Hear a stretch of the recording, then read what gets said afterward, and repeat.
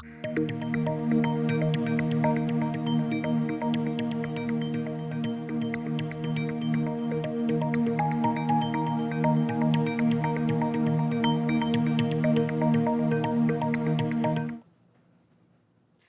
and welcome. Today, July 22, President Ferdinand Marcos Jr. is set to deliver his third State of the Nation address. I am P. Renada, and you are tuned into Rappler special coverage of President Ferdinand Marcos Jr.'s third State of the Nation address.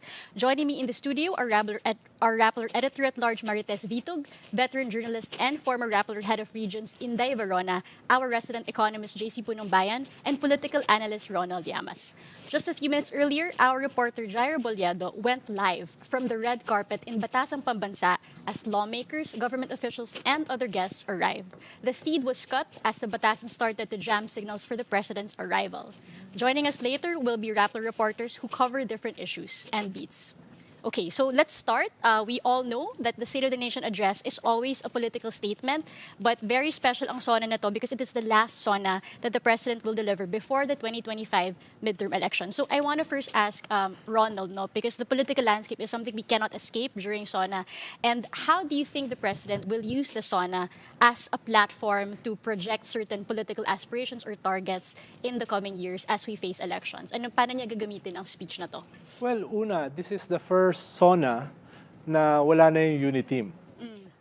Kaya ipoproject niya na may bagong unit team, may bagong ruling coalition under the ideology of bagong Pilipinas. Siya yung nagbanggit ng ideology. Hindi ko sigurado, hindi ko pa nakita ko ng ideology nun eh. Ito rin yung first SONA, sabi mo nga, na mangyayari before the midterm. At alam naman natin, yung midterm is a plebiscite on the president, a plebiscite on the government. So they have to show something. Dahil yung first SONA niya is basically addressed sa international audience, rebranding ng Marcos name. Kaya yun yung kanyang target, the diplomats, the business community, etc. Nung second SONA niya, medyo kinuha na niya. Dinevelop niya yung framework for governance niya nang wala nun during the campaign. Dahil hindi naman siya sumama sa any debate. At wala rin masyado dun sa first SONA niya. Sinabi lang talaga niya kung anong functions ng government.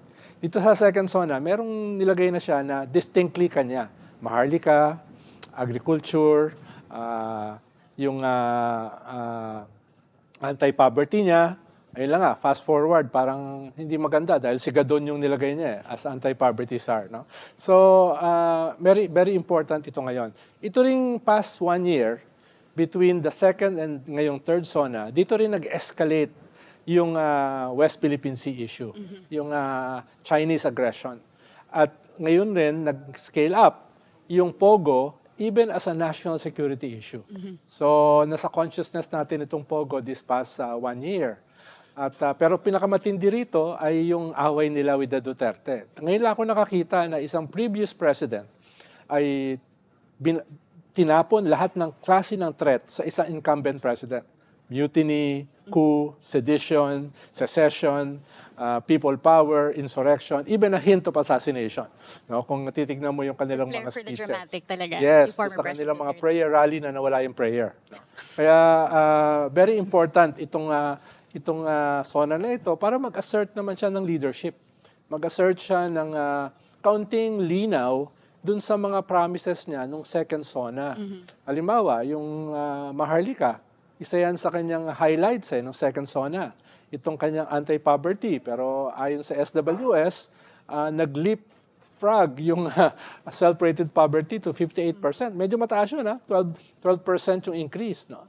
Kaya kung hindi niya ayusin itong kanyang SONA at magpakita siya ng indication na siya ay isang strong leader, baka magkaroon ng leeway yung bagong oposisyon ng mga Duterte na overtly nais siyang tanggalin. No?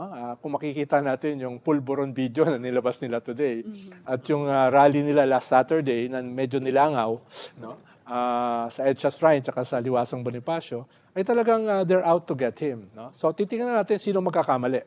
Maybe pwedeng explain mo yung Polvoron video kasi bago lang yan, di ba? Lumabas? Yes.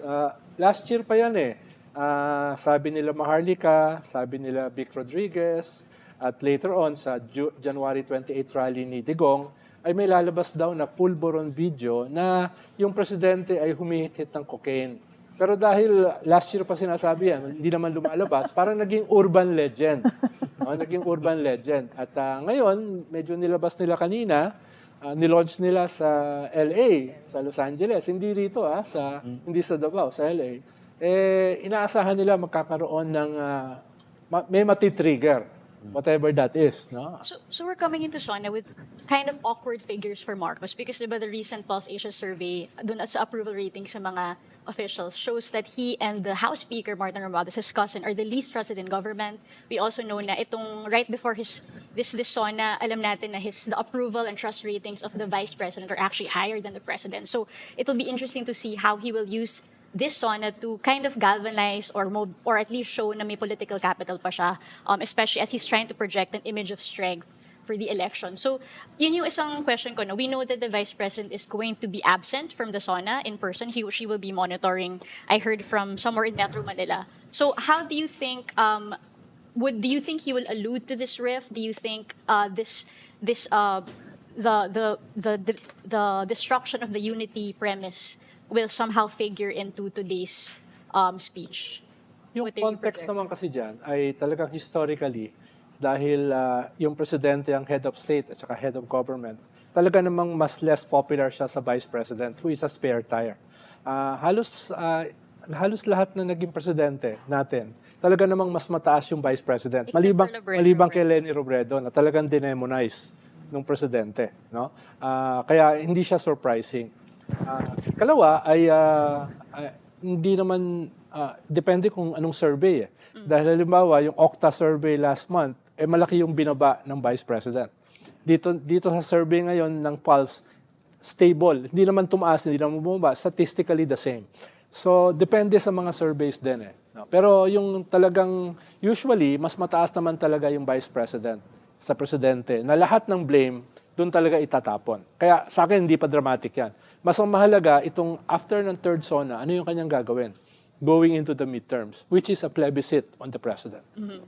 Connected to that, no? Kasi syempre approval ratings are always tied to key issues that voters are watching out for, that they feel in their lives. And nakita nga natin na number one talaga, top of mind of Filipinos coming into this Sona is economy issues, right? Economic issues. And inflation is number one. Nakita natin na 3 out of 4 Filipinos are not happy with how Marcos has addressed the economic challenges, has tamed or brought down the prices of key goods in the economy. So let's turn our eyes to the economy. Since ito nga sobrang gut issue niya, a lot of Filipinos are waiting to hear what Marcos will say about how he will improve or how he has been handling economy.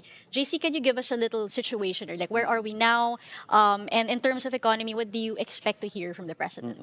So inflation has actually gone down to within the target range of government, which is 2 to 4%. I think in June it was 3.7%. Pero just because inflation is going down doesn't mean prices are actually going down. They're still going up, but at a slower pace. And now we're seeing that prices are still really elevated, and I think that's manifested in the trust ratings, in the Pulse Asia surveys. And in fact, tulad nung nabanggit ni Sir Ronald kanina, yung poverty statistics coming from SWS, which is self-rated, nasa highest since 2008. Arroyo administration pa. Yung highest self-rated poverty incidence. Na is kind of weird na parang last year kasi mataas na rin yung presyo ng bilihin, and yet it's just manifesting now dun sa ganung record-breaking na poverty incidence na self-rated. So it's quite curious, pero if you look at the sources of inflation, rice talaga yung pinanggagalingan. So kung walang rice inflation, if only rice prices were stable over the past year, siguro nasa 2% lang yung inflation natin, nasa lower end nung target. So that kind of tells you that the Marcos administration could have done a lot more to reduce rice inflation in particular, which actually skyrocketed to more than 20% compared to the average inflation na nasa bandang 3-4%. 20+% yung rice inflation. So parang yung responsibility for that really lies with the president, even when he was still the agriculture secretary and until now. Yes. Pero kuryente rin. Yung kuryente ko halos nagdoble this past few months, di ba? So, exactly. imagine mo yung mga karaniwang tao na tinatamaan niya. Patong-patong. So last Friday, we actually interviewed certain sectoral leaders for like a pre-Sona panel in the Be the Good community show. And I just wanted to flash a certain a segment of the interview we had with Mimi Doringo, who is a member of Kadamay, which we know is an urban poor group. No, they really talk to the urban poor communities and try to understand kung ano ba yung naranasan nila currently under the Marcos administration. So we can show a bit of that interview just to kind of ground us all into the experiences of lalo na the poorest of the poor in the Philippines. Naalala ko na umupo si Marcos, parang nasa 40 pesos yung binibili namin bigas mismo. Pero ngayon po, nasa 64 na. No? Kaya ang laki talaga ng inabante, yung 20 pesos na per kilo. Yun yung itinaas ng bigas simula nang umupo si Marcos Jr. Tapos noon po, yung itlog, makakabili ka ng 20 pesos, 4 na piraso. Ngayon sa community, 11 pesos na ho ang isang itlog. So paano na talaga mapagkakasya? Kahit na sabihin mong may dinagdag na sahod na 35 pesos, po yan napakalayo doon sa pangangailangan ng pamilya. Ngayon pa na dahil nga nagtaasan na yung lahat, dahil sa patuloy na pagtaas din ng presyo ng langis, edi tumaas din po yung bayarin sa tubig, sa kuryente, tapos pamasahe, talagang burden na burden para sa mga maralita ho yung mga ganyan. Sinasabayan pa nung patuloy na mga demolisyon at mararahas na mga demolisyon sa komunidad na nagdadagdag ng binabalikat ng mga maralita. Tapos karugtong pa ho niyan, syempre yung kawalan din ng kabuhayan. No? Kasi sabi nga namin, hindi naman po employed ang mga maralita, mga informal workers karamihan sa amin, ambulant vendors. Pero kakaharap siya ng mga clearing operation, yung mga pinangutang nilang puhunan, nababaliwala kasi kukunin ng mga nasa clearing operation. Tapos, kaya paano ho makaka-coop up yung mga maralita doon sa kahirapang dinadanas kung mismo yung gobyerno natin na dapat tumutuwang sa kanya ay hindi nagagawa yung responsibilidad. Bagkos, nagiging pasanin ng tao na magsarili ka, kumilos para mabuhay ka. Pero kahit na gusto mong marangal na mabuhay, ganito naman po yung nangyayari. No? Patuloy yung mga kahirapan. Lalo na po, Yun. So, I think isang striking na sinabi ni Mimi is yung 20 pesos na sinabi ni Marcos, rice per kilo will be 20 pesos under his government. Pero yung 20 pa yung dinagdag dun sa 40 pesos dati. So, medyo parang talagang the concerns of the poorest of the poor is like top line in coming into the Sona. So, pero moving forward, no, I just wanted to ask also Marites and Inday, what are you expecting to hear given na ito yung landscape natin, ito yung situation Marcos is finding himself in? What do you think you will hear from the president today? Well, napansin ko lang na Marcos has been moving around the Philippines. Binawasan na niya yung foreign trips, pero pumupunta siya sa iba't ibang probinsya at namimigay ng land titles. I don't know kung may cash na kasama doon, pero iba-ibang ayuda. So I think that's his way of shoring up his survey ratings. And kaya siguro ang sasabihin niya mamaya ay kung ano-ano ang nakita niya ano ang mga nagawa niya sa probinsya, ano ang mga napatayo niya. I think magiging mas ganon kasi sinabi niya sa isang interview na I want to show the Filipino people the strides we have taken. So he will focus on those trips to the provinces. Kaya pala sunod-sunod yun, leading up to the Sona, parang to give a report on what he has seen as progress in the countryside. Reminds me of how Duterte toured the military bases in his first 2 years in as president. How about you, Inday? Any Yeah, I expectation? think he'll be harping or at least giving focus on the good news, as the Marcoses have always done, which in his case, I guess, is infrastructure. And never mind that he didn't actually start these projects. It was probably Pinoy and then Duterte, that stuff. I mean, it takes 3 presidents usually to complete a big project. But, there's huge bridges. There's second to the largest dam in Iloilo. There are a lot of infrastructure projects that he visited recently, as well as agrarian reform, giving out of titles. But again, that's nothing new. I think this is more optics for Marcos, and because where it really matters, ang bulsa ng tao, medyo mabigat. Pabigat siya sa tao. Klaro yan, no? So, sa probinsya, mababa rin siya kasi sa E. Mababa siya sa E, actually. So, he has need to go to the provinces. And is he giving out funds? Hindi ganyan yata si Marcos kasi even before the election, pinapadaan niya sa wards, sa mga barangay kapitan. Hindi in person. Hindi yan si Duterte na namumudmod. He has always been more discreet, dinadaan sa ibang mga politiko, kapwang politiko niya. Okay. So, going back to trying to create a strong image of someone tackling economy aggressively, what do you think, lalo na for JC, for anyone here who would have thoughts, ano yung one way that he could use his Sona to really show that he has a handle on economy? Actually, when we heard from Sony Africa of Ibon Foundation, yung pinakagusto niya daw marinig would be that Marcos would admit to the problems or mistakes in the economy and use his Sona to mobilize rather than parang give a list of accomplishments. So, what do you think would be a big statement or hoping to hear from the President Sona? Like, may mga suggestions sa sana increase pa niya yung minimum wage. Things like that, things that actually really directly address certain economic challenges. So, what do you think would be something that to clear it up, like to really send a message about economy in his Sona? I think, Mia, we need to hear more from the President about his plans on how to restructure the Philippine economy. We don't talk about it too much, pero I have a sense that too many people are in the service sector compared to, for example, Thailand and Indonesia, na they have a strong, robust manufacturing sector industry, which we don't have. Pero ito yung mga susi sa pagpapalago ng ekonomiya natin. Kasi, for example, if too many people are in agriculture, di ka talaga makakaasa na tataas yung sweldo ng marami sa mga Pilipino, or even in services na low value added yung mga trabaho nila. Pero in manufacturing industry, if enough Filipinos are in those sectors, I think there's a good chance we can really see an increase in incomes in the economy in the long run. Pero for that, we need to ramp up investments and make the business climate a lot more attractive, not just for foreigners, which has been the focus of the president, but also for local investors as well.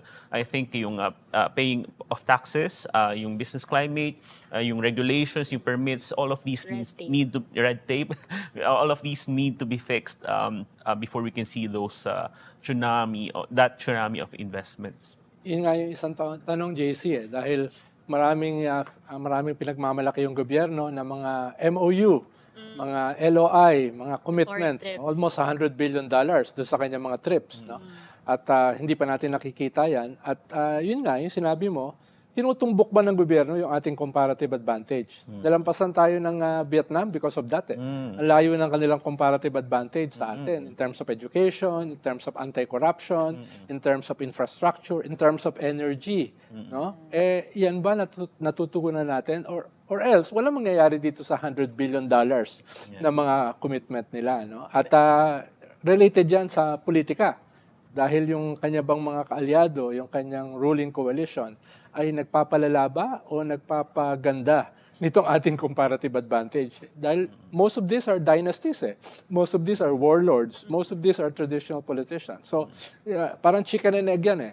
Ano bang gagawin niya para ma-improve yung ating comparative advantage? Political o purely economic? Ako, kailangan niya magkaroon ng mas dramatic gesture towards the economy. Hindi yung infrastructure, yung mga tao sa baba roll their eyes sa infrastructure. In the first place, only the rich become richer from infrastructure in the short term. Anyway, I think like something like the latest controversy has been returning the excess funds raw ng PhilHealth to the National Treasury, and everybody has been complaining about how truncated the services of PhilHealth are now. That kung senior citizen ka na wala ka ng trabaho, kawawa ka talaga. Hindi parang kahit may zero yung sa hospital, mga hospitals, mabigat pa rin para sa mga working poor yung PhilHealth. And that's a contrast kasi between, so where are you going to use that? Whereas we're waiting for the good stuff that have not yet come our way. So mga ganung gestures.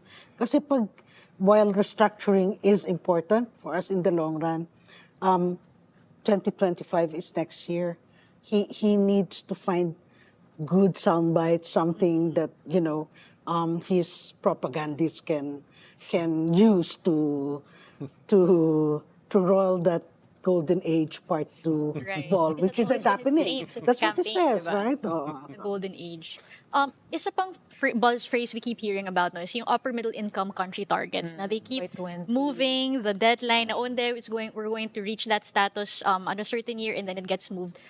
JC, ano nung status na to? Like where do you think we are at now and what is taking so long for them to achieve this target? Alam ko kung sino yung nag-crossover sa upper middle income country status? Indonesia last year. Wow. Nauna natin ng Indonesia. And the problem is, even if the economic managers keep saying that our incomes are increasing, yung threshold kasi to be considered upper middle income is also increasing. So your income needs to increase more than the increase in the threshold. So parang, alam mo, ever since late 80s, nagsimula na si World Bank to classify countries according to income. Lagi na tayo nasa lower middle income country all that time. Never tayong graduate sa upper middle income country. So yun yung and the first economic manager I can remember promising this was Secretary Pernia Ernesto Pernia. In 2017, sabi niya, 2018, we will be an upper middle income country. 2018, pinamis na 2019. 2019, 2020. Parang it's a rolling target eh. So parang, and then most recently, Secretary Balisacan said, early 2026 na. So parang, tinan natin after elections na. So Pero let's see. JC, nung first at saka second Sona, isang pinagmamalaki ni BBM, ng gobyerno, ay yung fastest growing growth rate natin, no? In the region, no? Pero itong just a few weeks back, self-rated poverty ay tumalon, 58%. So, yung ganun bang klaseng contradiction, no? Anong nangyari doon sa pinagmamalaki nila na fastest growing economy dito sa region ngayon? Well, number one, we're growing so fast because we stumbled so much Revenge. during the We're just pandemic. catching Revenge up. We had spending. the worst recession in 2020. So naturally, parang may catch-up growth na nangyari. Pero if you look at the more recent statistics, anemic ang growth natin. Yung consumption, spending ng mga Pilipino, which used to be the driver of growth, nawala. Investment spending evaporated. Even government spending, the government is actually struggling to spend a lot of its money. So parang now we're going to see a record-breaking budget again for 2025. Pero we need to ask ourselves, why is government struggling so much to spend? So doon na yung mga bottlenecks, procurement, spending, etc. So, and then the budget has a huge role to play. So parang, I'm sorry, can I Go just, ahead, yeah. no, parang may deficit siya ng leadership. Kasi magaling para siyang prince, maybe, magaling siya sa rhetoric, magaling siyang, and he can be parang easy to be with. Kasi if you notice, when visiting heads of state come, when foreign ministers, talagang magaling siyang makipag-usap. At home, not home. Oo.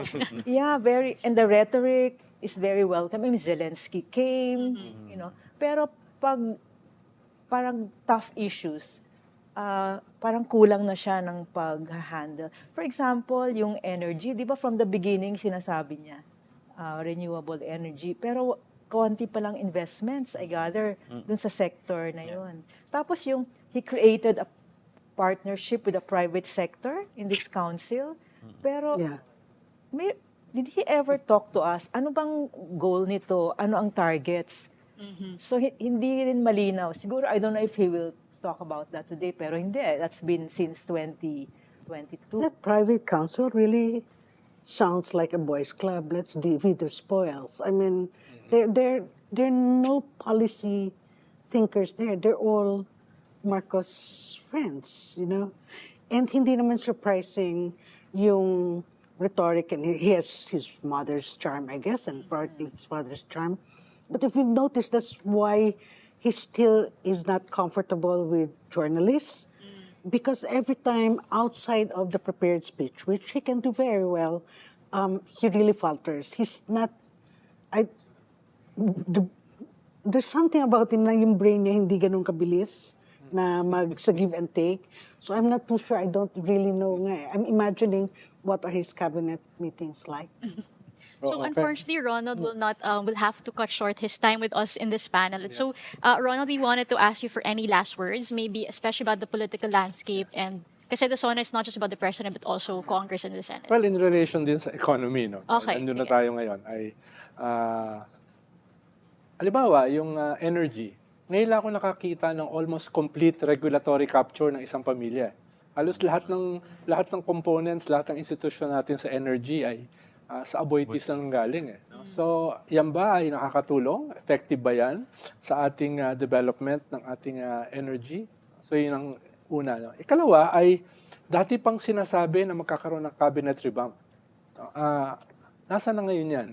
No? Nasa na ngayon yan? Dahil hindi lang yan usapin ng politics. Dahil usually kasi nagka-cabinet revamp ka para ma-transfer yung blame doon sa mga isinisisi sa'yo. No?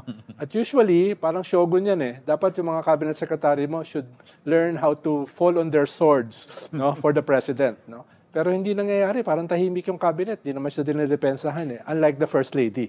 No? Kaya, going into the midterm, wala pa talaga siyang balak na i-improve yung kanyang team. Dahil, sabi nga natin, marami siyang kakulangan. Pero kahit naman marami kang kakulangan as president, kung makakabuo ka ng magaling na team, i-absorb nun yung mga kakulangan mo. Yun yung hindi ko nakikitang ginagawa niya. No? Na related sa economy, political at the same time. No? Yung interplay nun, parang yun ang kapos na sana magampanan niya dito sa third Sona going into the midterm. Thank you so much, Ronald, for joining us today. And we know you have to leave, but we will also be talking to you after the Sona itself. So we will welcome you back later Yes, kung yung mga pinagsasabi natin ay may basihan. Let's see. Meron tayo. Tali tayo. Dapat Thank you, kuha tayo Ronald. ng bets. Or bingo card. Okay, so isa ring big thing that happened right before the Sona was that we heard last night that finally the Philippine government and the Chinese Ministry of Foreign Affairs came to a sort of arrangement, a very hazy, vague arrangement about the West Philippine Sea, yung resupply missions in Ayungin Shoal. And we know that West Philippine Sea and foreign policy is one of the major issues rin that Marcos tackled, and he's actually gained some plus points or pogi points among the diplomatic community for his strong stance on China and their aggression in the West Philippine Sea. So, Marites, could you give us a little bit more information about this arrangement? And we're also joined today by Defense Beat reporter Bea Cupin, who also covers this issue. So, what is this vague arrangement, and how do you think this will impact maybe the Sona, maybe Marcos's foreign policy in general, especially with defense? I think, are we referring to the story of Associated Press, right? Because the yeah, foreign... it was announced yesterday. Yes, but there is no official announcement yet, right? From Foreign very Affairs. hazy. PFA did actually. Pero actually, nakadalawang statement na nga. Kinorek pa nila yung China. So, sandali. Magulo. Naguguluhan kasi ako eh. What are the conditions now for the smooth resupply? First, we're allowed to bring... We shouldn't be, but anyway, we're allowed to bring construction materials. It's unclear because, so let me go back to the statement. Yeah. No? Yung first na announcement came from the DFA. Sabi ng DFA, we have reached an understanding on the provisional arrangement for the resupply of daily necessities and rotation missions to the BRP Sierra Madre in Ayungin Shoal. Now, we don't know kung ano yung exact wording sa exchange of notes kasi apparently that's how the agreement or how the arrangement was formalized, exchange of notes between China and the Philippines.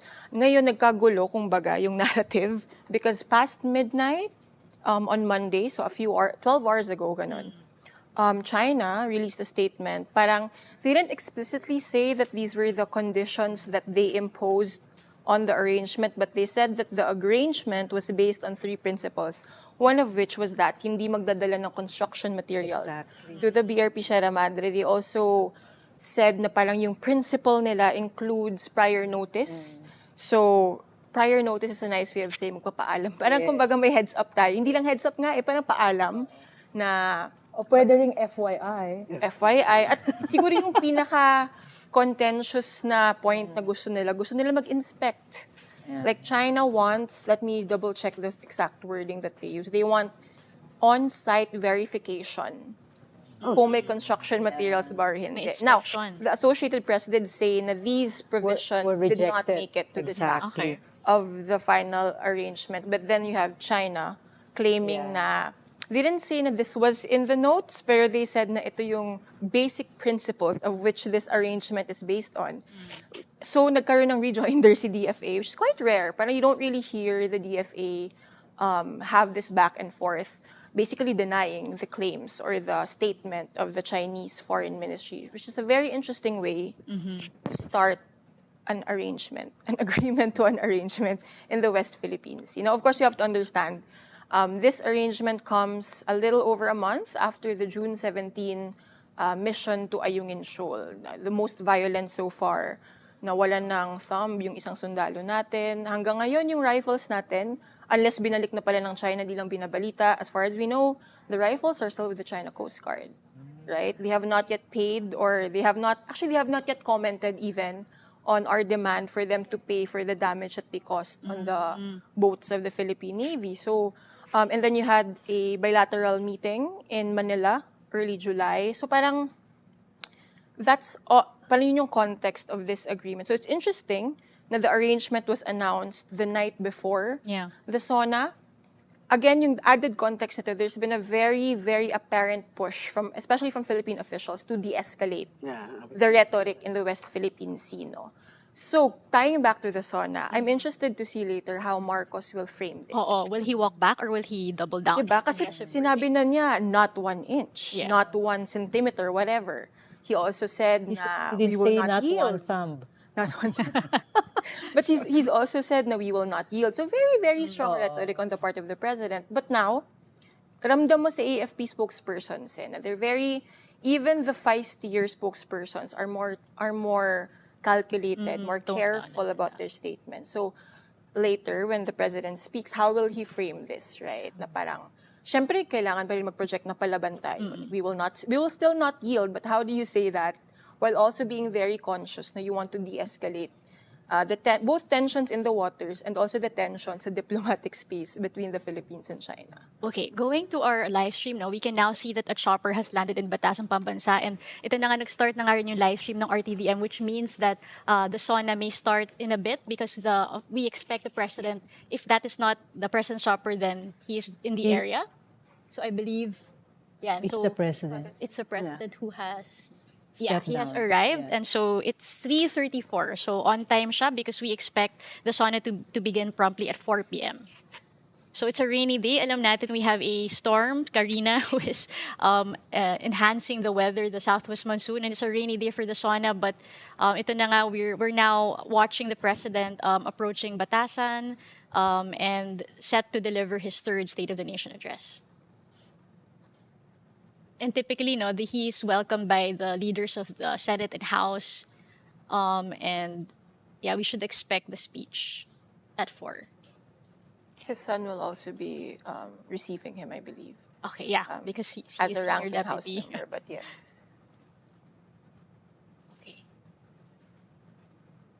So we have the AFP chief, Romeo Bronner Jr., who welcomed him. And now he is about to enter the building. And we can see Senate President Cheese Escudero and House Speaker Martin Romualdez welcoming the president. He enters the building and is welcomed by lawmakers. And usually, may brief meeting right before the speech. They will retire in a private room. And we can also see... Yeah, so also to note, this is we have a new Senate President during the SONA na replaced, na oust si former Senate President Mig Zubiri and replaced by Cheese Escudero. Just one of the many changes we have seen in the leadership in government. Like of course headlined by the exit of the Vice President from the cabinet, and of course a new Education Secretary. So lots of changes ahead of this third SONA. So now we can see that they are entering a smaller room. This will be ahead of the actual SONA. May brief meeting lang sila. This is tradition naman talaga in SONA.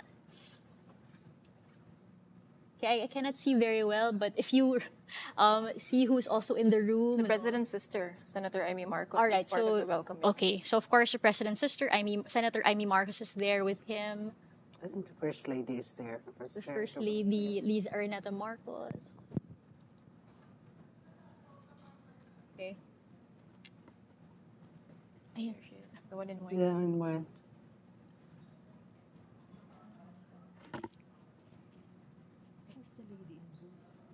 The First Lady is in white. Oh, in blue. Ayan, we see, so the lady in green is Senator Amy Marcos. And ito na nga si First Lady Lisa Araneta Marcos in white. And I think we will just have a brief meeting. So it's right now 3:37. So 20 minutes later, we will see this on and we see now yung session hall, and we can see that everyone's waiting. Everyone's waiting for the president.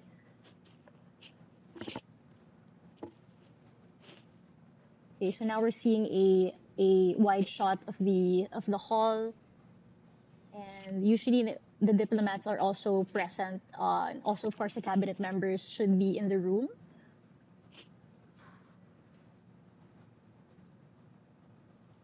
Yeah, so I think we are getting a view of the diplomats, the ambassadors.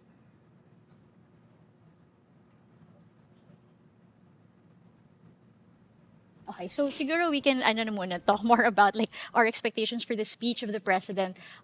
Usually, yun nga, so midterm elections is coming up. Alam natin na barometer rin talaga yung SONA for the political capital he has going into these elections. Maybe we can talk about how the support in Senate, yung kanyang allies, how is it going? Like in the Senate and the House, do you think he still has a strong hold on both of these chambers, or has it dwindled a bit, especially given na allies of the vice president are also now taking sides? Okay, answer that. I think politically, he still has a lot of followers among the elected officials in particular. Iba na yung malapit ka sa kusina for the Filipinos. You know,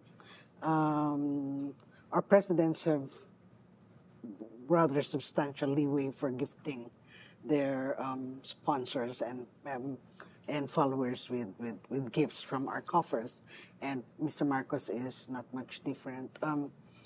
And I think they're going to.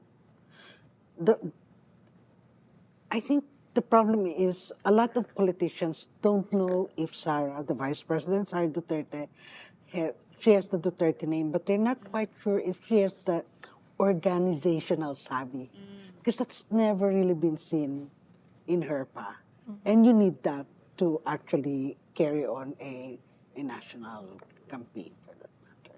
So pending that, parang most people would siguro lay their bets first on the president. Yes. as the incumbent. Historically naman, like even during the Duterte years, his support from the Senate declined nung last year na niya, I think, towards his last year in office. But in the House, it's always been a stronghold of whoever is in power, historically. In the Visayas where the Dutertes have been strong, they've been living both the different PDP laban?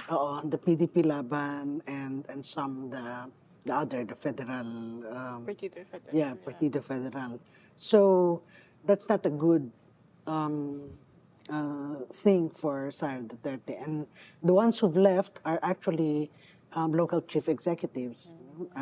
Cebu, Bacolod, other places. So that ano pa rin, mas malakas pa rin. In terms of official support from politicians, Marcos will probably have the edge there. In terms of voters' cards, we still don't know. That's an open question. Yeah. But of course, noting that he still does have a majority support from voters, at least according to surveys. So remains to be seen if he can keep that, improve it. Maybe will it lessen in the years to come, especially given na critical din yung midterm elections to ensure that a lot of his priority bills are passed and a lot of the measures he wants passed. And yun nga, maybe we can also look at priority measures that we've seen laid out by his LEDAC. And interesting nga dito is, for example, the top 10 of his priority bills are actually very related to economy. Like most of them are related to economy. There's number 1 on the list is reforms to Philippine capital markets. The second top bill that he wants is actually related to the West Philippine Sea. It's Archipelagic Sea Lanes Act. He wants amendments to the Right of Way Act, which obviously is about infrastructure. Gusto talaga niya magawa yung mga major infrastructure projects niya. There's also fourth on the list is excise tax on single-use plastics. He wants to rationalize the mining fiscal regime, amendments to EPIRA or the Electric Power Industry Reform Act. So, Department of Water Resources, yung create more to reinvigorate the economy, and amendments of the Foreign Investors Long-Term Lease Act, which would increase the amount of years na pwedeng ma-lease ng isang foreign entity yung private land from, I believe, 75 to 99 years, to 90 years. So, amendments to rice tarification law. So, a lot of these are quite linked to economy. And I guess the challenge is to convince ordinary people, to make them understand why these bills are important to rally around. And maybe, JC, you can tell us a little bit about what stood out for you in these priority bills. Like, what do you think could you comment on any of them, or do you think these are actually good priorities? You know, Pia, the thing I'm actually watching out for, any comment about economic charter change. Kasi parang for months, they have been saying that it's a priority. There was a change in the statements of the president last year. He said it's not a priority, and then it became a priority this year. And yet parang it kind of fizzled out in the past couple of months. Pero let's remember that they have a very small window in which they can push for this before the filing of candidacy in October. Kasi otherwise, they will be distracted by the upcoming elections. I think already. she's just said that Yeah, they're it's not more going than to. the priority. It's not a priority. Okay, It's not- okay. Basically, Yeah. Senate is dropping Yeah. the ball Yun on nga that eh. one. So, Yeah, pero in my circles, parang there's still lingering fear that parang there's still a small chance that they might push for it. So parang let's see. And then on top of that, I think we need to follow through some of the pet projects then in the past couple of years, like yung Maharlika Investment Fund. And then most recently, yung I wrote about it, yung sa unprogrammed appropriations. I think when I look at the Congress right now, the images we're seeing, I'm seeing, I'm wondering about the budget they will be crafting for next year. Kasi just for this year, would you believe that the unprogrammed appropriations reached 731 billion pesos? So the budget has essentially been transformed into a slush fund.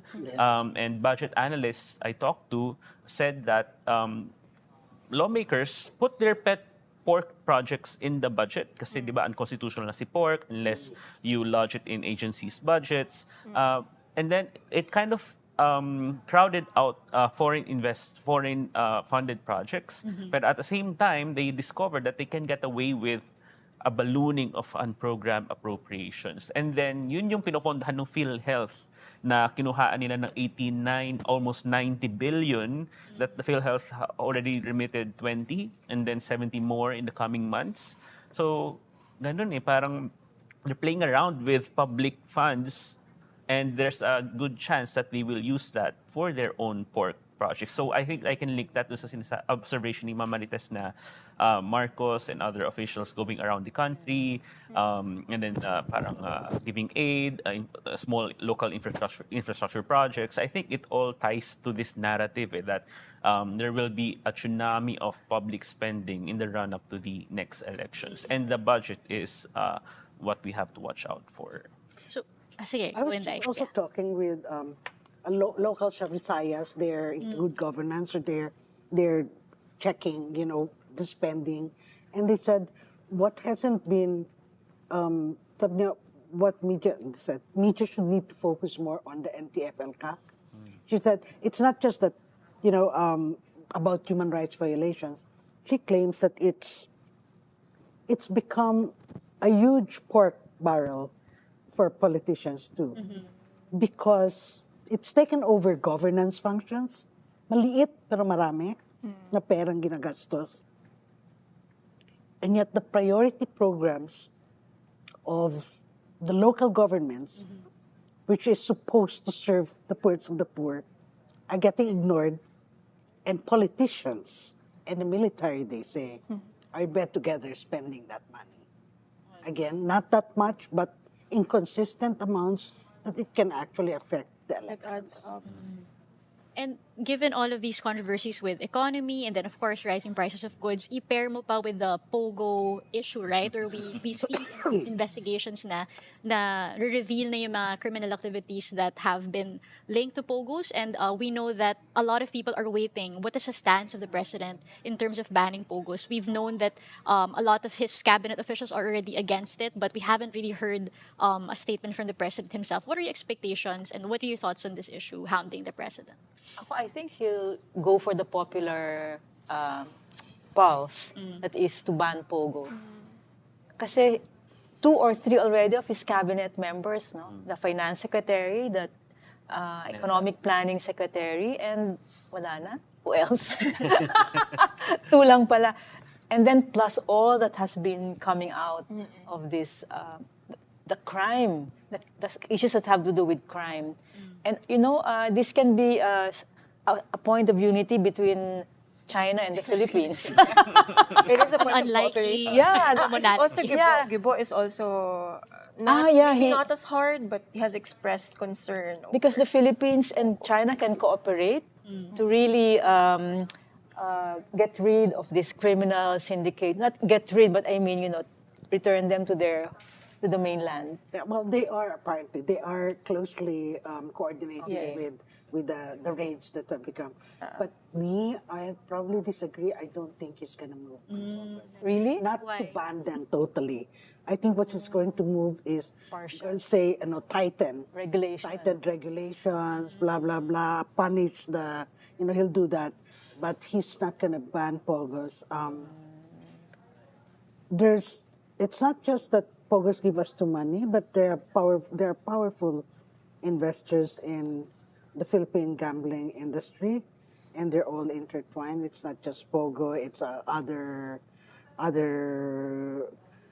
and I think like the drugs and war and all that. I think it's just going to be a new bunch of people taking over the discredited Pogo empires, maybe with greater regulation. But I think there are a lot of big gambling clans that underwrote the Marcos presidential campaign. So I'm not seeing Pogo going in. the Pogos that are being questioned now are those from China, right? Yeah, but you can ban Chinese Pogo lang or something like that. Para mahirap yun eh. So they'll find a way to drive the Chinese criminal syndicates away without banning Pogo, because you need to have somebody step into that vacuum. His friends will. I think he'll say that because of this escalating tension in the West Philippine Sea. I think he'll say that we have found a common ground with China to Not the totality of our relationship, to work. Oh, he will say that. Yeah. Add nuance to the... Yeah, to work on getting Getting rid of the criminals. Okay. Maybe that That is one the will, more yeah. nuanced thing. And it would be an easy win for him, right? Yes. Like, very popular statement. But I'm wondering if this Pogo issue has also captured Filipinos or voters' attention. Parang, is it something that ordinary citizens actually care about? For them, is it top of mind? I mean, syempre, amid the economic issues that they face on a daily basis. Do you think this is something that only a certain segment of the population is really putting attention on, and maybe hindi siya that big of an issue at the end for ordinary citizens? I think it is big for ordinary Filipinos. It's the secrecy that's threatening to many Filipinos.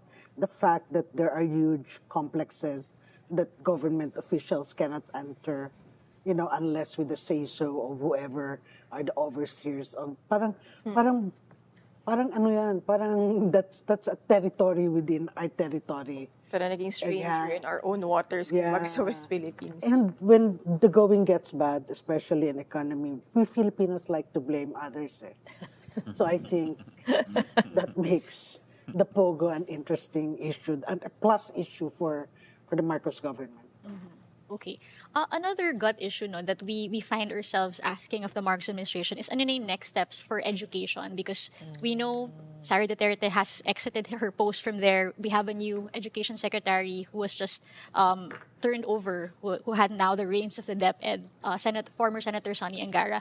Do you think, and of course, education crisis is something that we have been dealing with before pandemic, but pandemic lumala siya. We're supposed to be recovering from that right now, but a lot of people blame the leadership of Vice President Sara Duterte for a lot of the missed opportunities in the education sector. So what are you what do you think we'll be hearing from the president in relation to this issue, especially given na fresh slate siya, 'di ba? Meron niyang new secretary, but it's also kind of alluding to the elephant in the room that the unity promise is now all but evaporated. What do you think? What can we expect on this topic, you think? Ako, Education, having yeah. done research on this, parang sometimes I come to the realization, parang abolish na lang natin lahat. Parang parang I'm of the opinion now na parang it will take us really decades to fix the crisis in education. Parang of course, even before Sara Duterte came to head DepEd, it was already bad. Pero I mean, those few years that she was heading it, I mean, yun nga, parang it was a missed opportunity to institute reforms. I mean, it will take decades, but I mean, we have to start somewhere, di ba? Pero, well, people in education are optimistic that Angara's leadership could do a bit of a difference. Pero I'm not that optimistic. Parang it will really outlast Angara and even siguro 5 DepEd secretaries down the line or something. Okay. So, yun ang interesting talaga yung, that's kind of the thing we're watching out for, na how will he now talk about education given Sarah is like not there, but he has introduced a new person in the room. And a lot of people have been, actually in an interview we had also last Friday, yung parang wish na mag-declare siya ng education crisis, kind of an admission of what wasn't achieved and kind of setting the tone for what we can achieve with his new education secretary. So we're not sure if you want to bet on that, if he will declare an education crisis. Obviously, it's also an admission of failure on his part, and we know how hesitant presidents are to admitting failures. But siguro in general, no, what else are you hoping to hear? Maybe something we haven't mentioned yet na you think he can use the SONA for, whether it's in relation to elections, whether it's improving his approval ratings. Is there an issue you think maybe we haven't talked about that you think will come up? The president isn't one who goes directly confrontational. It's like unless in a very flippant, fentanyl kind of word. But basically, I think he is going to say something about accountability without actually directly mentioning Rodrigo Duterte. And without giving any promises about that. But I think that's going to come in because he needs a more dramatic separation, of identity because unity. So he needs more dramatic separation of identity between the Duterte and himself. So you're talking about the war on drugs, war on drugs or human rights. He'll say something. I don't think he'll promise anything really, really clear on there, but he'll make some noises about that. Interesting. What do you think, Marites, do you think, kasi yun nga, nagka-investigation into the war on drugs, a very late investigation, but it happened during the Marcos administration. Do you think this is something he will mention, the former president? I don't think because he already said that. Did he say that in his first SONA or second? No, he was silent on the first SONA. But he in speeches he would always differentiate himself. He would admit certain from abuses. Duterte's approach. So I don't know if he'll say it this time. But I was thinking about what Ronald said earlier. Will he still talk about unity? Because we're leading up to 2025. Despite this huge divorce in our midst, will he still talk about unity? But I expect him to talk about Bagong Pilipinas. Maybe as a slogan, because there's nothing else maybe just to make people feel good that we have this new, we're in the third year already, the new beginning or new midterm. Going into the second half, or almost at the second half. He has to rally the people behind him. I still think he'll stress the Philippines' place on the world stage and still hammer on his standing in the global community. Okay, we can now see President Marcos making his way to the main hall. So it's now 3:56, so on the dot, no? 4 p.m. mag-start yung SONA. Talagang mag-isa lang siya. Wala siya. Oo nga, it's actually, it is a strange image that he is walking by himself. I think before, In the past, no, may kasama yung maybe like a PSG or someone beside. May helicopter kanina walking. Mag-isa rin siya. I wonder if ano yan, Projection. oo, is it intended editing I don't or need kilala ito. parang projecting strength na by himself. It's also lonely. It is actually parang medyo something's wrong with the picture, but I was thinking about it since he stepped down from the helicopter. Even kanina, he was watching a video oo parang nga by himself alone. standing, the room was empty. Yeah. It was just an eerie image actually. So what's the message? Maybe he likes being alone. Independence. No, but- my thoughts. No, but you're right. No, I think about Ladies and alliances. I gentlemen. think he'll talk about He'll that. talk about Kasi nakapila yung mga bansa na gusto makipag-visiting forces agreement sa atin eh. Canada, New Zealand, France, saka the international support except from Southeast Asia. Yung priority, niya, puro lahat yan outward looking. So I think he realized it. So there's fewer foreign trips. Sorry. So Marcos Yeah. has just entered the hall, and of course he's greeting the guests, and we can see the First Lady right at the very front. We can see former President Batasang, and we can see DFA Secretary Enrique Manalo. Okay, so let's see who else is. Yeah. Cabinet members are also here. Wow, is this in there? We can see his son, Sandro Marcos. Oh, he didn't greet his son. Pero she was in the room. Inisyon pa. Okay, so it's walking up to Roswell. Looks relaxing.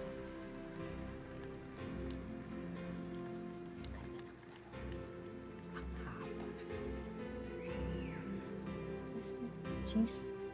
Cheese na pag-ibig.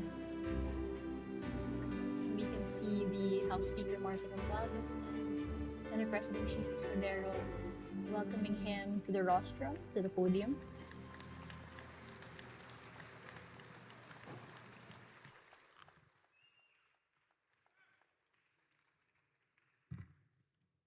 On the part of the Senate, the joint session is called to order. On the part of the House of Representatives, the joint session is called to order. Please rise for the singing of the Philippine National Anthem to be led by Ms. Blessy May Abagat.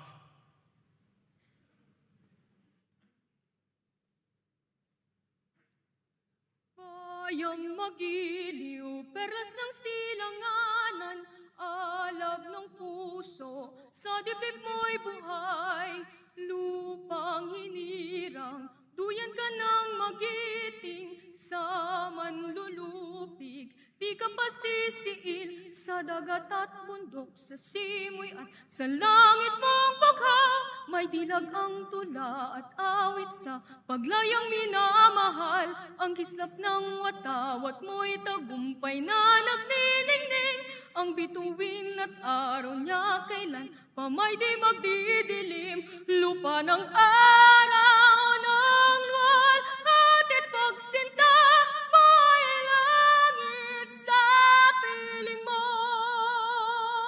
aming ligaya na pag may mang-aapi, ang mamatay ng dahil sa'yo. Please remain standing for the nation's prayer. Sa aming manlilikha tagapagtaguyod, maraming salamat po sa iyong pagpapala sa pagbibigay ng mga kailangan namin sa araw-araw at tungo sa mas masagana pang bukas. Salamat din po sa inyong paghahayag sa aming pamunuan at mamamayan ng mga dakilang pangitain at adhikain upang higit pang mapaunlad ang bansa para sa kapakanan ng lahat. Salamat po sa inyong matatapat na pagtuturo at pag-akay sa amin sa landas ng pamamahala at ng pagkamamamayan sa pagharap at tagumpay sa mga hamon at balakid sa aming mga pambansang halikain at sa pagtahak ng daan tungo sa katatagan, kapayapaan at katahimikan, lalo na po ninyo kaming bigyan ng karunungan upang higit pang matuto sa mga aral na nakaraan. At maliwanagan ninyo ng diwa ang bawat hakbang namin sa landas ng pagkabayan at pagkabansa. Turuan niyo po kaming lalo pang magkaisa at magtulungan para sa ikatitibay ng lipunan at ng bansa, na higit pa naming lingapin at palusugin ang bayan. Pagpalain niyo po ang aming mga pinuno, mga tagapamahala, upang ang kanilang mga isip at pangitain, mga kilos, gawa at pagsisikap ay laging humantong sa paglilingkod na lalo pang matapat at mahusay. Gabayan niyo po ang kanilang panunungkulan upang lalo pang magbunga ng mga biyayang tuluyang nakararating at natatamasa ng lahat. Akayin niyo po kami sa daan at direksyon ng higit pang mulat, sangkot at responsableng pagkamamayan upang ang aming bawat galaw ay makatulong sa higit pang pag-aayos at pagpapaunlad ng bansa. Turuan niyo po kaming lahat na laging unahin ang kapakanan ng bayan, ng kalahatan, higit sa interes na makasarili lamang. Turuan niyo po kaming higit pang lingapin ang kapwa mamamayan. Opo, turuan niyo po kaming pahalagahan ang bawat isa. At sa aming demokrasya, nawa po'y laging mangibabaw ang ikabubuti ng higit na marami at nawa po laging maghari ang kapayapaan. Nawa po sa aming pagpaparaanan, sa aming pagbibigayan, pagtutulungan at pagkakaisa ay maiahon at maiangat ang aming bayan tungo sa kinabukasan na higit po na aming pakikinabangan, mas mabuti, mas maganda, mas mapagkalinga sa lahat. Nawa rin po sa aming pagmamahalan sa isa't isa ay maluwalhati at mabigyan namin ng papuri ang inyong banal na pangalan.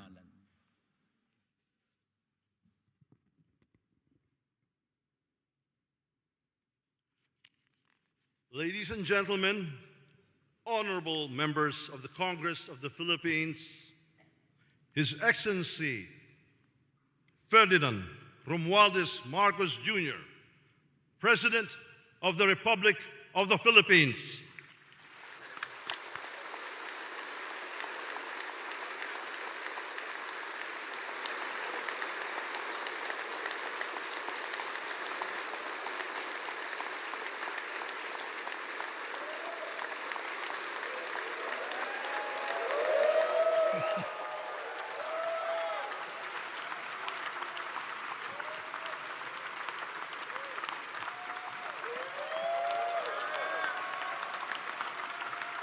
Thank you.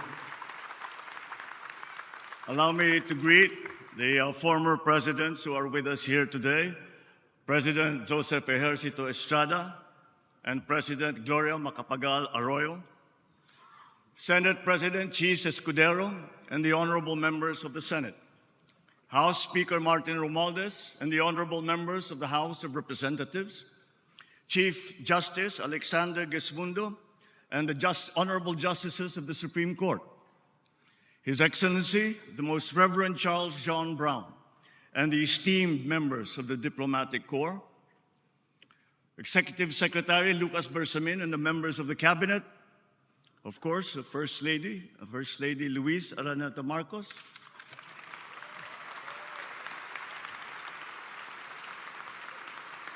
other distinguished guests, mga minamahal kong kababayan, magandang hapon po sa inyong lahat.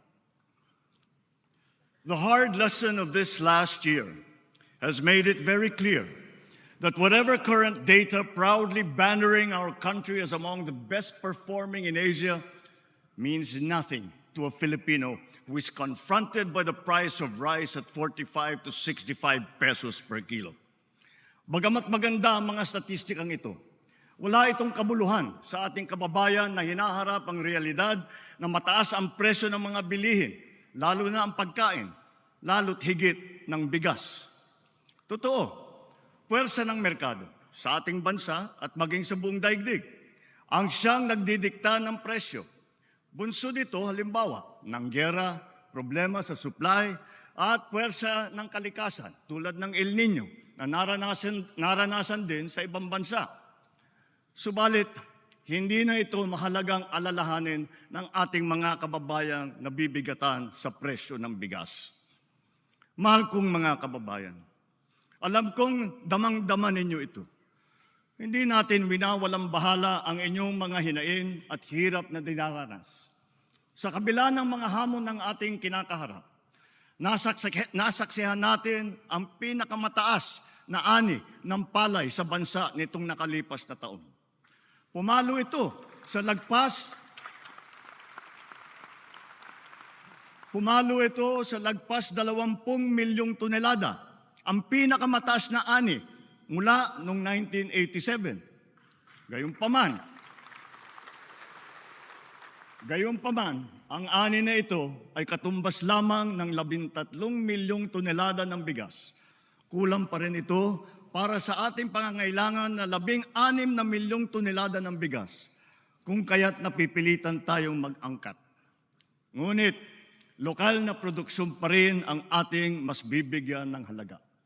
Kaya patuloy nating sinusuportahan ang sektor ng agrikultura upang mapabilis, mapadali at mapalakas ang produksyon mula sa pagpunla, pag-ani at paghuli hanggang sa pagbiyahe at pagbenta upang maiwasan din ang pagkasira ng mga produkto. Nitong nakalipas na taon, higit 100 milyong kilo ng mga sari-saring binhi, suwi at pataba nang ipinamahagi sa mga magsasaka. Namigay rin ang pamahalaan ng mahigit 300,000 inahin upang ito ay maparami. Para naman sa mga mangingisda, mahigit 500 milyong fingerlings at 3,000 mga bangka ang napamahagi. Nakakatulong din ang mga ginawa at inayos ng mga fish port at cold storage upang masuportahan ang kanilang industriya. Bukod pa sa mga ito, naroon din ang mga teknikal at pinansyal na tulong para sa dagdag na kaalaman sa mga makabagong pamamaraan at pagkukunan ng sapat na puhunan. Handa na rin ang pamahalaan na ilabas ang mga bakuna laban sa swine fever na magpapalakas sa mga alagang hayop at magbibigay ng garantiya sa mga magsasaka laban sa pagkalugi.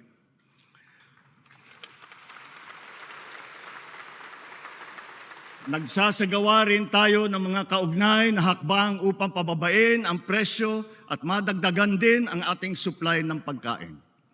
Because of compelling emergency reasons such as illegal price manipulations by hoarders and smuggling, we were constrained to temporarily implement mandated price ceilings on rice. We also extended the reduced tariff rates to facilitate the importation of rice, corn, and pork until the end of this year. Tinitiyak ko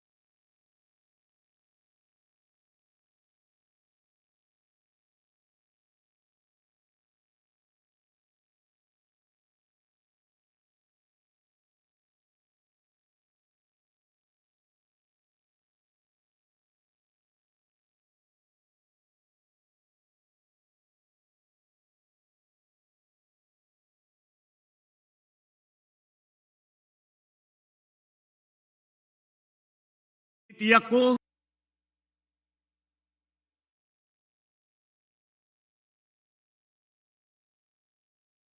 ipinapamahagi sa ating mga mahihirap na kababayan. Pinapamahagi sa ating mga mahihirap na kababayan.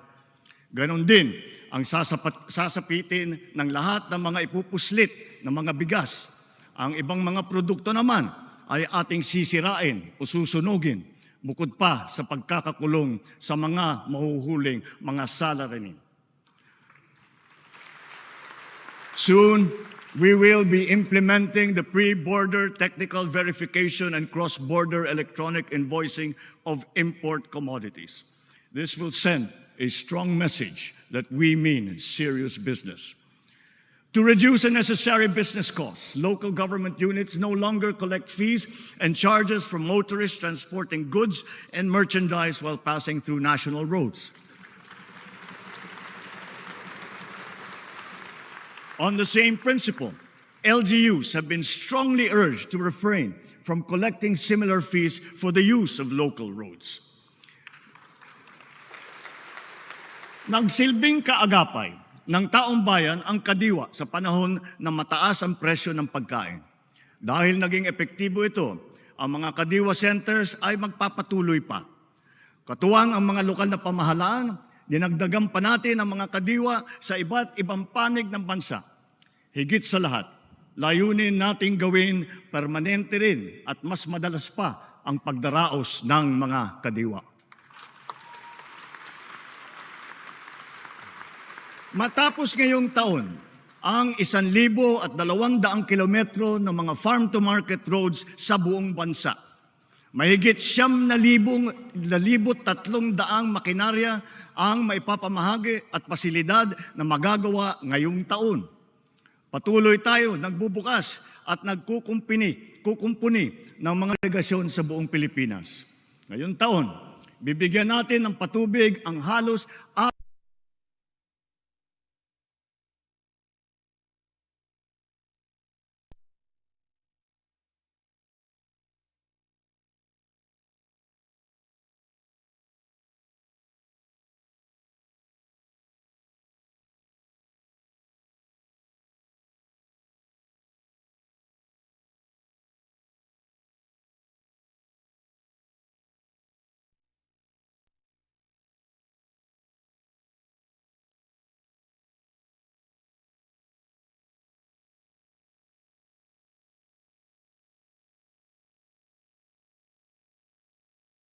sabihin, pinapatakbo ang mga ito ng haring araw, hindi nauubos at hindi nangangailangan ng paggamit ng krudo.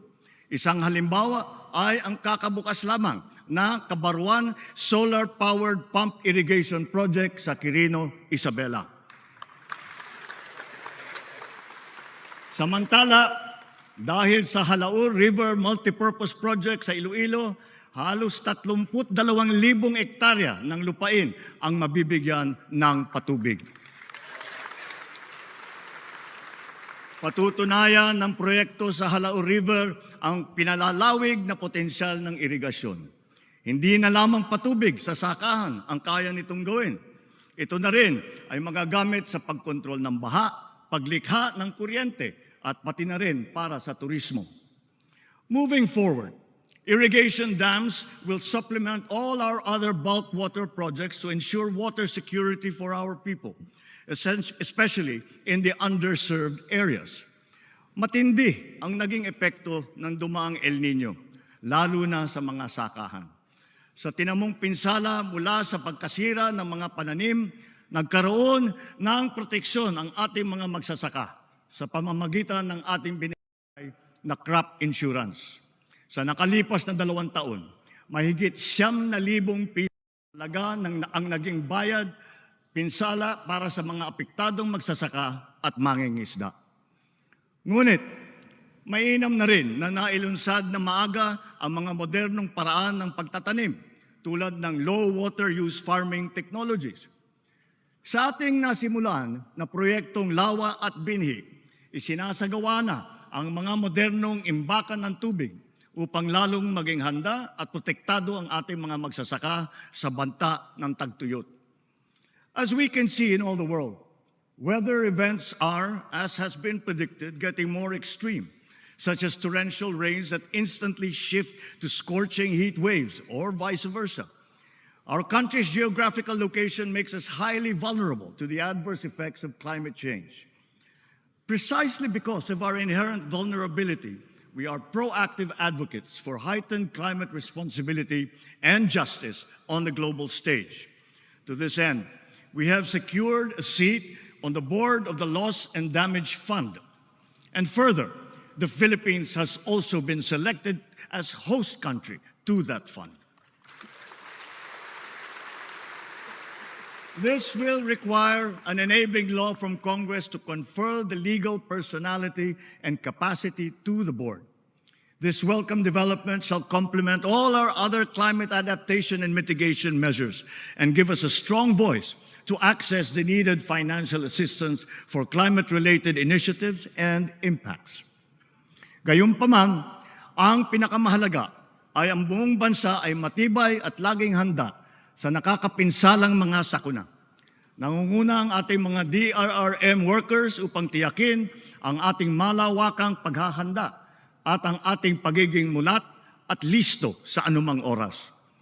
Bilang pangunahing paghahanda, nagtatayo tayo ng mga mahalagang infrastruktura na magsisilbing proteksyon at sentro ng koordinasyon, lalo na sa aspeto ng paghahatid tulong. Within the past 2 years, almost 100 evacuation centers have already been built. While in January of this year, we started the operations of our Disaster Response Command Center, which shall serve as a central hub for the government's disaster response efforts. Ngayon, sa pagpihit ng panahon, ang hagupit ng La Nina at mga matinding pag-ulan naman ang ating binabantayan at pinaghahandaan.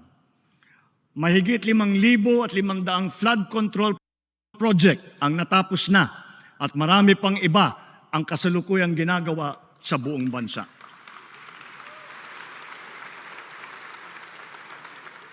Isa na rito ay ang Flood Risk Management Project sa Cagayan de Oro River na magbibigay ng pangmatagalang proteksyon sa mahigit 600 ektarya ng lupa at 60,000 nating mga kababayan. Isa pa ay ang proyekto sa Pampanga Bay na magsisilbing karagdagang lunas sa mga pagbabaha. Noong Enero, inilunsad natin ang Kalinisan sa Bagong Pilipinas, kung saan pinakilos natin ang ating mga barangay upang maglinis sa kani-kanilang komunidad. Sa 5 buwan lamang, mahigit 40,000 tonelada ng basura ang nakolekta ng mahigit 22,000 mga barangay sa buong bansa. Inaasahan ko ang tuloy-tuloy na suporta ng mga lokal na pamahalaan sa paglilinis ng ating pamayanan.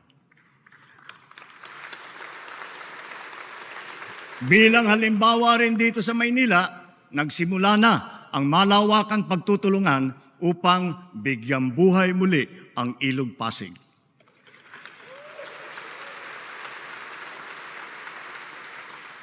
As we enter the midterm, our infrastructure development remains sustained, strategic, and on schedule. Aside from agriculture and disaster risk, our other vital sectors and pillars such as education, health, energy, low-cost housing, transport, information technology, they all stand to benefit from our aggressive infrastructure development as befitting our upper middle income economic target. With the results that we have seen 2 years into this administration, we can claim that despite challenges, we are steadily progressing towards our targets in the medium term. Our power and internet services are continuously being upgraded in both capacity and connectivity. Sa ating free Wi-Fi program, halos 10 milyong unique user devices ang nakikinabang sa libreng internet sa mahigit 13,000 lugar sa buong Pilipinas. Nasasagap ito sa marami nating mga paaralan at mga malalayo at liblib na mga pook. Patuloy pa ang ating pinaparami ng mga libreng Wi-Fi sa buong bansa. As part of our nationwide internet infrastructure development, Phase 1 of the national fiber backbone has been completed and operationalized. Phase 2 and 3 have already begun early this year and shall be completed by 2026. This fiber backbone will give us sufficient capacity in terms of bandwidth. As of 2022, only 77% or 20.6 million households were connected to the internet. This is much too low. Together with our private sector partners, we will efficiently harness the concept of common towers to provide connectivity to Filipinos who are at the far end of the last mile. Expect full government support to ensure the successful completion of this critical project, including policy reforms and streamlined processes. Bigger and faster IT infrastructures require stronger and more impervious cyber defense. Our recently launched National Cybersecurity Plan lays down the blueprint for us to safeguard our systems against cyber attacks. With this said, I have directed the agencies concerned to ensure that the speed and quality of our IT development always mirrors the pace and trajectory of our economic aspirations.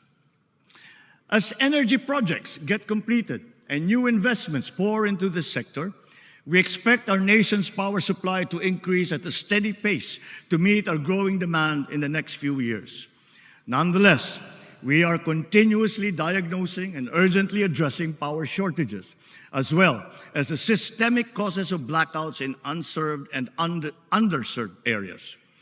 Nireremedyohan natin ang pangangailangan ng mga lugar na wala pang kuryente at madalas ma-brownout sa pamamagitan ng microgrid at off-grid systems at mga missionary small power utilities na sinusuportahan pa rin ng solar. Running through Bataan, Pampanga, and Bulacan, the newly inaugurated Mariveles-Hermosa-San Jose transmission line will further strengthen the reliability of the Luzon power grid. In the Visayas, all stages of the Cebu-Negros-Panay backbone project have likewise been completed. This project shall serve to stabilize the power situation in western and central Visayas and avert recurrences of power outages experienced in the past. Dahil sa proyektong ito, naiwasan ang blackout sa Panay Island noong Abril hanggang Hunyo sa kabila ng yellow at red alert sa region. And just last week, the Dumanhog-Corelia line of the Cebu-Bohol Interconnection Project was energized, enabling the transfer of power between Cebu and Bohol. With these systems currently operating at capacity, these major power lines shall contribute to the efficient power exchanges not only between Luzon and the Visayas, but also involving Mindanao. Energy sharing and transfers between, among, and within the three island groups have now been made possible with the energization last January of the Mindanao-Visayas interconnection.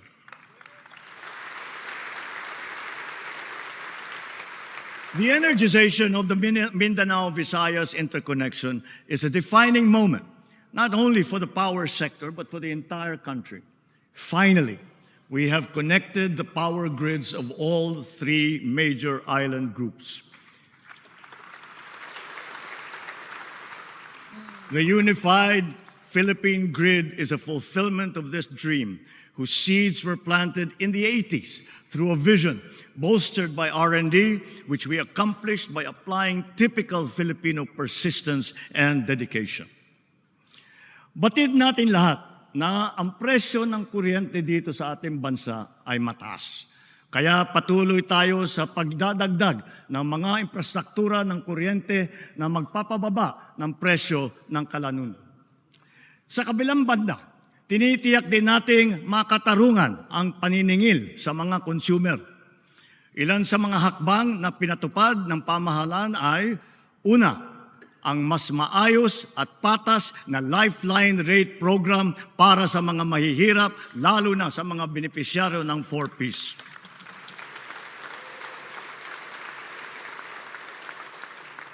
Pangalawa, ang naging pangsamantalang pagsuspindi ng fit-all tariff sa ating electric bill. Pangatlo, ang anti-bill shock program. At pang-apat, ang naging pagsuspindi ng wholesale electricity spot market noong panahon na nag-red alert sa Luzon at Visayas grid.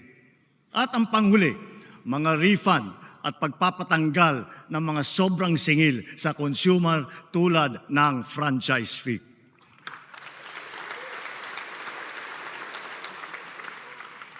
Binabalikan at binubusisi natin muli ang EPIRA upang malaman kung angkop pa ba ito sa ating kasalukuyang sitwasyon o napapanahon na ito ay amyendahan. Hinihiling ko sa Kongreso na pagtulungan na natin ito alang-alang sa kapakanan ng mga Pilipino. Sa taas ng presyo ng kuryente sa bansa, nahihirapan hindi lamang ang mga negosyante kung hindi lalo na ang taong bayan.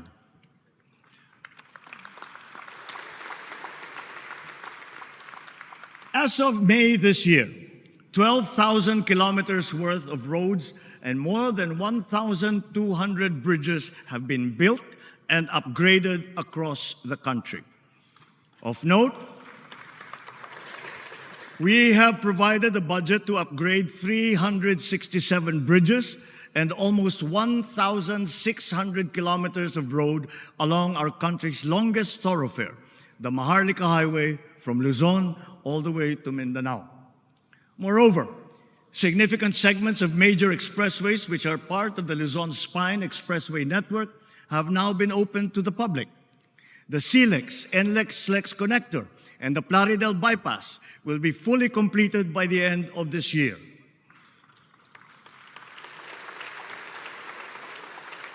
CALAX and the C5 South Link will be fully operational by next year. Dahil sa mga mahalagang daan na ito, ang norte, gitnang Luzon, Maynila at katimugang Luzon ay lalo pa ngayon magiging mas konektado sa isa't isa. Under our Inter-Island Linkage Bridge Program, we expect 2 major bridges to be open to motorists this year. One is the Pangil Bay Bridge, touted as the longest water-spanning bridge in northern Mindanao. This bridge will connect Lanao del Norte to Misamis Occidental. The other is the Gicam Bridge in Zamboanga, Sibugay, which shall connect the Olutanga the island to the mainland of Mindanao. In addition, travel to and from Clark Airport is now much faster and more convenient, with the inauguration of the 20-kilometer airport New Clark City Access Road in Pampanga. We are also in the midst of a railway renaissance. The Metro Manila Subway Project has logged significant accomplishments in its tunneling works. Sa puntong ito, katumbas na ng 3 hanggang 6 na palapag ang lalim na nahukay at tuloy-tuloy na umuusad sa susunod na istasyon.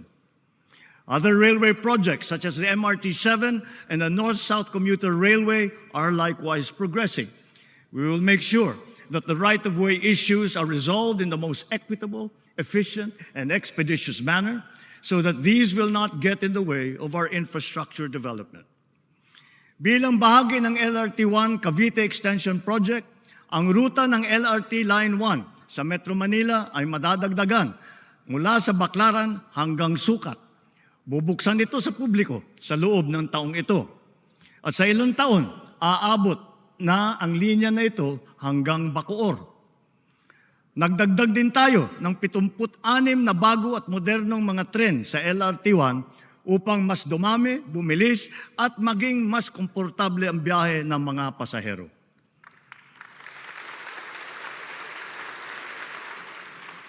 Kamakailan lamang, binuksan naman natin muli sa publiko ang PNR Bicol Line na may habang 100 kilometro mula Naga hanggang sa Legazpi. Gayon din, patuloy ang pagpaganda ng ating mga paliparan at ang ating mga daungan para sa ikaginahawa ng ating mga manlalakbay. Unang-una na rito ang paliparan ng Maynila. Sa pangangasiwa ng pribadong sektor, inaasahang gaganda ang itsura at serbisyo nito sa mga susunod na taon. Soon, it will be capable of accommodating 48 flights per hour, servicing our ever-increasing local and international flight routes, and catering to more than 62 million passengers every year. More than 70 airports and seaport development projects across the country have now been completed, and another 350 ongoing projects are set to be completed by the year 2028. Notably, the capacities of the passenger terminal buildings of the General Santos Airport and the Bicol International Airport have been expanded by 300 and 500%, now catering to 2,000 and 1,600 passengers respectively. Meanwhile, the Batangas Port PTB, our popular marine gateway to Mimaropa, the Visayas, and to Mindanao, can now accommodate 8,000 travelers at any given time. Thanks to Congress, the public-private partnership as a crucial funding mechanism for big-ticket projects is now institutionalized by the force of law.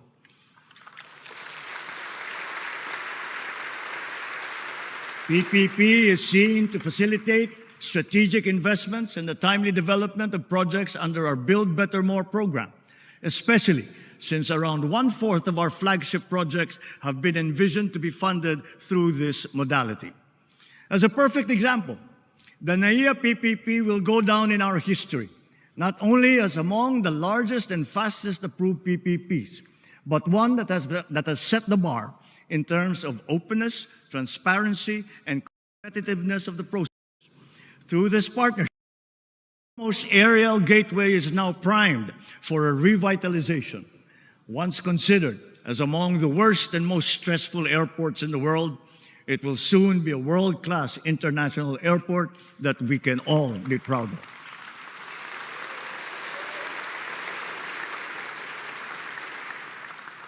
But even before that, the UP-PGH Cancer Center is the first PPP to be approved in this administration. Together with the Philippine Cancer Center of the DOH, which broke ground last March, these two specialty hospitals will soon join our nation's fight against cancer. These centers will be a godsend to the more than 400,000 Filipinos who are afflicted with this deadly disease. Habang ang mga modernong ospital na ito ay ginagawa pa, patuloy tayo sa pagdadagdag at pagpapataas ng kalidad ng ating mga ospital at mga specialty center. Binuksan na natin sa publiko ang mahigit 20 bagong urgent care and ambulatory service o mga bukas centers sa iba't ibang lugar sa bansa. Intended to decongest public hospitals, these centers shall provide competent ambulatory care, most especially to the poor and to the disadvantaged, for health conditions that do not require hospital admission. Katuwang din natin ang lokal na pamahalaan sa mga tinatayo natin mga tawag na super health centers.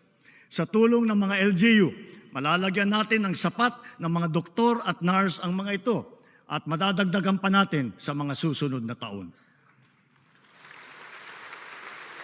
Layunin natin na sa lalong madaling panahon, lahat ng lalawigan natin ay may sapat na mga center o pasilidad na may kakayahang makapagbigay ng pangunahing serbisyong medikal para sa ating mga mamamayan.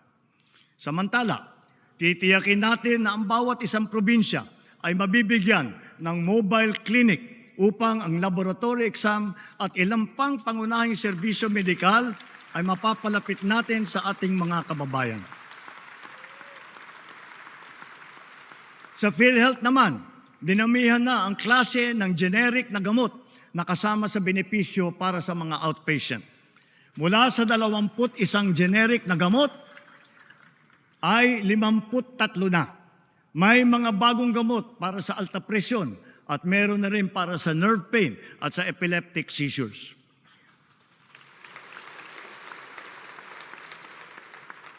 Bilang tugon sa dumaraming insidente at tumataas na presyo ng pagpagamot, itinaas na ng PhilHealth ng mahigit doble ang mga benepisyo para sa mga malulubhang karamdaman tulad ng acute stroke at pulmonya. Ang limit na ngayon para sa mga kondisyon na ito ay itinaas na hanggang 76,000 piso at 70,000 piso.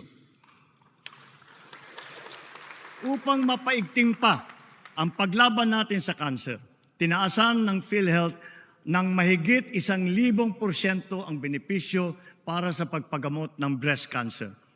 Ang dating limit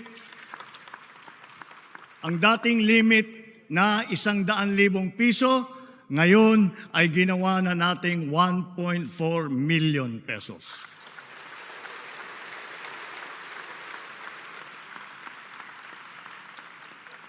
Ang benepisyo naman para sa colon cancer ay pinag-evaluate na rin. At bago matapos ang taon, maisasama na rin sa mga benepisyo ng PhilHealth ang chemotherapy para sa cancer sa baga, atay, ovary at prostate. Naglaan po tayo ng mas mataas na pondo para sa ating medical assistance program.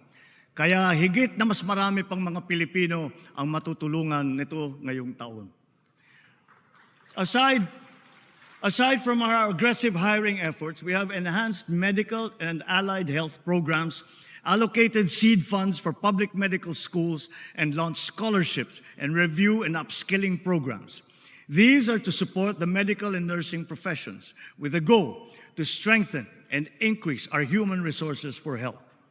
As part of our recalibrated health approach towards prevention and healthy habits, we are prioritizing vaccinations, nutrition, mental well-being, and active and healthy lifestyles.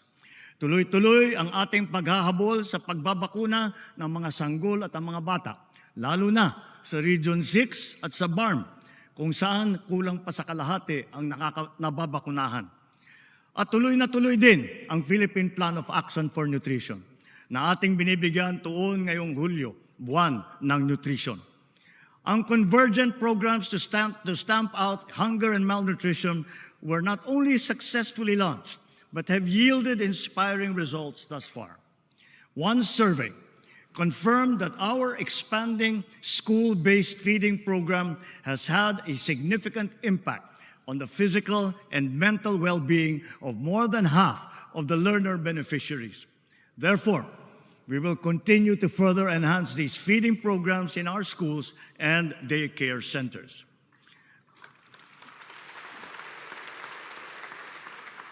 The recently launched Walang Gutom 2027 will now be fully rolled out from the initial 2,300 households, now all the way to 300,000 food-poor households across the country by the end of this year. But the program will go on until we feed the 1 million most food-poor families by 2027.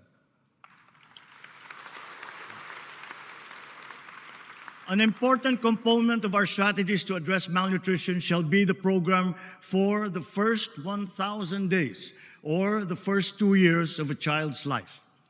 To ensure the health and nutrition of children 0 to 2 years old from the poorest families, we have proposed in the 2025 budget a new grant under the Pantawid Pamilyang Pilipino program for this purpose.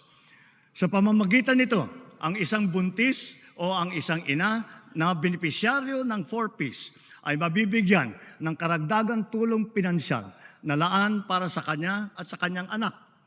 Ang tulong na ito ay upang matiyak na siya at ang sanggol na kanyang sinapupunan o batang anak ay maaasikaso ng doktor, mababakunahan at mabibigyan ng sapat na nutrisyon.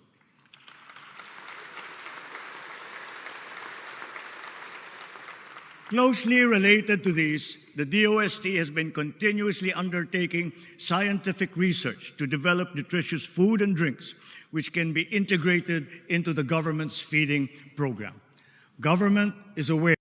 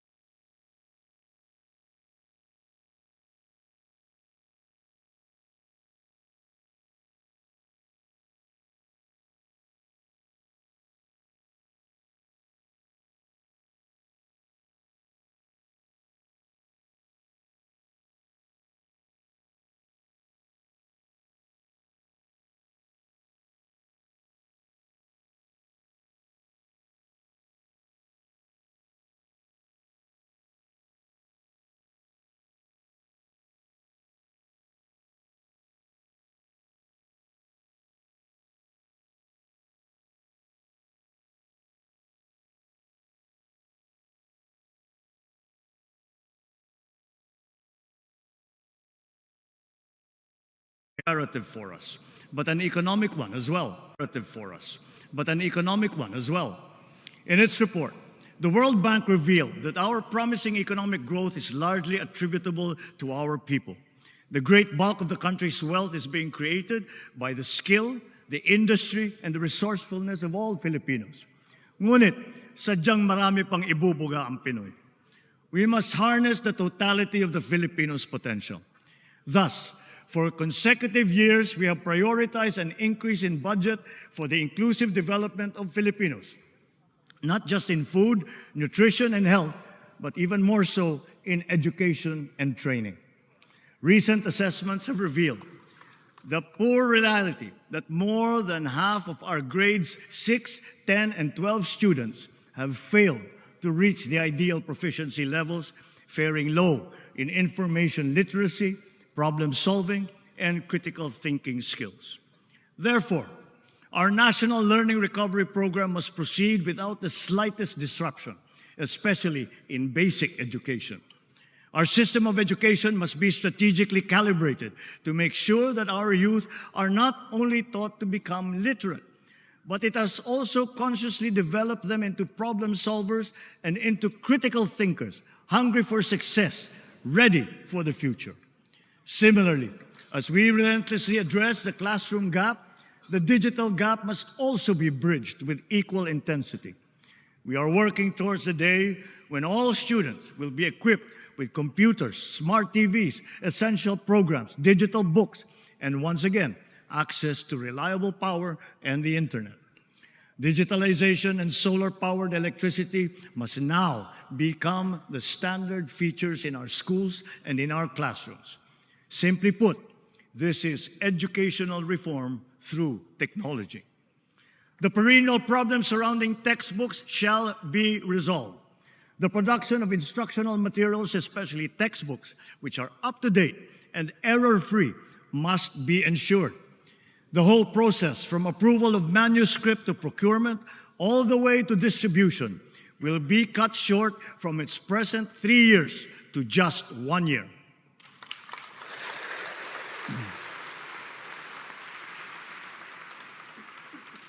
Ito ngayon ang magiging hamon sa ating bagong kalihim, na tiyakin ang pagbangon at pagtaas ng kalidad ng edukasyon sa bansa sa lalong madaling panahon.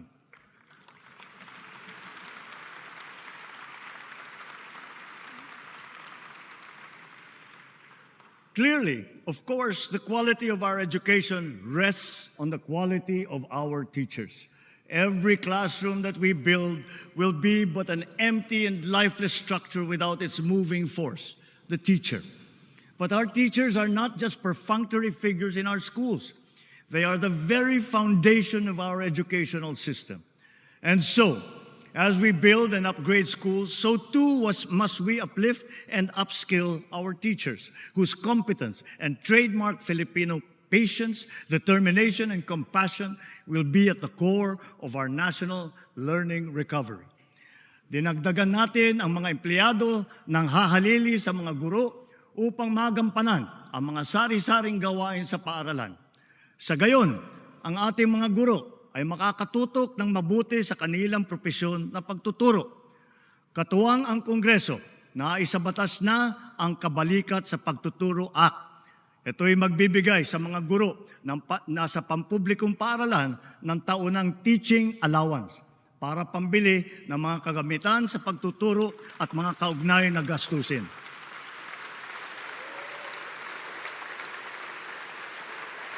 Matatanggap na nila ito simula sa susunod na taon. Meron na rin silang personal accident insurance mula sa GSIS. Makakapaghatid din ng dagdag na ginhawa ang Special Hardship Allowance para sa mga karagdagang public school teacher na masasaklaw nito na nakakaranas ng matinding hirap at panganib sa kanilang araw-araw na pagtatrabaho. Taging sa mga teacher, hindi magiging hadlang ang kanilang pagkakautang upang makapag-renew ng kanilang mga lisensya. Bagkus, marapat lamang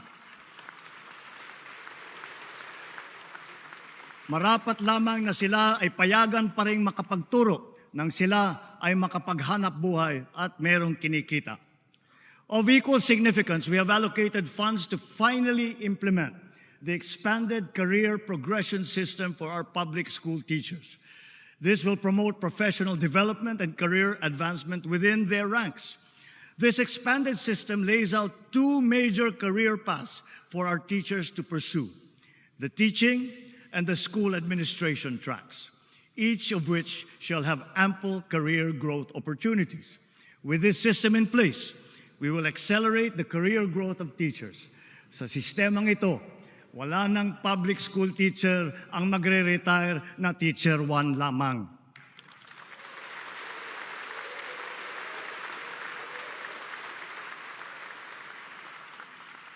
Sa madaling sabi, kung talagang ninanais nating maging matagumpay ang hinahangad nating pagbangon sa larangan ng edukasyon, sila, ang ating mga guro, ang dapat nating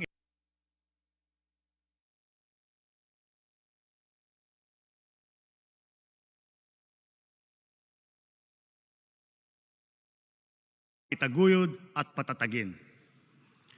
Last year, we reported that our system of higher education was gaining international recognition for all the right reasons. As further evidence, 87 of our higher educational institutions have now made it into various world university rankings. 51 of them are public universities or colleges. Also, we witnessed this past school year a significant rise in the enrollment rate in higher education, both in public and in private institutions. The same upward trend is likewise noted in technical vocational education and training, or TVET. Statistics do not lie. 8 out of 10 graduates of TVET ultimately land decent jobs. So with its high employability rate, TVET will definitely be instrumental in capacitating our people and in maintaining our employment rate at consistently high levels. Cognizant of its potential, the DepEd, CHED, DOLE, and TESDA have joined forces now to incorporate TVET in the senior high school curriculum to further boost the employability of our students. The Philippinnovation and Balikhaing Pinoy programs have been launched, both drawing vast interest and inspiring key sectors and the public to generate solutions, to share ideas, and to drive innovation forward across the country.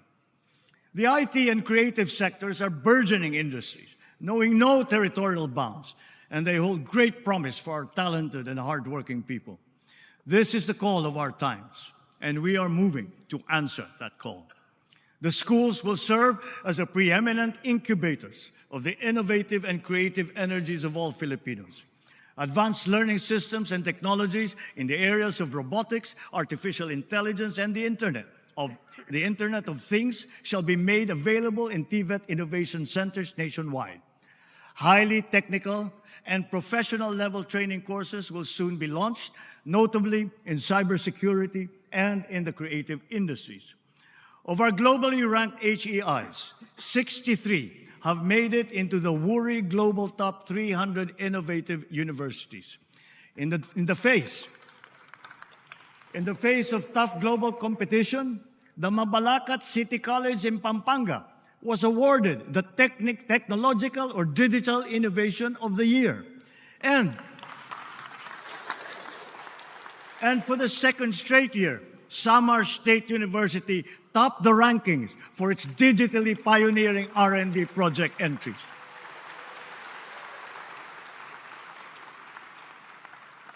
Relevant scholarships and R&D grants will continue to be available, aligned with our agenda to foster startups.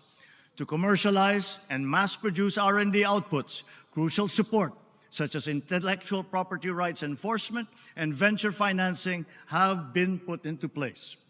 We are also building essential infrastructure and linkages to support the ethical development of artificial intelligence systems for high-impact practical applications.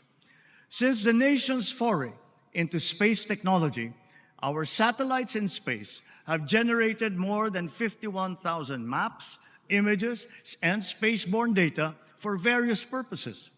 These now provide us with vital information that guides our country's stratagems and decision-making in agricultural development, urban planning, and environmental management, including the strengthening of our maritime domain awareness, to name but a few examples. Along with these discoveries, we are likewise in awe of our countrymen who have carved out their niche as pioneering space scientists and engineers in this emergent field, in collaboration with local space technology companies that provide an additional impetus. As we speak, 16 of our space engineers are in the United Kingdom, resuming work on the development of the Multispectral Unit for Land Assessment, or the MULA satellite.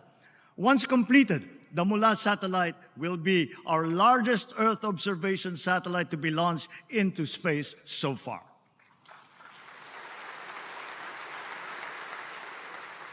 May they inspire the next generation of Filipino students to follow their footsteps and reach for the stars. Sa ating mga trabahador, our employment rate has increased to 95.9%. We also saw a significant increase in high-quality jobs. Underemployment, too, has decreased from 11.7% in May of 2023 to 9.9% today. This is our lowest number since 2005. Notably, we also saw an increase in middle-skilled employment, wage and salaried employment, and full-time jobs. Magagandang balita pa rin ang mga ito sa kabila ng nararanasang mataas na presyo ng pagkain. Bukod sa paglikha ng trabaho, pinalalakas din natin ang kakayahan ng ating mga mamamayan, lalo na sa panahon ng kanilang kagipitan. Our adaptive and responsive social protection programs assist our countrymen in times of dire need, reaching those in geographically isolated and disadvantaged areas. More importantly, these programs seek to develop their productive potential and bridge their capacities towards self-sufficiency.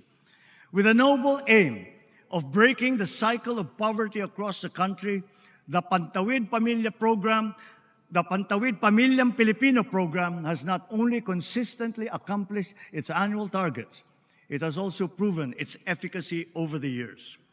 Mula nung nakaraang SONA,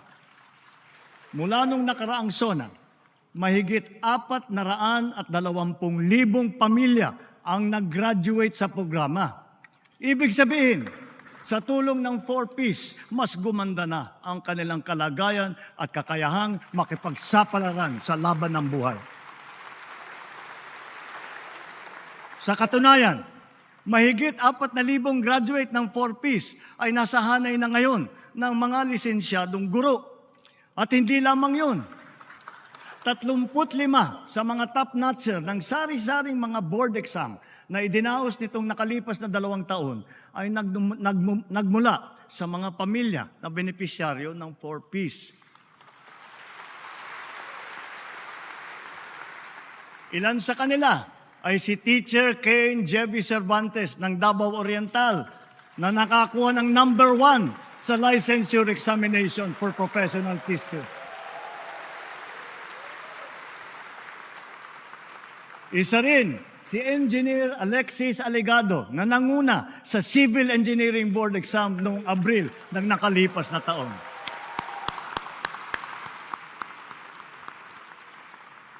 Tomorrow, the birth date of Apolinario Mabini, we cap off the National Disability Rights Week.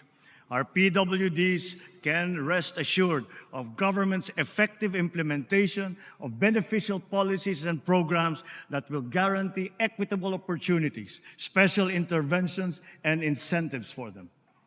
Mula nang pumasok ang administrasyong ito, nagsimula na ang mga programang pangkabuhayan na nakalaan para sa ating mga PWD.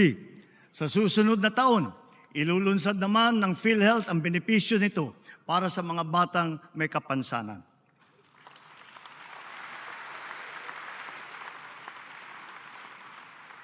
Halos dinoble na rin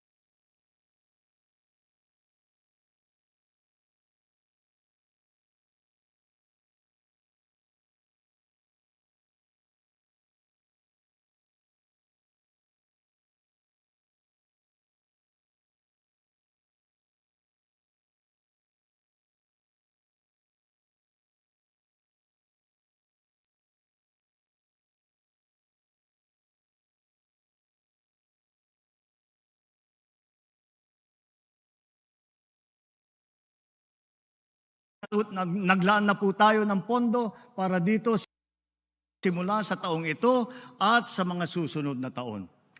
Furthermore, we have extended the services of our job order and contract of service personnel working in government. This will also afford them ample opportunity to work on their civil service eligibilities while gaining additional relevant experience and training to upgrade their employment qualifications. Our aggressive infrastructure development, business-friendly policies, investment and export promotions, foreign visits, and economic missions are all aimed at generating not just jobs, but quality and competitive jobs. A substantial number of investment pledges have already commenced operations, with many more at various stages of development. Sa bilang natin, bukod sa malaking kita para sa bansa, makakalikha ang mga ito ng mahigit 200,000 at 2,000 trabaho para sa ating mga kababayan.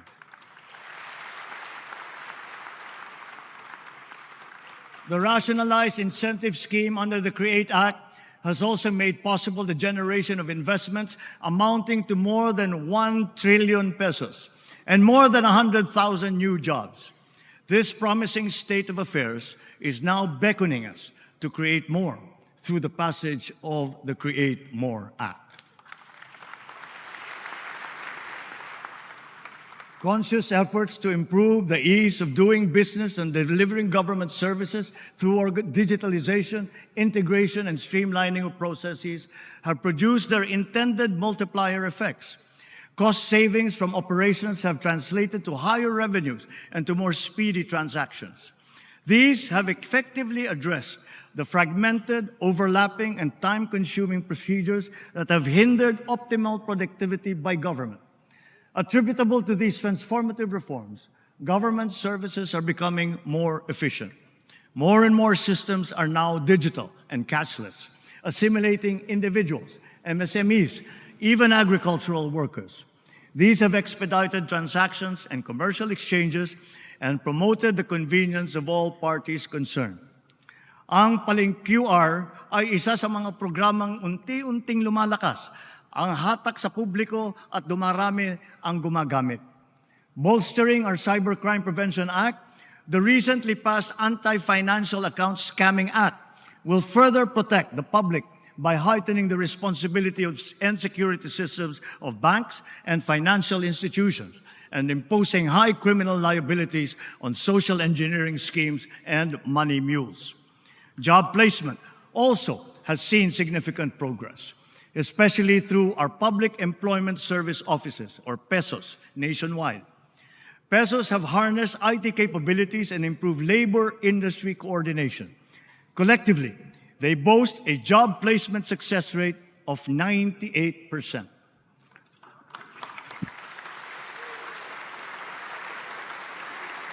Likewise, due to shortened timelines, we have recorded a significant increase in new business and corporate registrations, including foreign firms, which surpassed last year's numbers.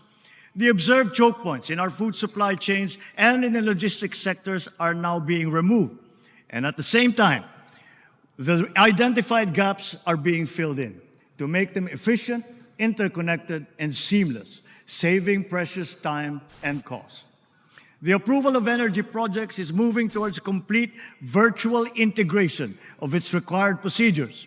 The expedited processing of our infrastructure flagship projects under the Build Better More program shall also follow suit. Our digital infrastructure was substantially strengthened courtesy of common towers that more than tripled in number since last year, owing to streamlining of permitting requirements. Air transport and tourism have been made more convenient because of the shift to paperless immigration and customs forms, thanks to the e-travel system.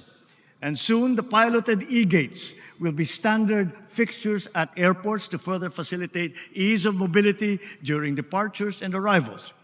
And with all this said, the implementation of the Philippine e-visa will be next in our digital transformation agenda.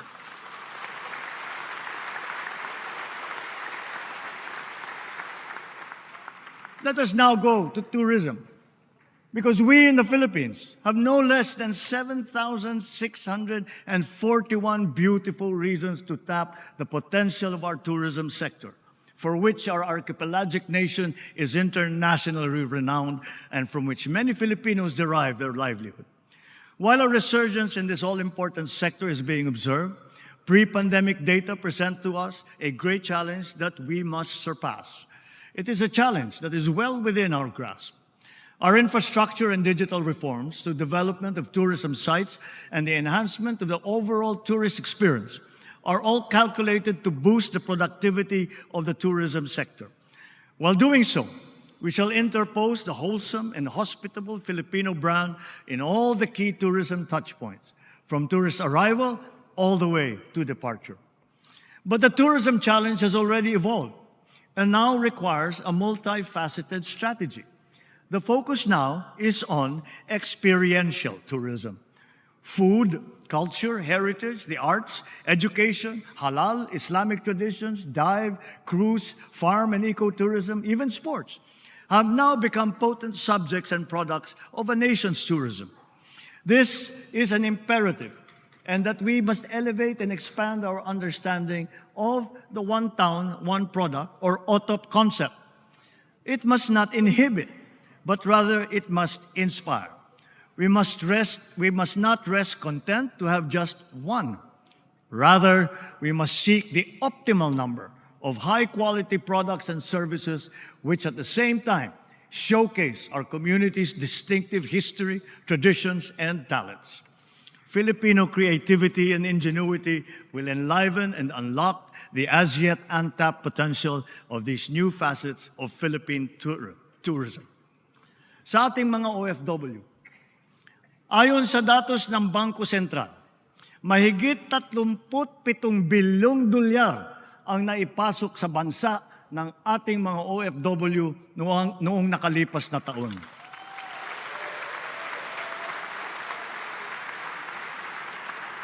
Sadyang napakalaking tulong nito sa ating bumabangon na ekonomiya. Kaya hindi lamang pasasalamat, kundi parangal ang ating ipinapaabot sa lahat ng ating mga OFW. Sana ay napapanood nila ito. Ramdam na ramdam hanggang dito sa ating bansa ang inyong sakripisyo. Through vital partnerships with like-minded states, we have been able to promote our mutual interests, resulting not only in investments here and our strengthened national security, but also in quality jobs for our nationals seeking foreign employment. Through intense Philippine lobbying, the United Nations has adopted the resolution on promoting and protecting the enjoyment of human rights of seafarers. This will ensure their safe and decent living and working conditions at sea, a human rights imperative.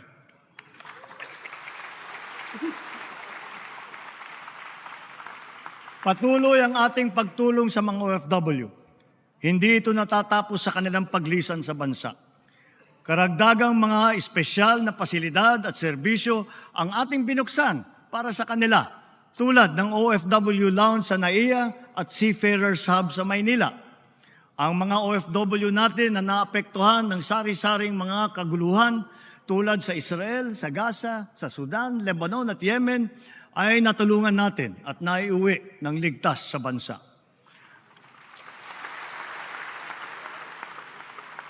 Gayon din ang naging pagtulong natin sa mga kababayan nating nasalanta ng kalamidad at krisis tulad sa Taiwan at sa New Zealand.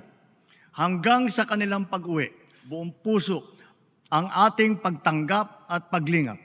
Ang nagbabalik-bayang mga OFW kasama ng kanilang pamilya ay sinusuportahan nating mabuti upang maging maayos ang kanilang bagong simula dito sa bansa para makakuha ng magandang trabaho o di kaya'y makapagtayo ng negosyo.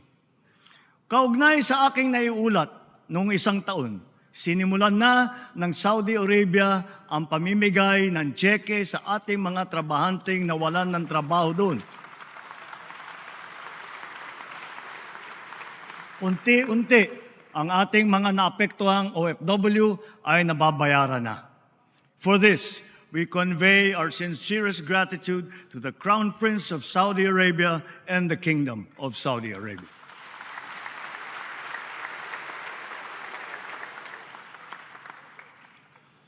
Lessons from history and current events teach us that peace and order is an essential ingredient of genuine prosperity and social development. This is the path that we choose to take. Despite difficulties, despite our diversity and differences as a people, we are joined together by a unique history and have constantly invested our energies and resources in strengthening the pillars of peace. Our police, military, and Coast Guard undergo continuous capacity building and asset upgrading so that they are better able to preserve the peace and defend our territory. We have noted an overall decrease in crime rate and an improvement in crime solution efficiency. But this is not enough. This is not enough. Our law enforcement need to continue to earn the trust of our people. The strong pillars of our criminal justice system, especially in light of the new rules on criminal investigation and our independent judiciary, function in unison. In tandem with the justice system, COA's audit mechanism works in harmony with our transparency, streamlining, and open government initiatives. All in all, these successfully foster a culture of accountability that curbs corruption in government. With the newly enacted Republic Act number 12009 that I signed just last Saturday, government procurement will be modern and innovative, more streamlined and efficient, and truly at par with global best practices. We sincerely thank Congress for its timely and decisive action in amending the 20-year-old law. We have come a long way in our quest for a lasting and inclusive peace. No guerrilla fronts remain active across our country today. Only 7 weakened groups remain to be dismantled, and they are the subject of focused operations. But along with the assertion of government might, we also offer peace, community development, and reintegration programs for those who have returned to the fold of the law. Through a comprehensive and transformative approach, we have rebuilt not only lives, but also conflict-affected communities. The implementation of peace agreements is now in its concluding phase. Former combatants now live peaceful and productive lives in their respective communities. Some of our former rebels are now absorbed into the AFP, serving in the defense of the Republic, while others are now part of the PNP BARM. Government will honor and fully comply with its remaining deliverables and commitments under these agreements.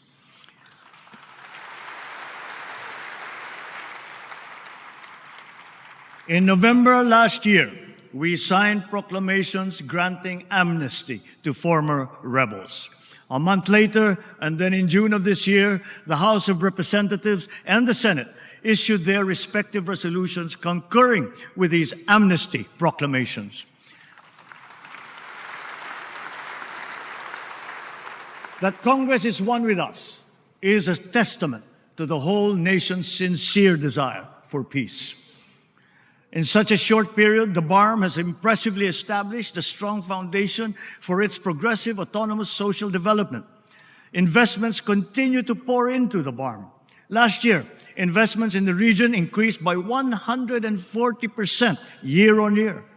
The improved peace and order situation, good governance, not to mention high hopes and confidence amongst its people, all contribute to the reasons why BARM's poverty index has significantly decreased since 2018. In Marawi, the rehabilitation and rebuilding continue under the supervision now of the Office of the President. Our focus remains on restoring energy, water, and livable communities. As of today, all 7 intergovernmental mechanisms of the BARM, as mandated under the organic law, have been organized and activated. These will guarantee effective and constant consultation between the Bangsamoro and national governments in the fundamental aspects of governance.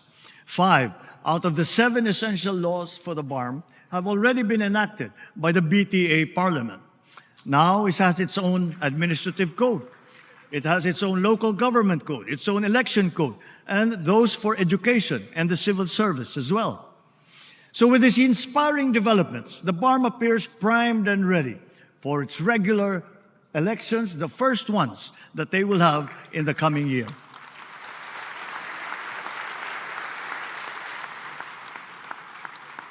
On the fight against dangerous drugs, our bloodless war on dangerous drugs adheres and will continue to adhere to the established 8 E's of an effective anti-illegal drug strategy. Extermination was never one of them.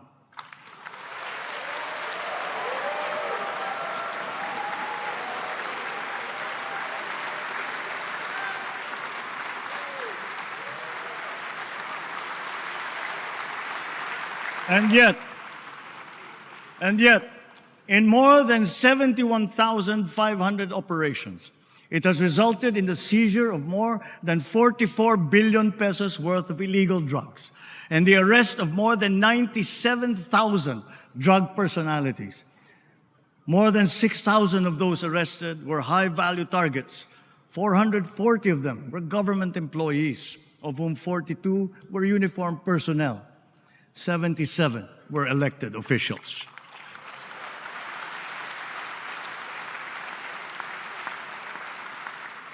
So to further paralyze their operations, dirty money and assets worth more than 500 million pesos have been frozen and preserved. With strong case buildup and efficient prosecution, the drug conviction rate is at a high of 79%.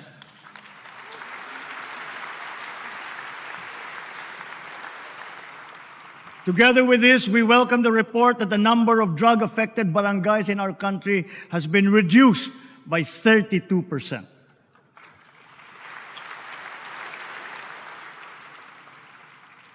In our international relations, we have faced challenges to our territorial sovereignty, and we will assert our rights and interests in the same fair and pacific way that we have always done.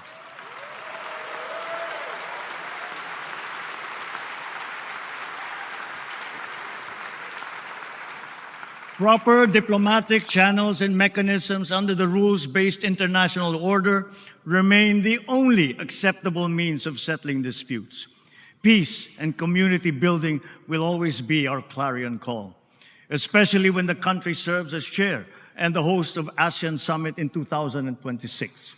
We continuously try to find ways to de-escalate tensions in contested areas with our counterparts, without compromising our position and our principles. I know that our neighbors, too, are doing their best to make this work. The Philippines cannot yield. The Philippines cannot waver.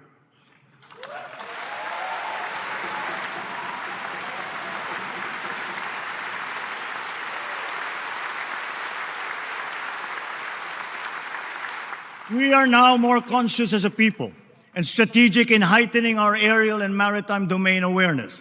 We are continuing to strengthen our defensive posture, both through developing self-reliance and through partnerships with like-minded states. Ang West Philippine Sea ay hindi katang-isip natin lamang. Ito ay atin. Ito ay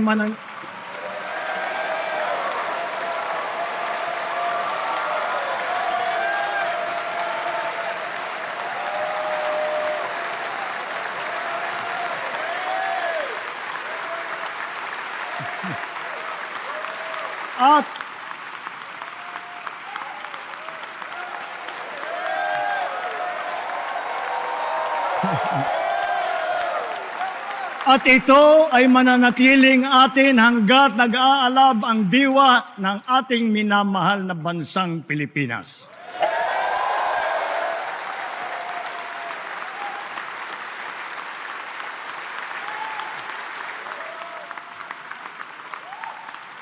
Pagtitibayin at palalaguin natin ang kamalayan at kaalaman ng buong bansa at titiyakin na maipapasa natin ito sa kabataan at ating susunod na mga salinlahi.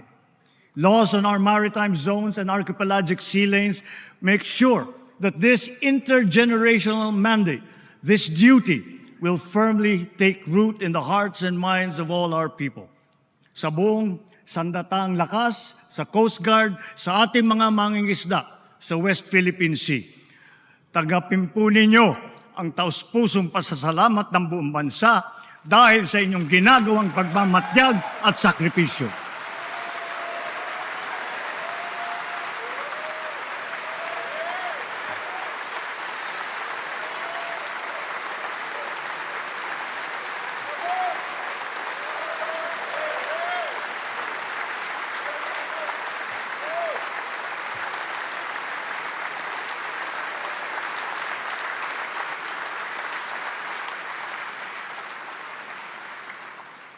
Let us now turn to our economic status and our prospects.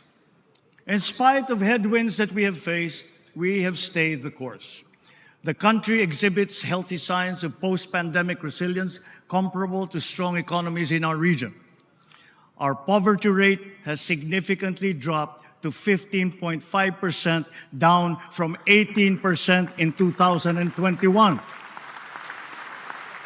This present figure is even lower than the pre-pandemic level of 16.7% in 2018. Ang katumbas nito ay halos 2.5 milyong Pilipino ang naiangat natin mula sa kahirapan.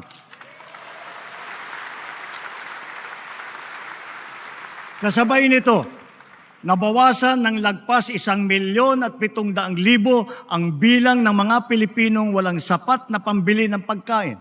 Patuloy natin pagsisikapan na marami pa tayong maiaahon mula sa kahirapan. To sustain the country's economic gains, we are promoting investment-led growth.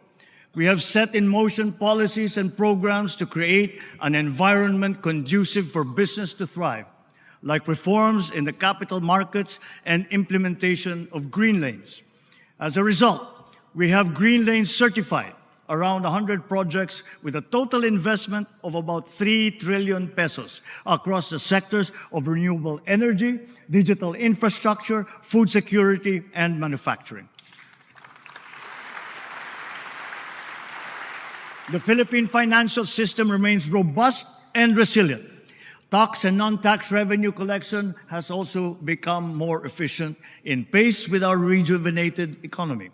Notably, for the past 2 years, our GOCCs have remitted dividends to the national government with a combined tally exceeding their contributions in 2022.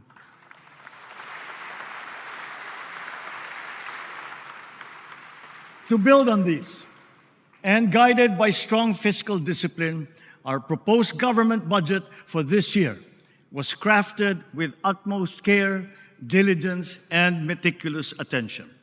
We look to the cooperation of our colleagues in the legislature, not only that our proposed national budget be approved in your usual timely manner, but it be adhered to as closely as possible. We expect all agencies to ensure that every centavo allocated will be judiciously spent for our urgent priorities and socially impactful programs. Mga kababayan, sa lahat ng ginagawa natin ito at mga gagawin pa, mataas ang aking kumpiyansa na malalampasan din natin ang hamon ng ating pinagdadaanan. Dahil ito ang pangunahing hinaing ng taong bayan. Hindi tayo titigil sa paglalaban sa kahirapan at sa paghahanap ng lunas upang maibalik sa normal ang presyo ng bilihin, lalo na ang bigas. At ngayon po, naririnig po namin ang malakas na sigaw ng taong bayan laban sa mga Pogo. Disguising as legitimate entities, their operations have ventured into illicit areas furthest from gaming, such as financial scamming, money laundering, prostitution, human trafficking, kidnapping, brutal torture, even murder. The grave abuse and disrespect to our system of laws must stop. Kailangan nang itigil ang panggulo nito sa ating lipunan at paglalapastangan sa ating bansa.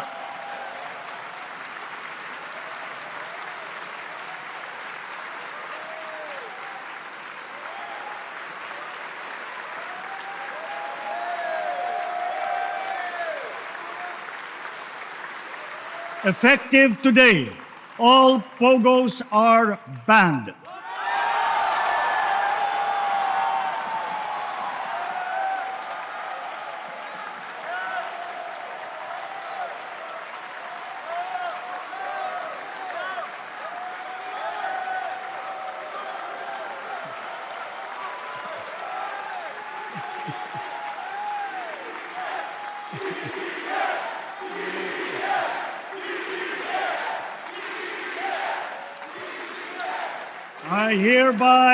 I hereby instruct PAGCOR to wind down and cease the operations of Pogos by the end of the year. The DOLE, in coordination with our economic managers, shall use the time between now and then to find new jobs for our countrymen who will be displaced.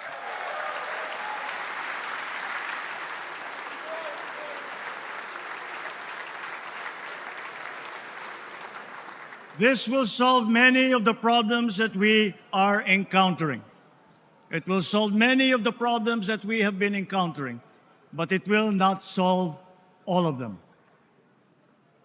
To solve all the problems that we have been suffering under, all officials, law enforcers, workers in government, and most of all, the citizenry, must always be vigilant, principled, and think of the health of the nation. So, ladies and gentlemen, let me end by recalling the words of a great man. Let not anyone pacify his conscience by the delusion that he can do no harm if he takes no part and forms no opinion. Bad men need nothing more to compass their ends than that good men should look on and do nothing. He is not a good man.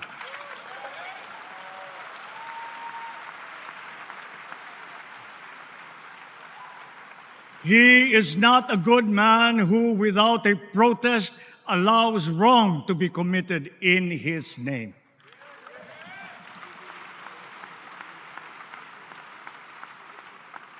Mga minamahal kong kababayan, lagi po nating labanan ang mali at ang masama. Lagi po nating ipaglaban ang tama at ang mabuti. Lagi po nating mahalin ang Pilipinas. Lagi po nating mahalin ang Pilipino. Mabuhay po kayo at mabuhay ang bagong Pilipinas. Maraming salamat po.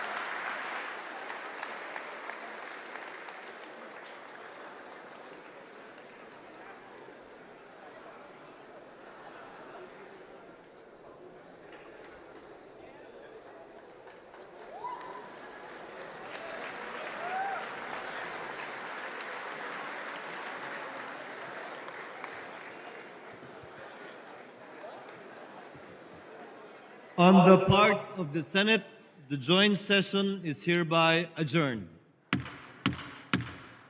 On the part of the House of Representatives, the joint session is adjourned.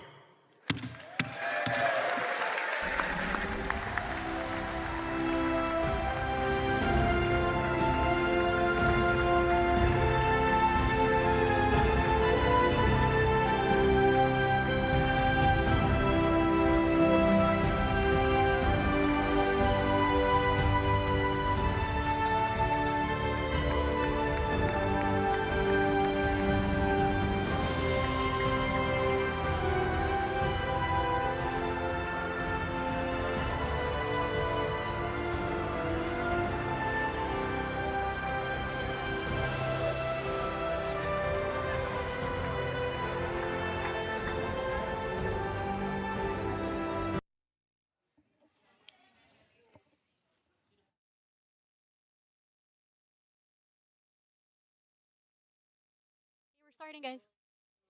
Welcome back to Rappler's special coverage of President Marcos's third State of the Nation address. And we just finished hearing the Sona and he ended strong. Alam natin, nakita natin yung applause, even an ovation for an anticipated announcement of him actually declaring a ban on Pogos and even instructing PAGCOR to cease the operations and to wind up the operations of these Pogos.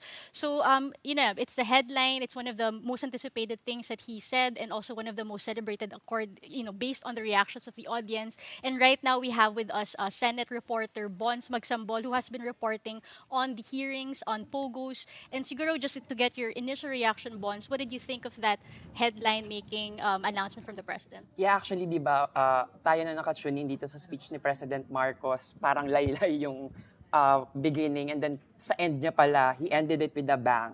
Actually, senators were expecting talaga na ibaba niya tong Pogo. Like for example, Minority Leader Coco Pimentel was saying that ito yung pinakamagandang gift na pwedeng ibigay ni President Marcos sa mga Pilipino. And then he also said that pwede daw na pag binanggit niya nga itong total ban ng Pogo, baka pwede pa ito makatulong sa pagtaas ng kanyang approval and trust ratings. And of course, Senator Risa Ontiveros, who has been leading itong probe nga sa illegal Pogos, ito yung paulit-ulit niyang sinasabi actually sa mga pronouncements niya, sa mga press briefing na gusto niyang marinig sa presidente mismo na iban na yung Pogo. Kasi sa senators mismo, 6 pa lang eh.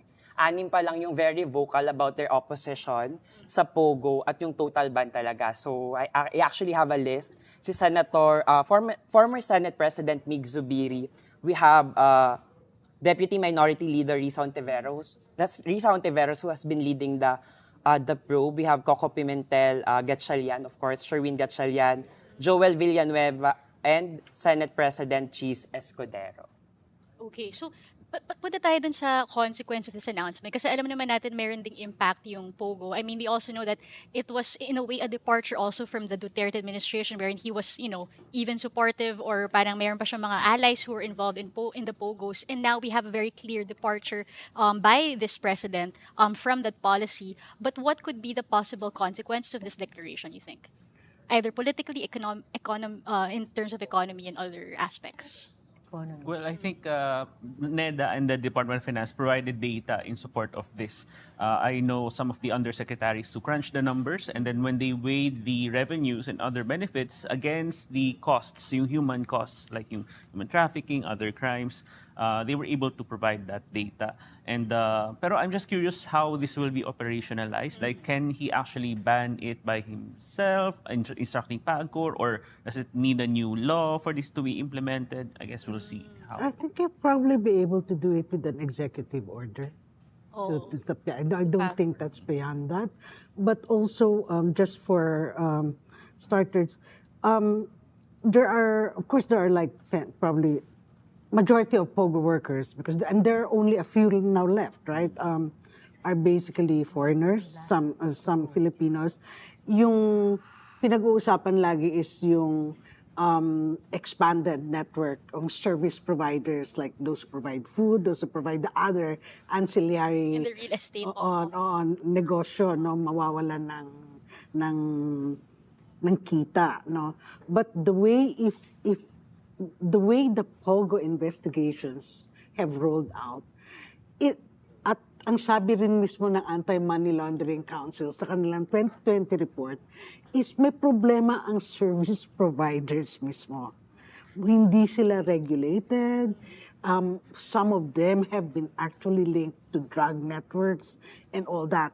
So there isn't going to be that kind of a sympathy for them. Kasi nakikita na nga eh. And plus, tama kayong sinabi mo, to distance himself with Duterte. Dalawa eh. Sumunod na from drugs, in very very clear language that said extermination. Now stronger than he ever did before. Extermination is not it. And going to Pogo. So very, very clear yung na hindi kami, hindi sila. So repudiation, without even mentioning Duterte's name. Yeah, no mention of the clearest Duterte repudiation of Duterte's policy. But I think the last quote wasn't that referring to Duterte? Do you remember that quote? Because it says... Yung mga hindi tumayo, nagreklamo ng panahon ni Duterte, parang ganun eh. Yung meaning. Anyway, parang yun yung... Nagising nga ako nung bandang Pogo eh. Natutulog ka ba daw? The speech a bit boring from... Di ba parang he started nga na... Agriculture, yeah. Yeah, na he admitted naman na mataas ang presyo ng rice. Yun ang unang parang... Then he admitted the realities and what he's doing, the government is doing. Tapos, daming mga data, you get lost in all this. And then, it rise nga to this climax nga of the Pogo. Yeah.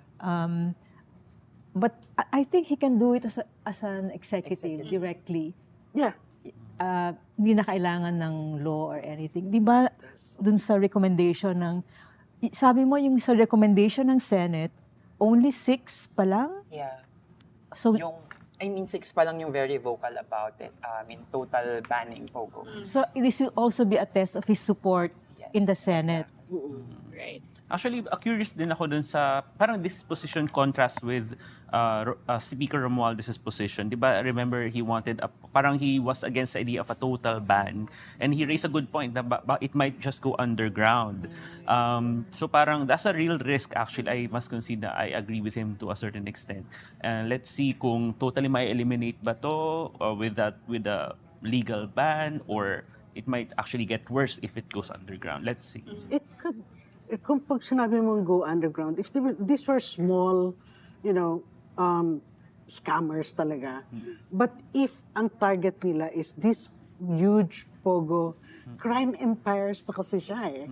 Hindi lang siya individual eh.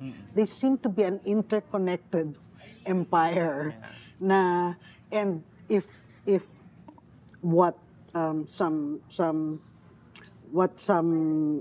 law enforcers and senators tell us, if it's linked to drugs, then you don't, you'll just have to babangga ka sa kanila kung yun ang ano nila. And I think that may be it, because he wants, if you were Marcos, you want to once and for all, hammer in that nail, para matigil na yung mga non-stop challenges sa kanya.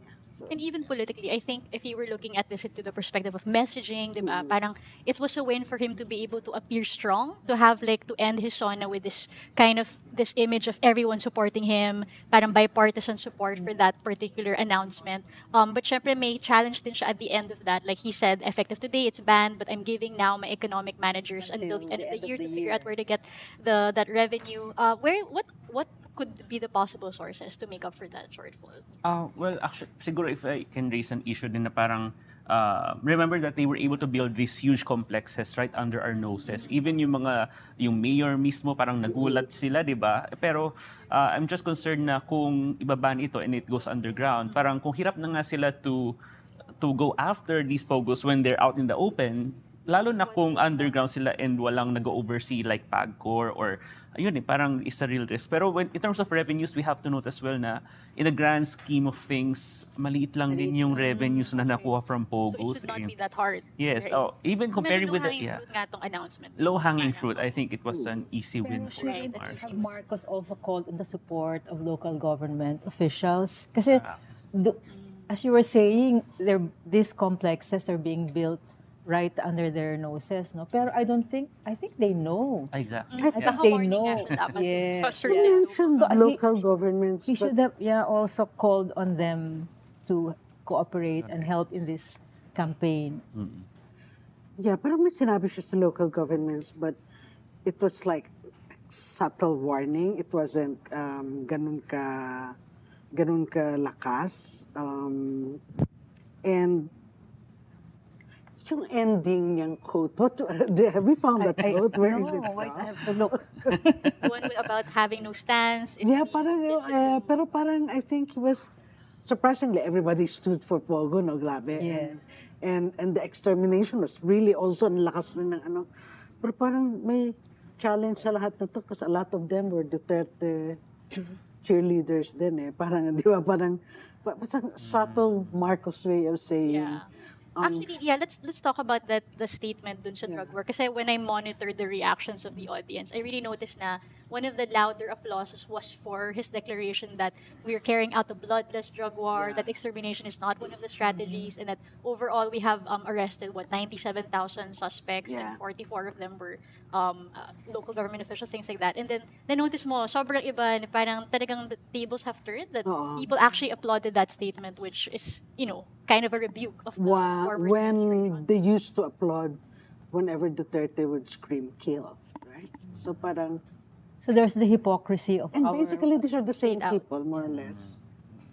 So how the winds have changed.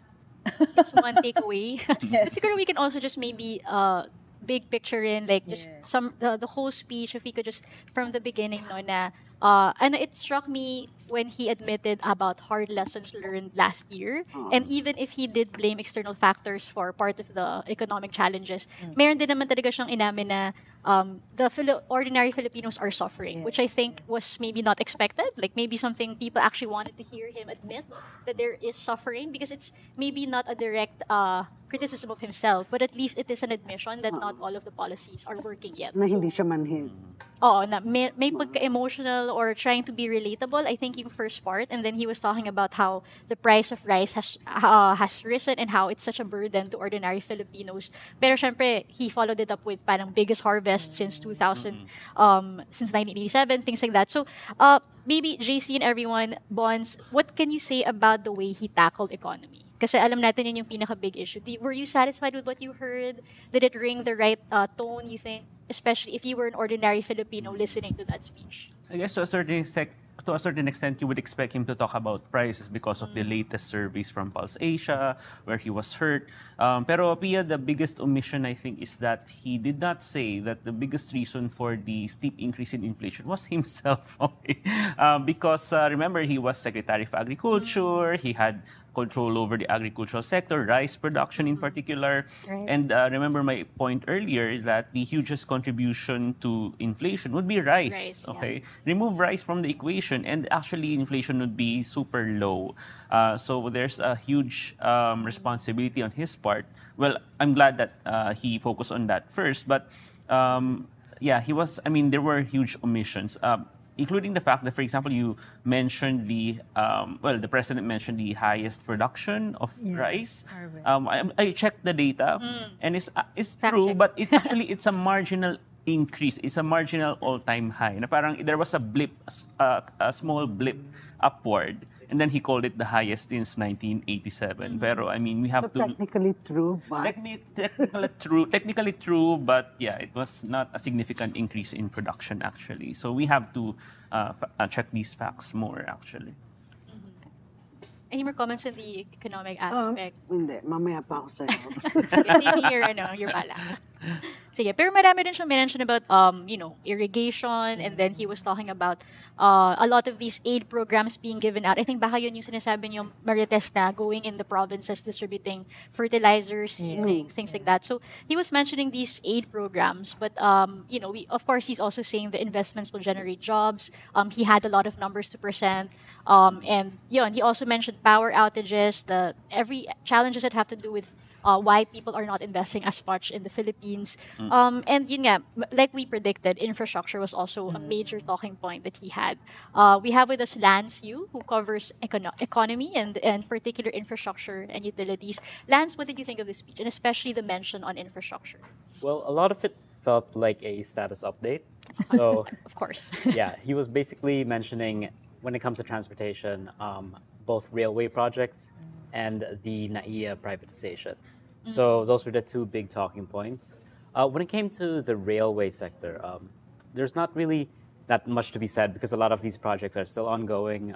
They're big, they're very big, and they're very ambitious, but nothing has really been done. But when it comes to NAIA, we saw earlier this year that it was finally privatized. The San Miguel-led corporation, yes, they were the ones who won the bid, and they're expected to take over around September. So at least I think that's why he was latching onto that, because that's what he can really say was done within this year. I see.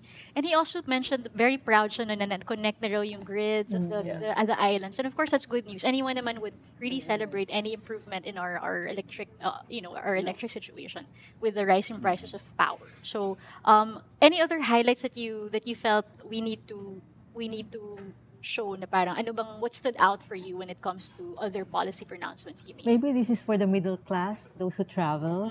Kasi what struck me said, tourism should be an experiential. It should be experiential. You experience, the beauty as well as the facilities.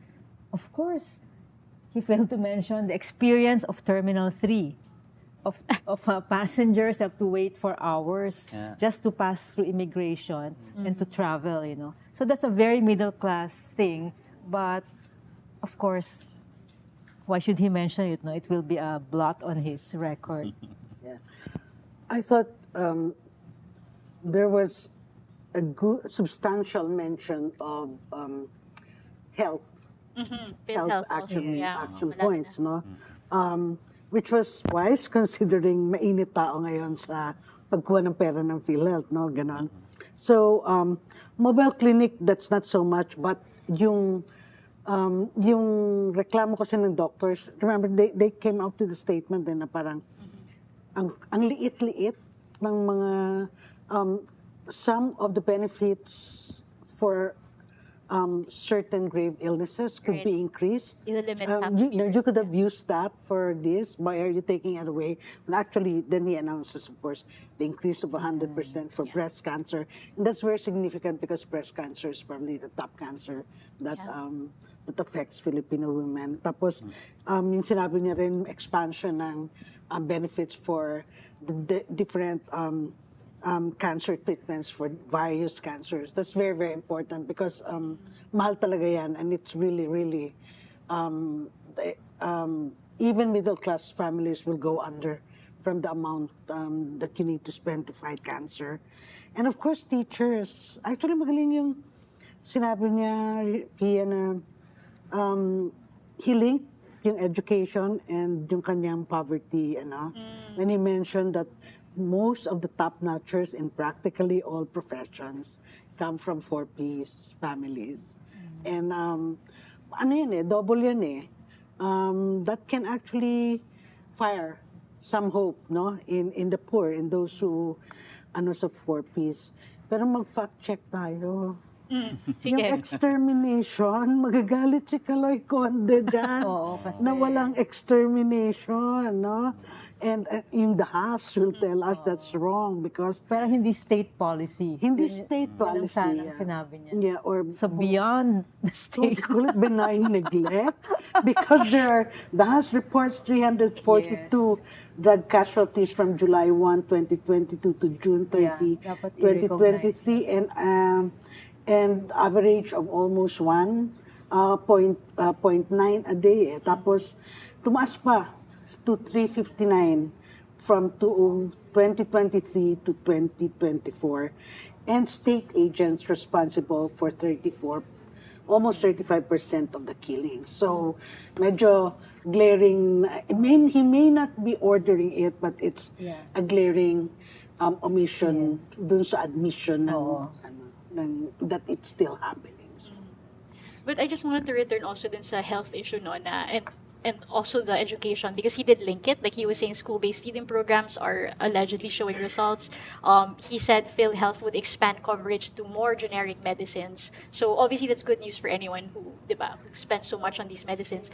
But education did receive a spotlight kasi, pinakita pa si new Secretary Sonny Angara, and then he did not mention anything else than targets in education. He did admit na, we are still below certain rankings, critical thinking, and it was, I guess, a good thing na one of the people we interviewed for ahead of the Sona did say that he wanted to hear some sort of admission of the challenges we're facing. And ayun, yung classroom gap, digital gap must be bridged. Education reform through technology, textbooks have to be, yung parang from coming up with the textbooks to delivering them to schools have to be shortened from 3 years to 1 year. So may mga good targets siyang, may specific targets siyang minention, and helping teachers also get by with more allowance, etc. So what did you feel stood out otherwise? Like, so he addressed basic services, he tried to mention these things, but I also recall na one of the most popular, like, positive reactions he was able to garner was actually his foreign policy statements, right? So West Philippine Sea, nakita ko twice siya standing ovation for mentioning that, and then let me look for the quote there, like, we will not yield and we must not waver. So maybe Marites, what did you think of that, the policy statements he made today? Yeah, actually, it's a repeat of his other speeches. But this one, there was a bit of poetic ba siya? When he said, yung alam niya, yung maalap ng hindi puso. ito kathang isip. Hindi ito kathang isip. And then he said, ito ay atin. So and then he talked about love of country, patriotism, and he thanked, of course, our soldiers, Coast Guard, and he thanked the fishermen, everyone who are in the front lines. So maganda naman yung pagkasabi niya. So yung details na lang ang hanapin natin. Kasi sabi nga niya, we will assert our rights in the same pacific way we have done. Proper diplomatic channels are the only acceptable means of solving disputes, things like that. De-escalate tensions without compromising on our rights. So, but we did nga mention earlier, no, that we were expecting like maybe di naman a softening of stance, but more like being less aggressive, toning down a bit. And parang I did sense a little bit of that when he stressed the Pacific way. And the parang we're escalating. sticking. Yeah. So, but he also did mention 2 bills that he wants prioritized in relation to foreign policy. So, isa nga din yung Archipelagic Sea Lanes Bill, the Philippine Maritime Zone Bill. These are what he was asking. No, I think there's already a Maritime Zone Act that is due for signing. It's in the bilateral committee stage. So I think that should be with him. I'm not very familiar with the Archipelagic Sea Lanes, but it's like the Philippines has to designate sea lanes where foreign ships can pass through our territorial waters, through our EEZ. So I think that also goes with UNCLOS. So that means he's paying a lot of attention really to our maritime issues. And scoring some pogi points during his speech for the more aggressive statements he was making. That's if I might just say, that's a paradox, no? It's his foreign policy, his stance against China, standing up to China as the bully, is a unifying factor among Filipinos. The surveys always show very high support for a government that asserts its sovereign rights over the West Philippine Sea. Yet, if you look at the top 5 concerns of the Filipinos, it's really the economy, inflation, jobs, food on the table. So, it's popular, but I don't think it can shore up his his trust or popularity rating. Going back to, in past surveys of Pulse Asia, I think West Philippine Sea doesn't even show up. Yes. It's that small, yung percentage of Filipinos saying it's an area of concern. Correct. So, it's consistently the economy talaga. And going back to that, he actually tried to end his speech on the economic topic as well. And he was even saying that poverty rate supposedly dropped 15% to 15%. And that's like similar to pre-pandemic levels. JC, can you explain that a bit more for us? Is that a figure that we should believe? Yeah, you can feel his excitement when he was mentioning it because it so happens that the official statistics for 2023 were just released today, this morning. So sinakto nila sa Sona. And actually, I was a bit worried that the stats may actually increase. Pero as the President mentioned, statistics show that poverty really decreased. And it's a significant decrease, by the way. But that just puts us in the pre-pandemic position. Basically, the extent of poverty now is the same as the extent of poverty before COVID-19. But again, for context, you must note that the poverty incidence in other ASEAN countries is significantly lower than our current level. So that kind of puts into perspective that even if We were able to go back to pre-pandemic levels. We're still really lagging behind. Economic growth is not translating into fast poverty reduction. And that's always been a struggle, even during the Aquino administration, past administrations. So the trick now is to find ways to accelerate poverty reduction. And that will only happen if you fix the economy first or restructure it for fast poverty reduction. Here I noticed that he was almost dismissive of the left, of the underground, of the armed left. Yes. He only had rebel groups.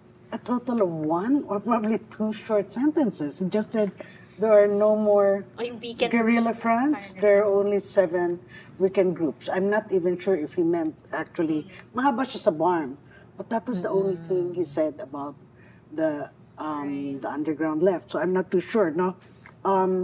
But let's put also that in context that even UN officials and our legal human rights defenders organizations have been warning about again mounting human rights violations behind the bland facade of Mr. Marcos. 105 victims of political EJKs in his during his watch, and 12 enforced disappearances, 754 political detainees, and for what ang nakikita namin from dati following the regions here is that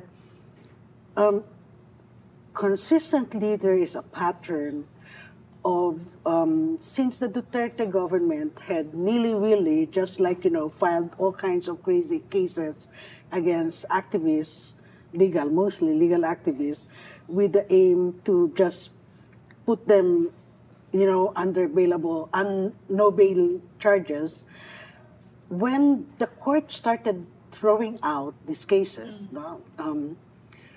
ang go-to na fallback ng current government is to file anti-terror cases.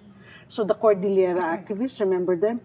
5 cases, tapon lahat ng korte. Kasi wala talagang katuturan. Sabi ng korte, what is that? And then they still ended up getting terror designations, frozen funds, etc. And so basically, these were all legal people, no? There's also from Bayan Muna, and there are a lot of growing number of freezing of assets and funds of NGOs and groups from religious to aid. No, the Leyte Center for Development is one of them. And if there are no guerrilla fronts, what is all this anti-terror aggression happening on the legal organizations? So we need to question that, look into that further. Yeah. Just going back to economy, and a little bit also about, kasi na-mention niya, there was the camera pan to the First Lady, right? When he mentioned Pasig River. And so, Lance, sorry, are you being led away? You're just going kasi Lance is here. So, we wanted to ask about yung promise ng mga railways. He was saying that he did a lot of announcements with roads, like roads being built, railways being built. And he was particular in saying that he hopes the right-of-way issues will be expeditiously resolved. And we know that one of the major bills he wants passed is a right-of-way bill also. So maybe, Lance, you can give us a situation on how do you think it's going? Like, do you think that these railways and roads that he's promising, do you think they will be able to be implemented in time?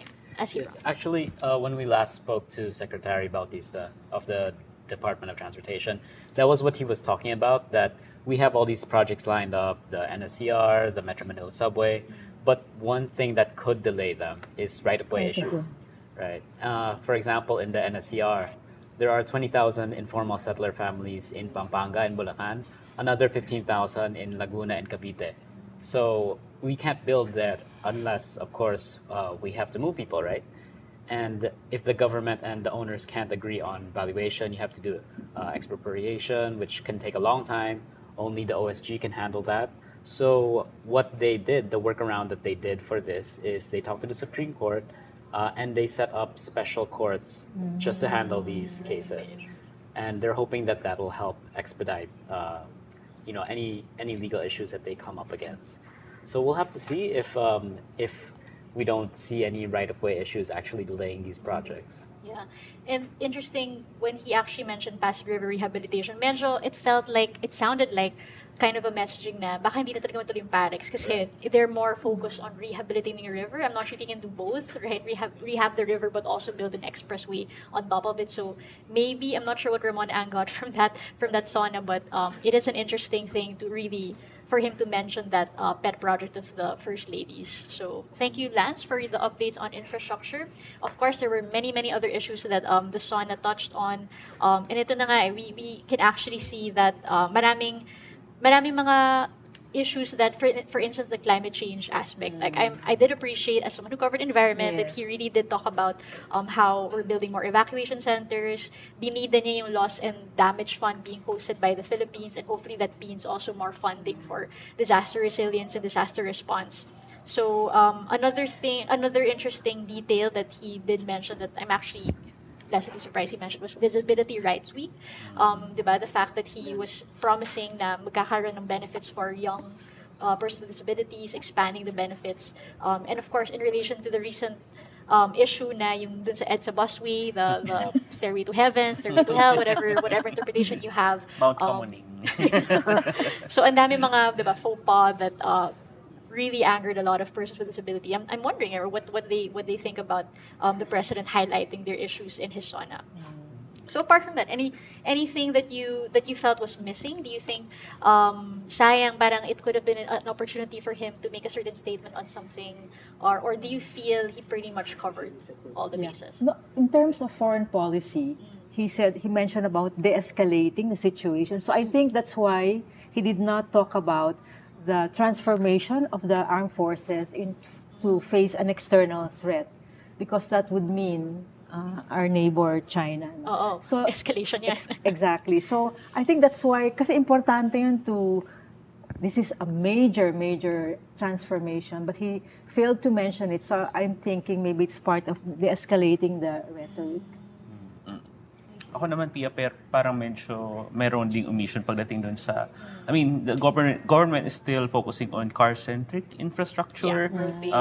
Although there's a chance that Parex might not be continued, NEDA just approved proposed changes in the Laguna Lakeshore Road network. So basically, building an expressway along Laguna Lakeshore from Bikutan, I think, all the way to Calamba, which will pose the same risks as Parex will do. So parang I was kind of hoping na parang this would be a good opportunity to move us away from an overly car-centric urban development plan. Pero I think the government is still heading that way. So I think traffic pa rin sana natin.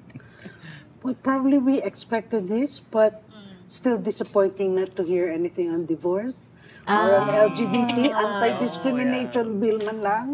Wala eh. But maybe not, because he needs, at sa kanyang time ngayon, kailangan Pogo, kaibigan niya yung church dyan, di ba? WPS, kaibigan niya yung church dyan. Probably doesn't want to rock the boat at this time. Pero I think ito na nga yung time niya. I don't think the church facing WPS and Pogos ito na yung time na pwede niyang pinasok niya na yung divorce at kasi malakas yung unity in other issues. You know, that's the way it is. Another issue that we heard the president mention was overseas Filipino workers' welfare. And coming into the Sona, we actually see that in a survey, he actually gained the approval of 70% of respondents for the way he has addressed the issues of OFW. So medyo strong siya dito, diba? May brownie points siya for this particular policy. We have with us here Michelle Abad, who has covered extensively migrant workers' rights and issues. Michelle, what did you think of the Sona and what he said about OFWs? What I did notice is the message that he gave is the usual rhetoric that we hear from our highest officials, also from the Sona, from the president, even from past Sonas, from past presidents as well, that we thank you for your sacrifices. We got the figure of the remittances, which is $37 billion last year for 2023, which is, when I checked, it was around 8.5% of the GDP. So you can really see how dependent we really are on the remittances. And he starts from that, with a message of gratitude, and then he talks about the services that are here for you. He also talked about the newly opened OFW lounge, for example, in NAIA 3. I've yet to visit that, but it's these are very specific and visible, concrete things that we do see from the president and his administration, and that approval rating actually it does kind of still resonate from his approval ratings from, or rather his support from before he was elected, no, because I remember in the overseas election he did win overwhelmingly in the overseas election, and so we can see the support that he has, and I did really expect that OFWs would be some part, even just a little bit here in the SONA. But I guess something here that's still missing is how we're trying to transition into, less reliance on labor export. Because, since we're premising on this, starting with our dependence on remittances, or how much our remittances benefit our economy. Diba? Paano tayo lalayas dito? Paano tayo pag-stay ng OFWs dito, even if they're happy? We still do have, of course, the social costs of labor migration, and there's still a lot of questions on that. Okay, he also mentioned the lobbying for seafarers' rights to be recognized in the UN. He thanked the King of Saudi Arabia, all of these things. What are the other gaps, though, that you think he didn't say and he didn't mention the current existing challenges that OFWs face at hindi pa niya naaayos? Ano pa yung major parang deficiencies there? Yeah. Maybe I'll go into the nuances of that one that he mentioned with the Saudi claim. So for context, this is the labor claims of the OFWs in Saudi Arabia who lost their jobs due to their construction companies folding around 10 years ago. So Marcos does have it in his arsenal to say that he did start, or he did initiate the payouts, or he got the Saudi government to initiate the payouts. Now, finally, after 10 years, 3 presidents have seen this, and now it's happening with him. But right now, according to the latest data from the DMW, there's around 2,500 of these claimants that have gotten these claims out of around 10,000 to 14,000. And this started early this year. So if we're going to do the math, it's been about half a year. So it's going to take a little while still if it's 2.5 now, it'll take maybe at least 2.5 years to pay out all of these OFWs. And a lot of them have passed away already. A lot of these claimants have already passed away. And there's still, the difficulties of getting the claims for the deceased, the next of kin. And so I think that's one nuance there. And then there's also the continued questions on how we're going to get OFWs to stay, even from the very beginning, because there's always they're always nuancing on how we have reintegration programs, but how do we get Filipinos to stay here in the first place and do their jobs here instead of finding work abroad? Because we still have the question of how to make migration more of a choice rather than a necessity. Another issue that I wanted to ask Michelle about is yung omission of divorce in the SONA, and we know that it's a very hot button topic for Filipinos. It's dominated conversations online and offline for weeks and months when it was being discussed. Ano ba yung issues at play here? Why is it that in the Senate it's not really prioritized? In the House kasi, di ba, may movement na doon. But can you maybe explain the dynamics behind the scenes here? Actually, we did have a newsbreak chats about this recently. So we do think that there's forces here, of course, from the religious sector, also the conservative sector, and we're seeing here that there's still a strong force coming from the Catholic Church, and actually, according to our religion reporter, Paterno Esmajel's report, it's not actually the Catholic Church that's the most against this, but it's the INC, no, if I'm not mistaken. And so we still have these. We still have these barriers when it comes to passing the divorce bill, and we can see that it still has a strong force on the president until now. Okay. Were there other issues that you felt na-surprise kayo na na-mention siya in a certain or given spotlight during the SONA? Or even maybe the tone. We know, usually naman, he does keep to the time limit of 1 hour and 30 minutes, the same naman as this SONA. So, pretty much as expected. But anything you noticed, maybe body language, was there something different? Was there something Was he more forceful this time? And anything that surprised you? In the passages where people actually stood up to clap with them, you could see the emotions in them, but you could also see his emotions. And I was thinking, either he's one of the world's best actor, or he really feels for these issues. Because iba yung he was drawling. He was droning. Let's face it, towards the middle of, nang una, maganda yung sinabi niyang, actually, it was a very good move, I think, to start with acknowledgement na may pagkukulang, you know.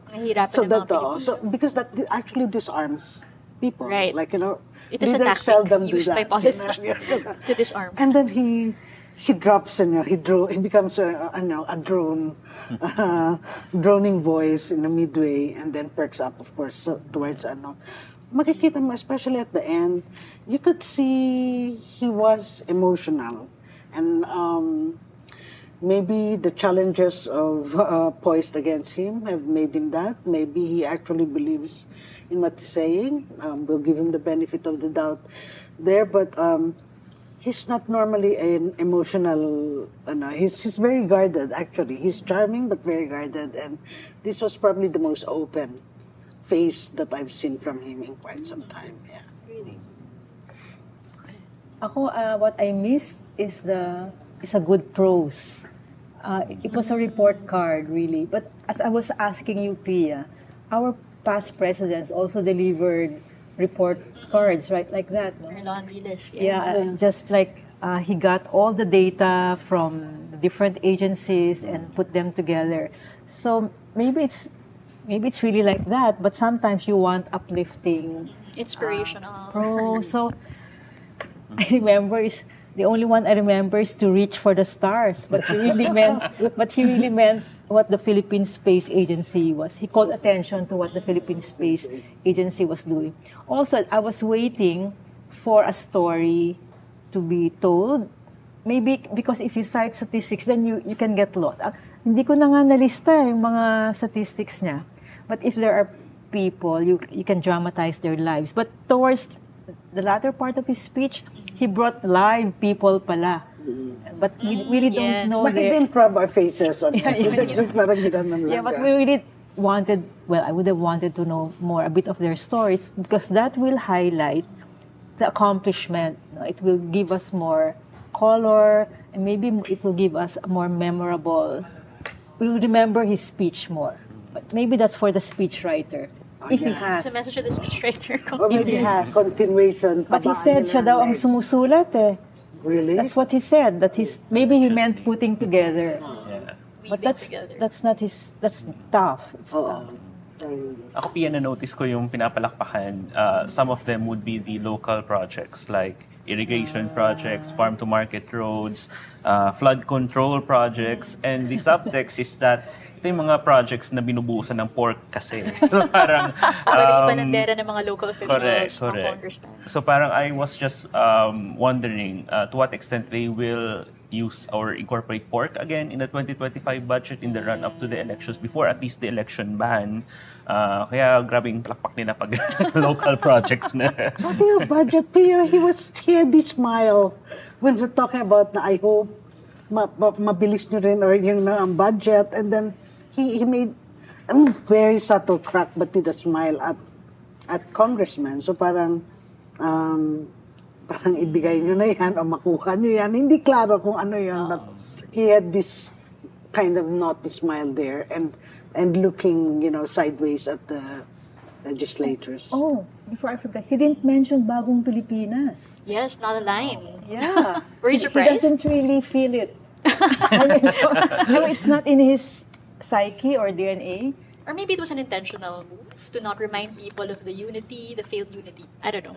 I think nabanggit yung kalinisan sa Bagong Pilipinas. Parang that was just one I did. instance. Yeah, I remember that. Hindi na siya nag-sloganeering. That was about the garbage collection. Yeah. Parang only in that context. Yan ba yung kanta?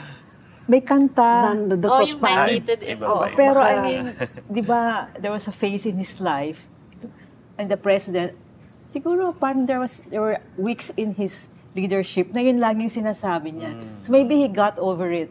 Yeah, baka hindi pa nila memorize yung hymn and pledge. So before we let Michelle go, I wanted to ask Michelle, what were for you the highlights, like other aspects that you felt deserve to be noted from the speech? Actually, one particular thing that was missed out in the SONA was that he snubbed the calls for the legislated wage increase. He did mention that we did have increases in the minimum wages in various regions, but the overwhelming call from the labor sector, especially in Labor Day, it was the number one thing that you would hear when you would go out to the rallies, and we covered the rallies, was that we were asking for a legislated across-the-board minimum wage increase for minimum wage earners. And there are pending bills in the Congress from 100 pesos hanggang 750 pesos. The one in the Senate has been approved, 100 pesos, but the overwhelming call, it's still being deliberated in the House, is 150 pesos sana. And so in this morning, there were also labor groups that were sending in statements, and they were saying, sana pansinin ni President Marcos na ito pa rin yung hiling ng labor sector, which is the 150 wage increase. And we know from previous speeches that the President has not necessarily commented on this, kasi nung Labor Day din, his marching order was to tell the regional wage boards to review before the anniversary of the latest wage order. So it looks like he wants to keep the status quo. Like he wants wages to be increased, but through the regional boards pa rin. But the progressive groups, especially the progressive groups, are saying na this has failed us for how many years already? For 40 years already, around 40 years since the regional wage board were created. And so, diba, yung hinihiling nila, 100 pesos hanggang 750. And for example, in Metro Manila, na inapprove around last month, if I remember correctly, 35 pesos lang. Yeah. Insulting daw yung yeah, and so like you can just imagine, how that felt. I wonder how the senators are feeling kasi yung inapprove nga nila is 100 tapos ibibigay ng NCR, which is traditionally the highest wage-giving region, ay 35 pesos lang. So, ayun, parang unanswered pa rin yung ganong calls, and it leads to a lot of questions on, sure, you want to help control the prices of goods, pero paano pa rin yung purchasing power ng mga Pilipino? Yeah. And, it also has questions and implications on nutrition. Kasi syempre, if you have low wages, if you have what they call poverty wages pa nga, you can't buy healthy food. Minsan mapapapunta ka na lang sa delata or foods with a lot of preservatives, and it leaks into the problem of education, diba? Because you can't feed your children well, and so all of these, tie together, and I can expect that it will be disappointing for the labor groups na hindi pa rin na siya nabanggit. It's a big miss. Yeah. It's a big miss. Syempre, the other side of that coin, is that of course the employers naman are saying, if you raise a minimum wage, paano naman yung businesses? We will not be able to afford our workers. What is the true picture? Actually, I'm doing research right now on that with some students, and what we're finding is that when you look at the history of the minimum wage increases nationwide for a long span of time, increases in the minimum wage actually don't affect unemployment rate so much, or not, at least not statistically significantly. So that kind of debunks the notion put out there by business groups that it will hurt them. That has no statistical evidence back. And there's no statistical evidence backing that. So what could be making Marcos dilly-dally on this demand, you think? Well, I think NEDA and other economic agencies still stick to the narrative that this might hurt businesses nationwide. But again, you have to weigh that against the empirical evidence. It's one thing to cite economic theory and all that, but what does it really look like empirically? I mean, there's a disconnect.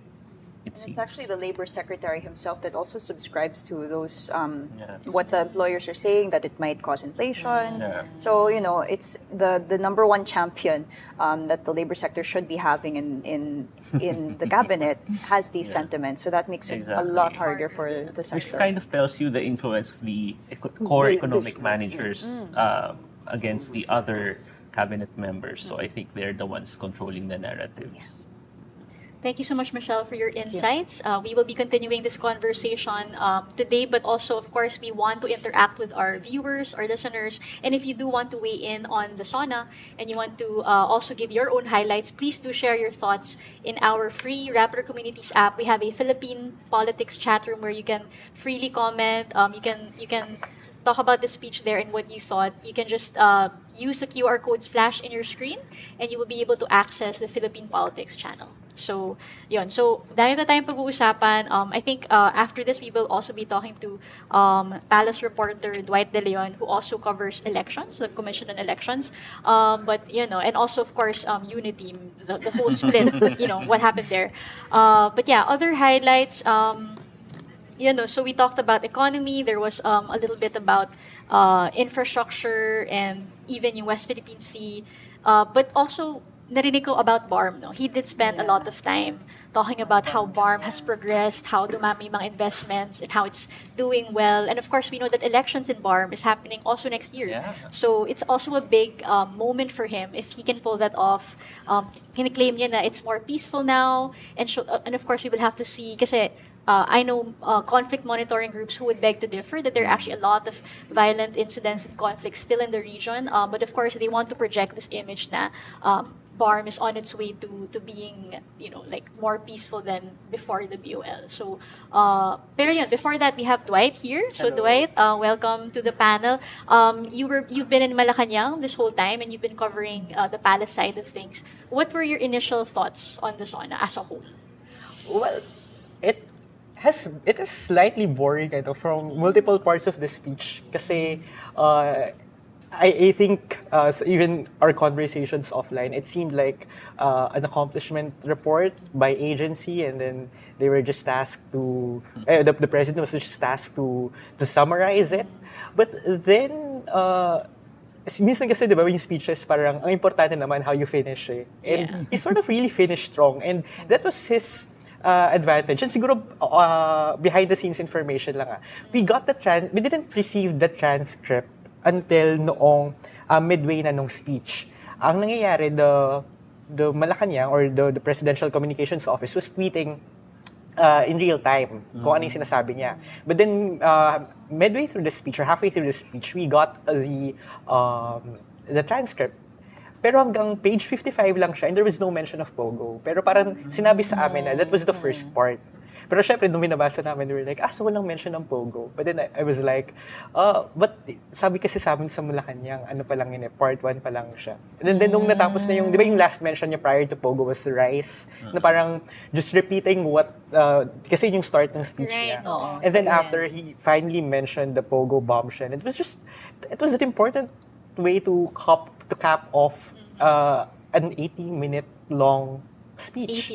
80 minutes. I think it was around, ang count namin sa PCO, sa Mara is 1 hour 20. 1 hour and 20 or 1 hour and 22, which was quite similar to how he did it in 2022 and 2023. So, he's not necessarily a lengthy speaker compared to his predecessors. Although yun nga medyo may pagka-bland yung most parts of the speeches. And again, going back to the Pogo ban na to. Even in the past months, we were trying to get an ambush interview with the president to ask him about the ban on Pogos. Pero syempre, alam naman natin yung mechanism sa Malacanang na kung may ambush interview, usually may magmamoderate yan.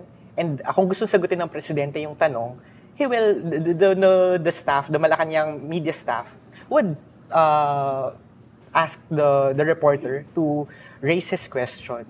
Pero in the past months, hindi niya necessarily sinasagot, hindi niya pinapatawag yung tanong na yun. And although I think there was just one event or na may pinahapyawan niya yung Pogos promising locals that he is on top of the situation, pero nothing categorical na he would order a ban on Pogos, even though his economic managers were not really sold on the idea of Pogos. So I think it is a strategic moment for him to announce it during the SONA. And I don't know, I feel like yung at least dun sa Pogo bit, it was a success because from today until the end of the week probably, and ito yung pag-uusapan natin. So do you think he was saving up that mention for this Yeah, moment? it's not in his manuscript, no? Yun na nga eh. So, Yeah, parang, So did what they send the decide- real manuscript? Actually, parang hindi pa. So, ang nagbigay na sa amin ay yung PCO staff, parang they transcribed it. Pero yung document part, as the last time I checked, wala pa yung document part. So, to be honest, I think he was really saving it for... Para for may malaking it was cash. saving it for this moment. And that quote, I really later will look for that quote. He ended with a very strong quote. Oh, Dwight, can you maybe explain that? Yung something about someone who does not Was give he opinions. alluding to Duterte? I think you get from I'm not sure. So I will also have to check on that later. Yes, because as a great man said, he who does not have an opinion on what's happening. I think I think he was quoting someone Pero Yes. I'm not sure But if he's because he alluding to Duterte. to Duterte. Because Sarah has no opinions on many things, no? So, but if he said kasi he. So, Pero I guess it's also important, at least dito sa Pogo situation, he's really trying to distance himself from his predecessor because it was under Duterte's time that Pogos grew exponentially. Ang daming controversies at that time, 14 billion pesos in transactions were suspicious transactions were linked to Pogo activities. During the pandemic, may mga Pogos na nag-close down. At that time, Duterte was also facing calls to ban Pogos. But even when we started to slightly recover from the pandemic, he didn't really order a ban on Pogos. And instead, he asked Pogos to come back to the Philippines. And doon dumating si Marcos, he was not as embracing to the idea of Pogos. And he even, may Malacanang anti-crime body siya in the form of PAOCC, which started the crackdown on Pogos. And siguro pansin din natin sa media na this PAOCC was trying to connect with the media. May mga reporters na pinapasama nila sa mga raids, sa mga operations. So they wanted to be, or at least they wanted to project a certain level of transparency in their operations. Interesting. So, yun na nga, no? Interesting na may strong statement siya. He was also, the highlight siguro, the pinaka parang emotionally tugging parts were also West Philippine Sea, things like that. Dwight, you also cover kasi this on the perspective of politics, right, and elections. This is the last Sona before midterm elections next year. What did you think of the speech as political signaling? Like, may napulot ka ba doon na possible ways he's signaling his allies or sending a message for 2025?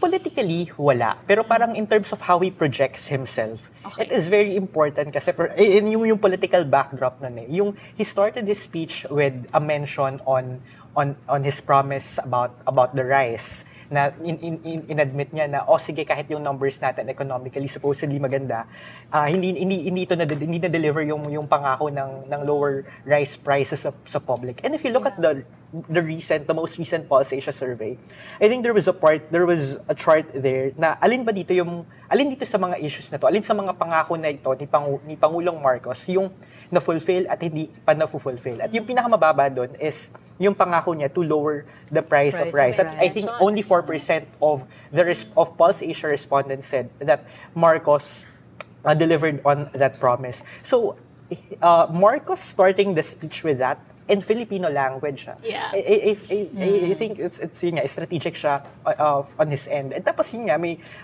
yung rice na yun nakakabit din sa issue nga ng rising prices of goods. And if you look at the Pulse Asia survey, it is the top concern of many Filipinos. Not only it is their top concern, they also believe, 3 in 4 Filipinos believe that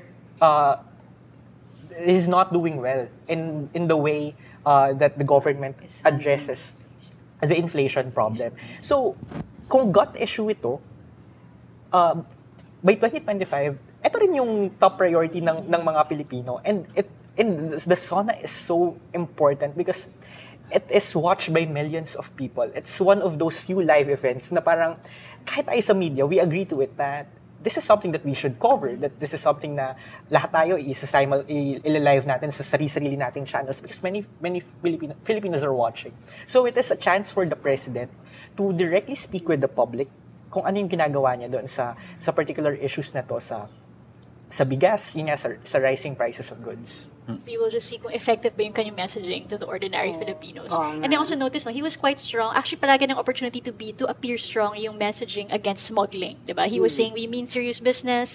May warning siya to smugglers, we will burn the smuggled goods aside from, diba, arresting suspects. So, yun, like, it remains to be seen, no, kung effective nga yung messaging niya. But actually, our CEO, Maria Ressa, was listening to our panel and we were confused nga kung ano yung line na sinasabi ni Marcos about no man who has no opinions. So Maria did her research while we were discussing here, and sabi nga niya na the last quote was from John Stuart Mill, 1867. Let not anyone pacify his conscience by the delusion that he can do no harm if he takes no part and forms no opinion. Bad men need nothing more to compass their ends, then that good man should look on and do nothing. He is not a good man who without protest allows wrong to be committed in his name. So context, that's actually the long version of those who do not do anything. Yes. To be fair though, if that statement is meant to be vague, then it is a deliberate effort from him na magparinig. Yun na nga. So, napag-uusapan siya in the coming days. And siguro na-expect niya na maybe Duterte will be asked to respond. Tingin niyo po ba kayo yung pinapatamaan niyo? And it will be a story. So, I don't think I think it's meant for politicians. I think it's more, parang, tayaan na kayo or else. Something ganun. But he mentioned simplify. I know, it's very long because there's a shorter version, di ba? Yun na nga, so why did he choose the long All it takes for evil to prosper is for good men to do exactly. That's it. And he mentioned it right after the Pogo issue, if I'm not mistaken. So that's why may link, I can't help but link it to the past president. Yeah. Kasi it came after Pogo, West Philippine Sea, Pogo. So mga kasalanan niya ni And kung nalito ka dun sa kung hindi mo na follow yung buong yung quote, at tapos narinig mo lang not a good man. Oo nga. Good man. Who's not a good man? And he was for all forceful local officials who turned away, pretended to see nothing, ignored. No, but he needs them. He needs his local officials for 2025. Pero parang mahirap bakit naman niya kasi walang, kinomplicate? Parang mahirap sabihin na walang opinion si Duterte because if there's anything he had, it was too many opinions. It was too many opinions. Even if But he allowed, he allowed things to happen. No compass? Nothing more to compass their ends, then that good man should look on and do nothing. See? Very complicated. Yeah, very vague, very See, anyway, you have to decipher. You have to explain it. Correct. It wasn't well done. You mean, nabasa niya yan in one of his readings? Oh, somebody, someone fed it to him, I don't know. Because during the campaign, he mentioned that he has read the entire volumes of speeches of Winston Churchill. Sabi niya nung campaign. So, chinek ko parang ang daming volumes pala nun. So, but anyway, it's not from Churchill. So, Churchill is understandable because he wanted to be a good speaker. He would Churchill. Yeah, to get inspiration. Oratory. Okay. Maybe we can ask him in future. Magpaambos siya. Oh, sir, what did you mean?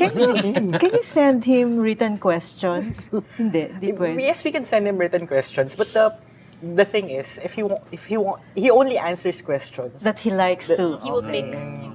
Okay.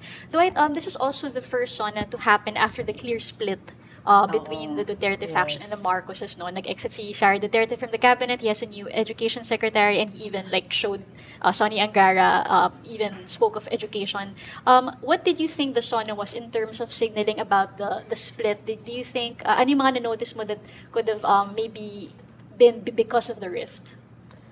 Well, so far yung mga tao naman na nasa SONA, they tried to project that they are for President Marcos. Even yung mga ilang mga dating kaalyado ni Sara.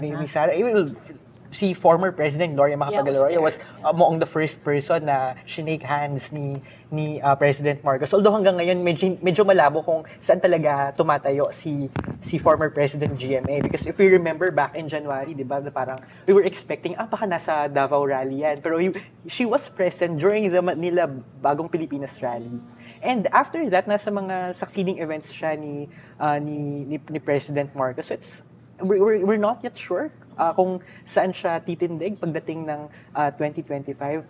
In terms of Sara, I think 2 hours ago, 3 hours ago, she actually released a statement that she wouldn't be able to watch the Sona. Watch, not even to watch. Yeah, because she's supposedly designated. No, she's in Bohol.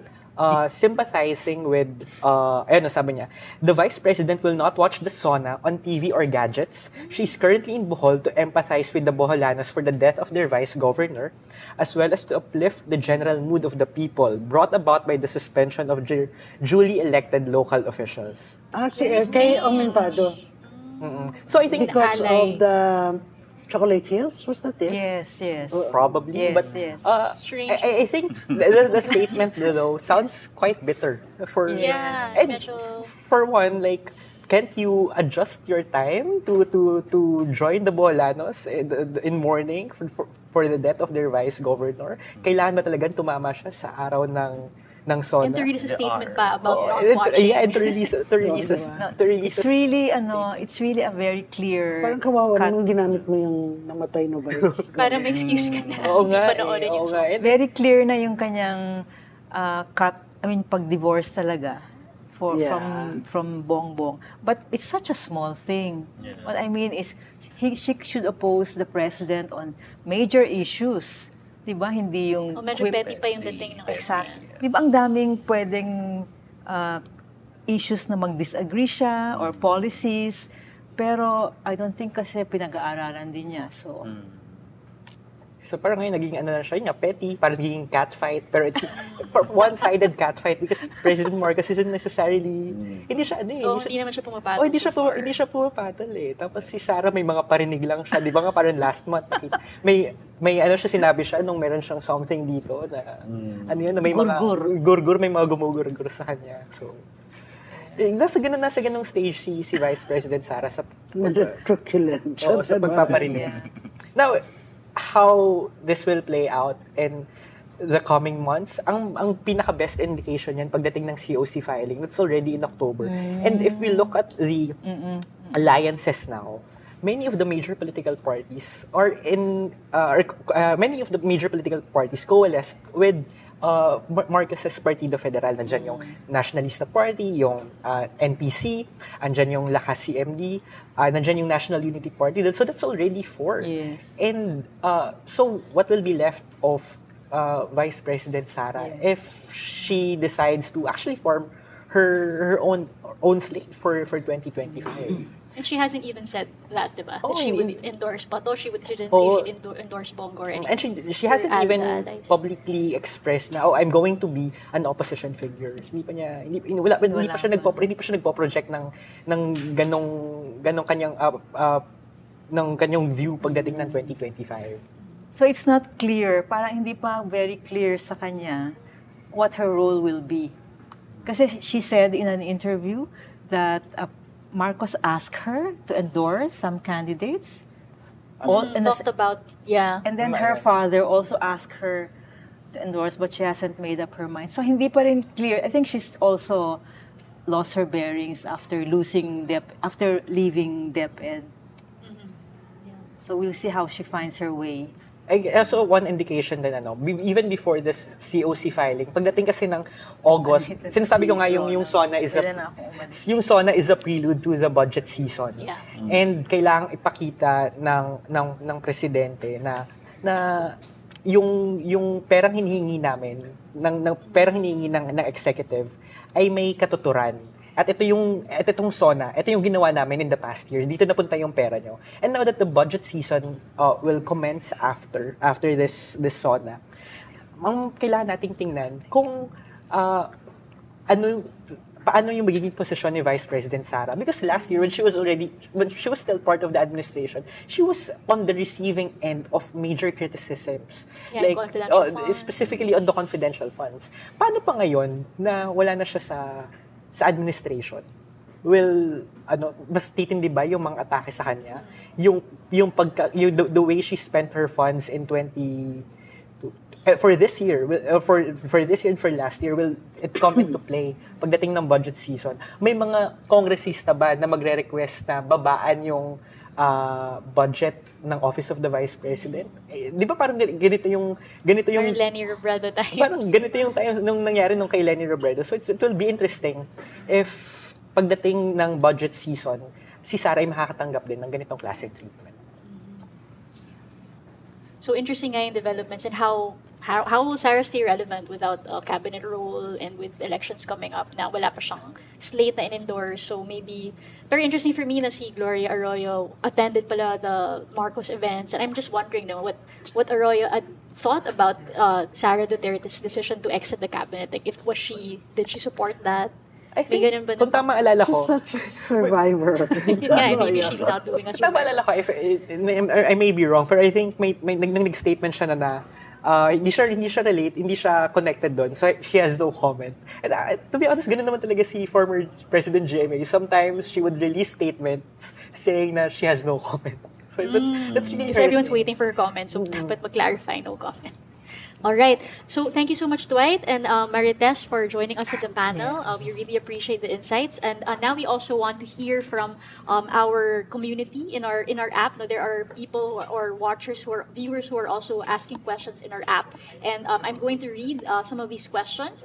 One, we have received this from Heriberto T, who is asking, how do you evaluate President Ferdinand Marcos' Sona with respect to human rights? I believe the issue of activists and rebels being imposed with common crimes, instead of, I'll just read it here. Rebellion. Wait lang ha, sorry. I believe the issue of activists and rebels being imposed with common crimes instead of rebellion was not addressed. Yeah. That's true. Well, he didn't address anything about human rights outside of the drug war. Na extermination lang. Yes. That was in the context of the drug war. Wala. He was, as usual, silent on any other political human rights violations. Sinabi na nga na marami-rami na yung namatay rin sa kanya. Then there are enforced disappearances continuing. There continued to be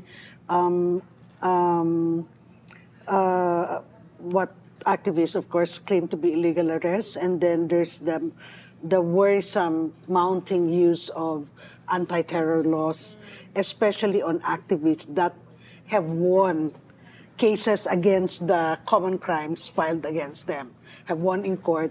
Ang balik agad ng gobyerno, anti-terror. Which was a law that was passed and actually championed by Duterte officials, right? Yeah. And especially yung kanyang retired generals in his cabinet. Mm-hmm. And a lot of some of the senators who are here, actually Sani Angara was among those who voted for it. Marami talaga sa So ito yung mga leftover from Duterte admin that even if we spoke of a departure, we also see a kind of a strain of that in this administration. And hindi ko alam kung re-rendahan yan ng Pangulong Marcos because if there's any sector that he probably is leery of at the moment, it's the security sector because he needs them for the WPS. Yeah. And, this is a sector that was pampered and bloated by largesse from Duterte, not to mention promises to be safe from any accountability. So, tinitimpla pa. So we're also again joined by former presidential advisor and political analyst Ronald Llama. So you have watched the speech. I wanted to get your initial reactions to the whole address. Well, nung nagsimula yung speech, akala ko okay na dahil sinabi niya yung image natin as the fastest growing economy sa region, and yet, yung mga nararamdaman ng karaniwang tao. Tinemper niya yun with lived experience. Bigas, pagkain, serbisyo. So, pero after nung first paragraph na yon, medyo nagdwell na siya dun sa mga talaga namang ginagawa ng gobyerno. No? Irrigation, interconnectivity, anti-poverty, etc. So, marami doon sa mga sinabi niya ay yung mga ginagawa na talaga nila as government, as agencies. Dapat naman talaga may accomplishment doon. Yes, no? Kaya nung malaking bahagi ng speech, medyo inaantok na ako, no? Until nung dumating yung climax na atin ito at saka dun sa usapin ng Pogo ban. For a while, sabi ko, papangiti pa ba niya yung Pogo? No? Kaya nung binanggit niya na total Pogo ban, nag-standing ovation yung mga tao. At dun sa binanggit niya yung West Philippine Sea, nag-standing ovation yung mga tao. Twice. At ang reaction ko lang ay marami dun sa mga nag-standing ovation ay nag-standing ovation din kay Duterte nung sabi niya na walang kwenta yung UNCLOS victory. So medyo marami-rami yung mga ipokrito doon sa House kanina. Pero significantly ay sinubukan na rin mag-divert ni BBM at gumawa ng dig sa kanyang mga bagong political rivals, political enemies. Halimbawa dun sa drug war na sinasabi niya na extermination ay should never be part dun sa anti-drug war. At sinasabi niya yung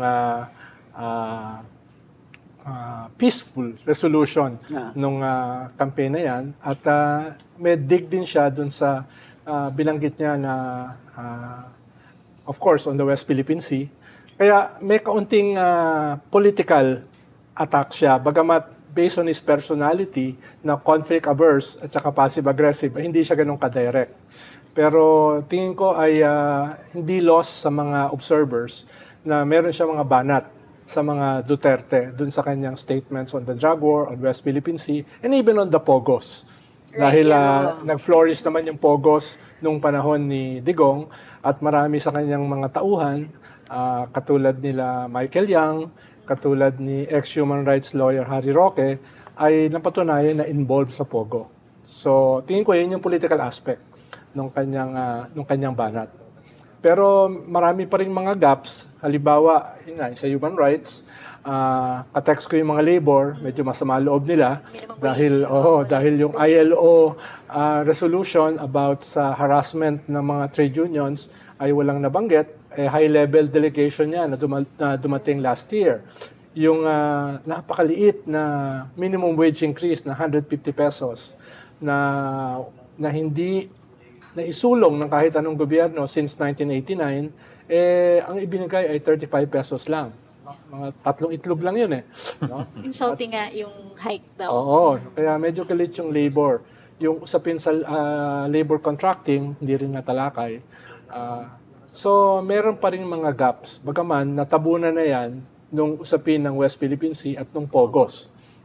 Although, first time niyang binanggit ang de-escalation sa usapin ng West Philippine Sea. No?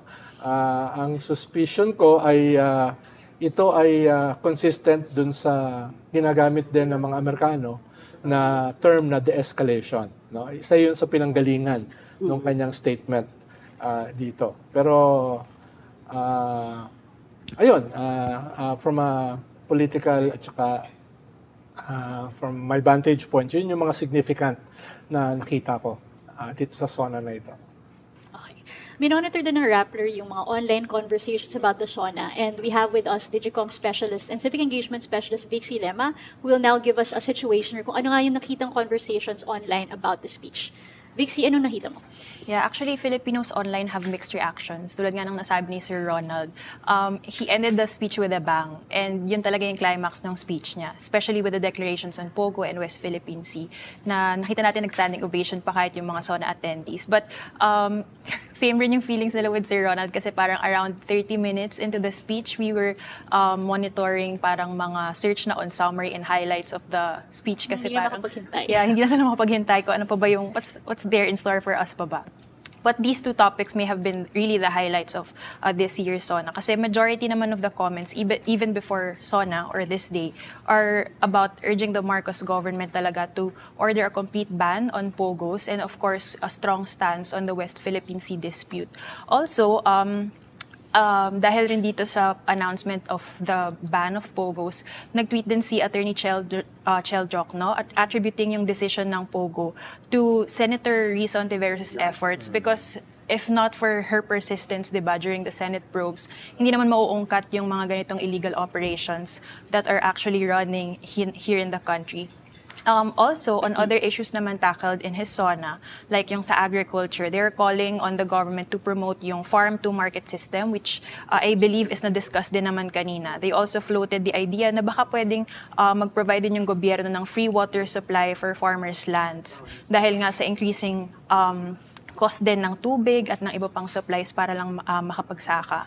Also, syempre sa inflation and rising cost of commodities, nag-resurface din yung pangako ni Marcos na 20 pesos per kilo ng bigas, and also yung patuloy na pagtaas ng mga commodities, price ng commodities and goods. Also, they are also calling out the government dahil patuloy pa rin ito sa provide ng aid distributions lang, mga band-aid solutions like ayuda, na hindi naman talaga makakapag-solve sa mga problema sa bansa. At maririnig na natin kanina, inulit lang din ni Marcos yung promise or plans niya to completely digitalize yung country. Pero yung comments din kanina were actually calling them out kasi parang yung speech mismo ang daming lags. So parang, the irony, ganyan.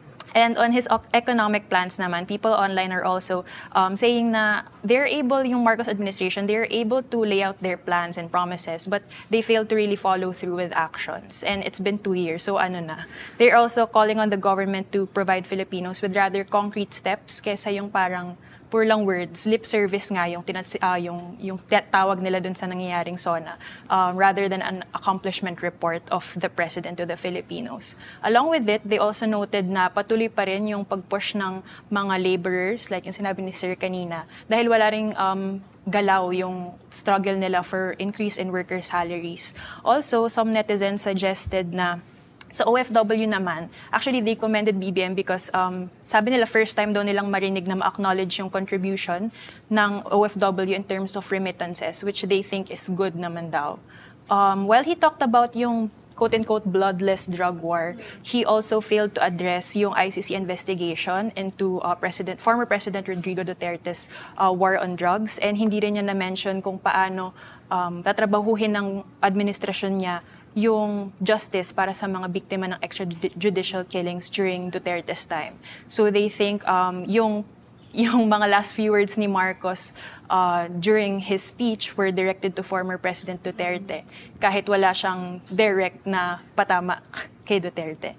Also, as mentioned earlier by the panelists, people online also highlight yung hindi niya pag-mention sa jeepney modernization program, sa Maharlika Investment Fund, ano nang nangyari, SOGI bill, none at all, and among other pressing issues faced by the country. And also, eto hindi na to sa SONA, pero sa red carpet, I think worth noting din yung mga comments nila because most of the comments were saying, ang laki ng budget, it could have been allocated to alleviate yung poverty and hunger. Then yung mga display of extravagant outfits could have been parang allocated for other important issues in the Philippines, something like that. And it also contrasts daw the true state of the nation. Parang ganun siya. And also, si Amy Marcos, si Senator Amy, was also criticized because she just gave a laugh nung tinanong siya sa performance rating niya for Marcos. Parang ganun.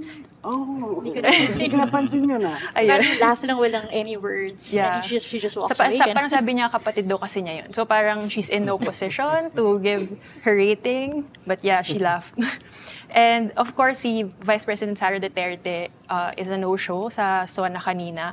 Kaya highlight din yun among the comments because, of course, she's a Vice President, but nag-release siya ng statement earlier also na she will in no way monitor or watch the SONA kasi daw nag-empathize daw siya with the Boholanos. But for people online, for Filipinos, it was, I quote, very unintelligent statement, and they feel sad about the kind of public servant that she is.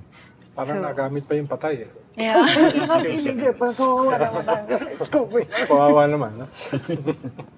Yeah, so yun, generally, yung mga comments naman, yung mga people monitoring online, they're sad because yung parang state talaga ng nation ngayon is we're all caught in the middle of the fractured unity of Marcos and Duterte. And parang wala pa ring concrete plans si Marcos despite his hour-long State of the Nation address earlier. Okay.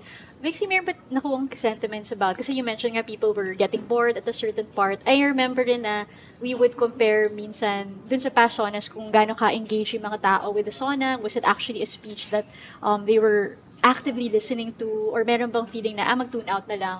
Did you get any sentiments like that, or so far wala naman? Kanina sa comments, we were monitoring sa YouTube and Facebook both. I think naka-apekto din talaga yung lagi na live stream because syempre yung social media has made the attention span of Filipinos very much shorter. And also, yun nga, parang yung statement niya kasi was very motherhood, was very parang siyang hindi talaga accomplishment report. So parang narinig na namin to, what's new, something like that. So ganun yung mostly sentiments ng mga tao, which I think made them tune out. Yun nga parang yung nasabi ko kanina, kahit around 30 minutes pa lang of the speech, parang gusto na agad nilang makuha. Ano ba yung message talaga? What is really the state of the nation?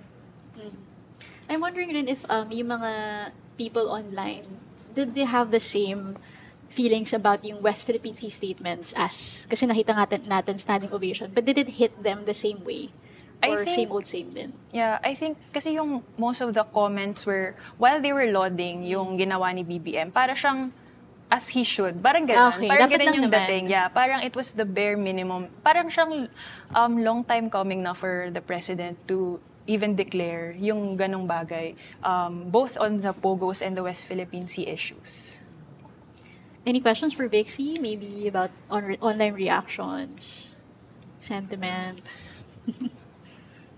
Pero yun nga, yung funny lang dun kay VP Sara, yung mga responses niya to things like this, they're always kind of, I'm not interested, I don't have to explain. And I'm wondering how do people react to that kind of statement? Na Profound kasi hindi na siya. siya nag-engage. Yung nga parang, Masyado siya malalim. Kaya we missed the point. Sa kanya. and we don't have the right to ask what the point is, Wala. apparently. Or her paint is, I can do whatever I want. And, nobody has the right to question me. Ganun yun.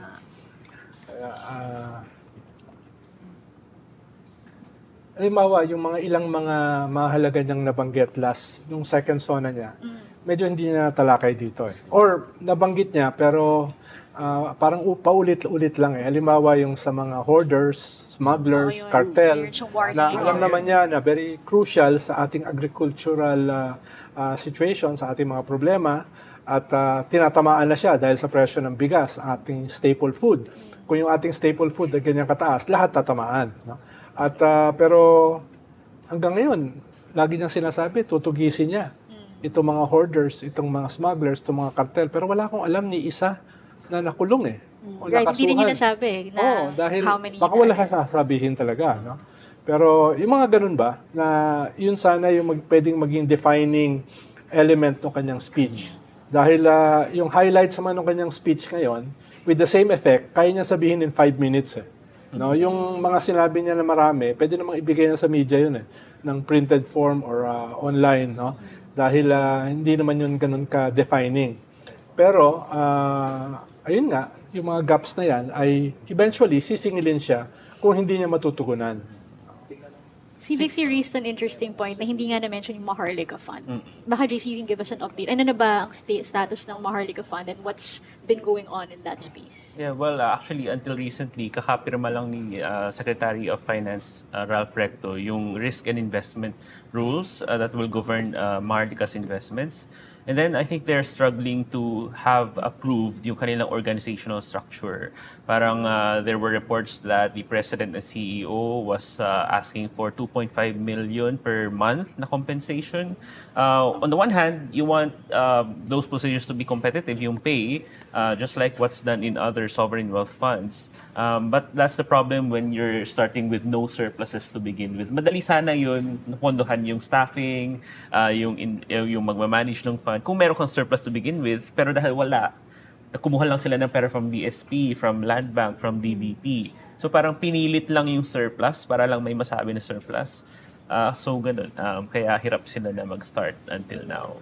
So when are we supposed to be hearing at least some sort of accomplishment from the fund? Like kung ano ba yung ifa-fund niya or mga concrete na wins from that fund, do you think, given these challenges? Well, you have to note na when you make such investments, such huge investments, yung return on those investments will be reaped many years from now. So parang well after the BBM administration, if they ever get to start soon. So it's really a long-term project, but I mean, you want to set it up right at the beginning. And you want to make sure that there are funds. Pero yun nga, parang so many foundational questions about Maharlika still remain unaddressed. So yun yung critique namin last year no, sa UP School of Economics and many other economists that it should have been well thought of. But yeah, it was not. Yung mga binabawi ba ng mga pondo ng hindi gamit? pwede bang mapunta yan sa Maharlika Fund? What are you referring to? The different, the funds that go to the National Treasury, will they be able to, well, by sleight of hand, call them surplus funds? Well, I think yung seed fund for Maharlika, specifically they mentioned state-owned banks like Land Bank, DBP, and then some of the net profits of the BSP as well. So it's in the law actually where they will get the seed fund. But actually, investors can come in, put their money into the fund, but right now they're working with the seed fund pa lang. Isang concern ko, JC, ay lagi kasing every year, humihingi ng increase sa national budget. Pero every year, ang laki rin ng underspending. Yeah, diba? correct. So how will they address that? No?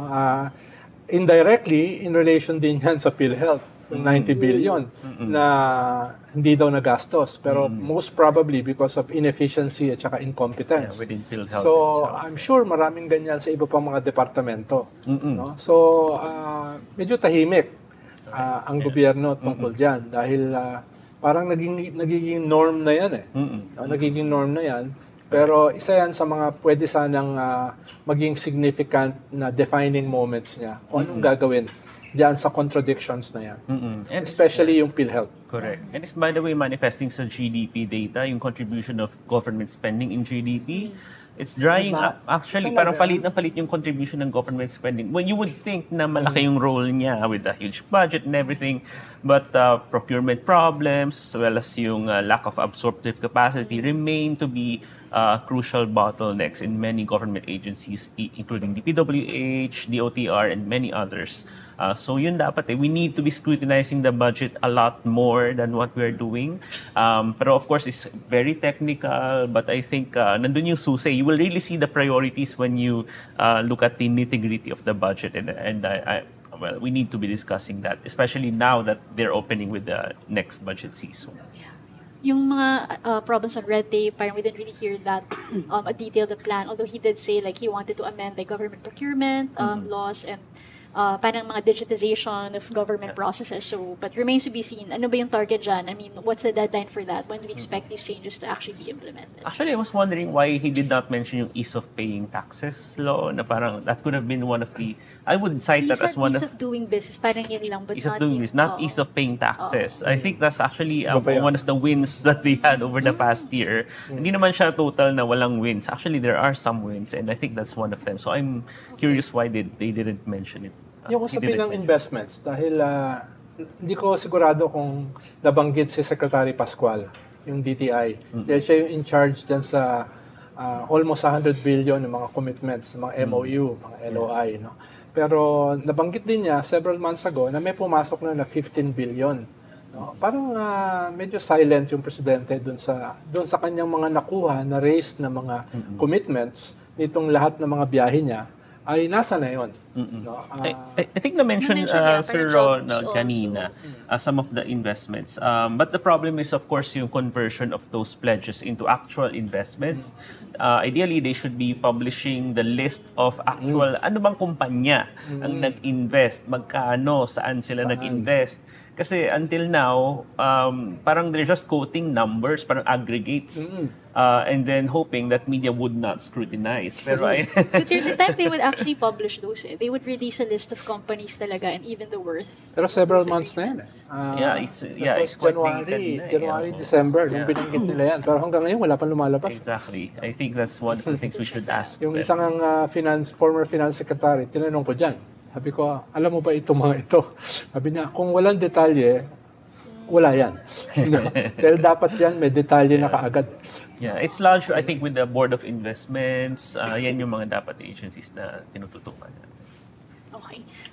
Isa rin hindi masyadong nabanggit ay yung much flaunted na new ruling coalition na going into the midterm. Ito yung pamalit dun sa Uniteam. Parang wala siya nabanggit tungkol doon. No? Itong gathering ng mga political parties.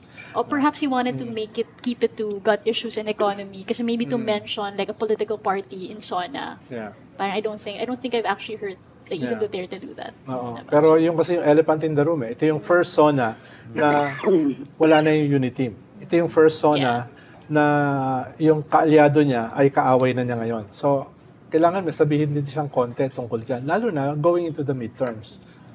Pwede siguro, but siguro he probably thought that, you know, a standing ovation by all these people who It's used enough to of a message. who used to praise Duterte to the heavens would be, you know, a strong enough symbol, and then they can just hammer out the nitty-gritty going towards November.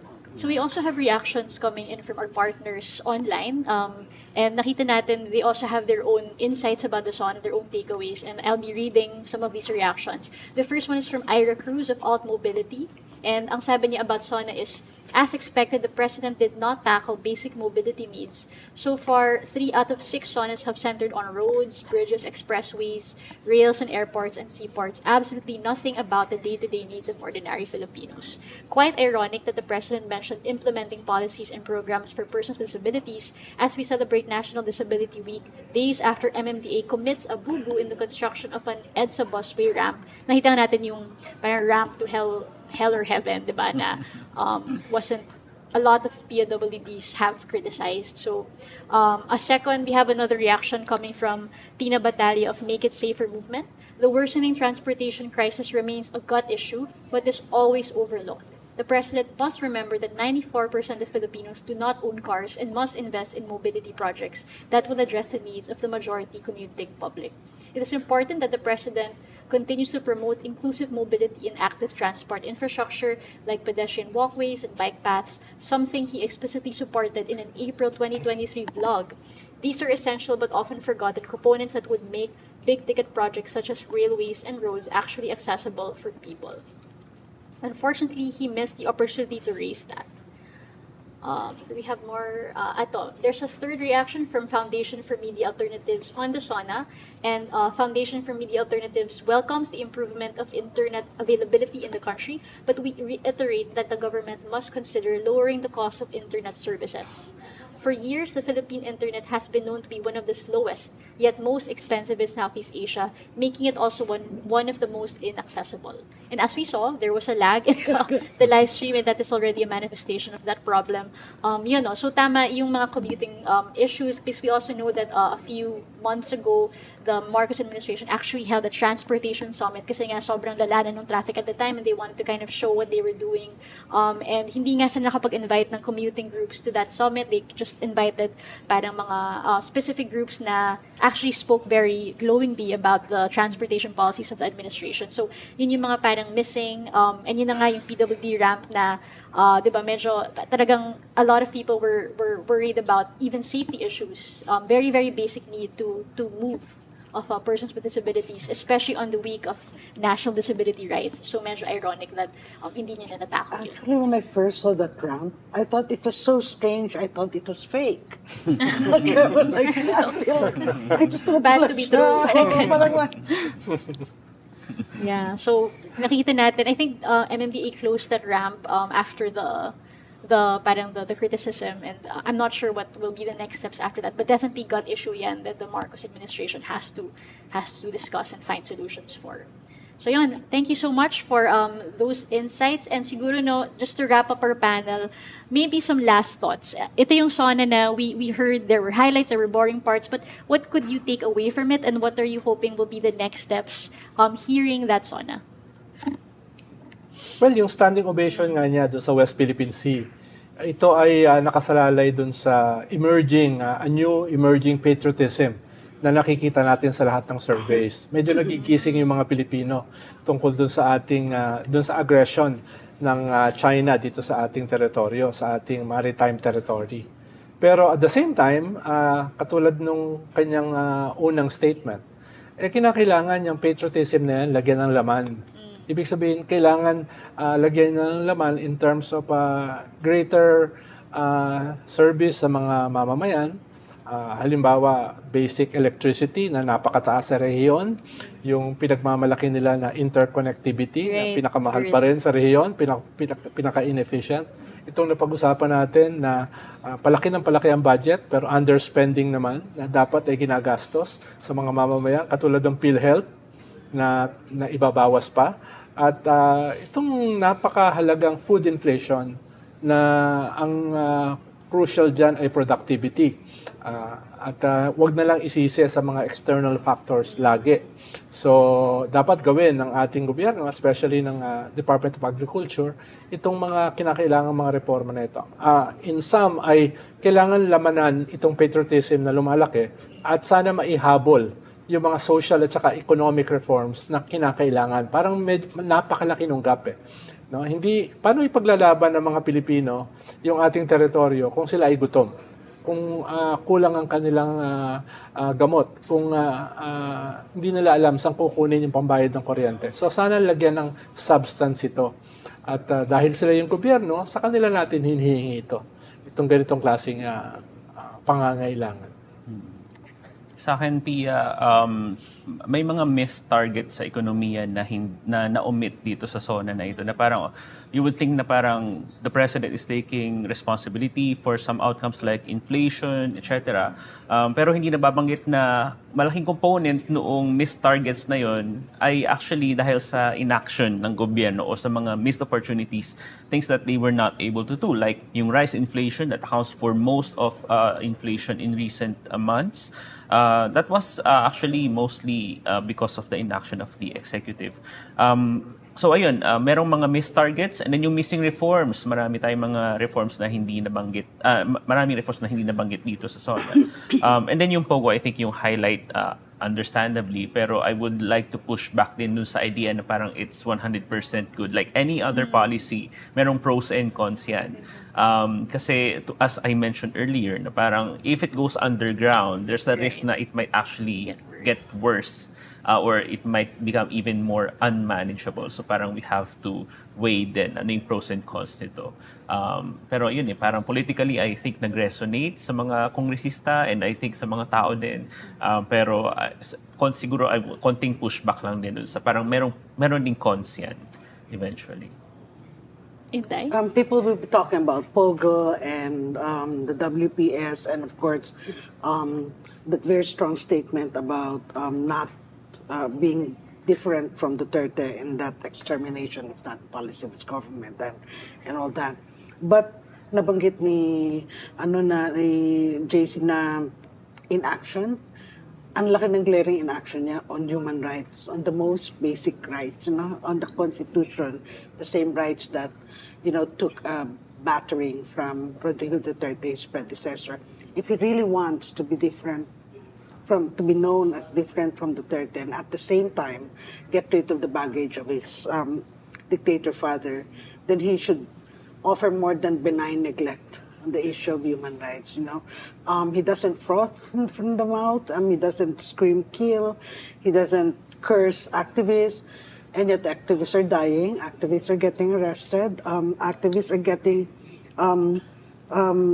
facing Trump-up charges, and there's an unprecedented use of the draconian anti-terror laws against legal activists. Hindi naman NPA inaano ng mga na yan mga legal activists yan. So, the fact that he's not addressing it just means that hindi ganun ang tingin niya sa human rights ng Filipinos. And considering that most of his priority bills have to do with big ticket development projects that usually encroach on countryside, agricultural lands and indigenous peoples. Hanggat hindi siya tumayo sa human rights, the benefits of those projects may exact those projects may exact a very, very high cost also for poorer and marginalized Filipinos. In that sense, we can apply the quote he used earlier for the unnamed personality na he who does not have an opinion is not a good man. So thank you so much to our panelists for your insights. That has been Rappler's special coverage of President Ferdinand Marcos Jr.'s third State of the Nation address. On behalf of our panelists Inday Espina Barona, Marites Bitug, JC Punongbayan, Ronald Llamas, and Rappler reporters, thank you for tuning in. Once again, I'm Pia Renada. Thank you for watching.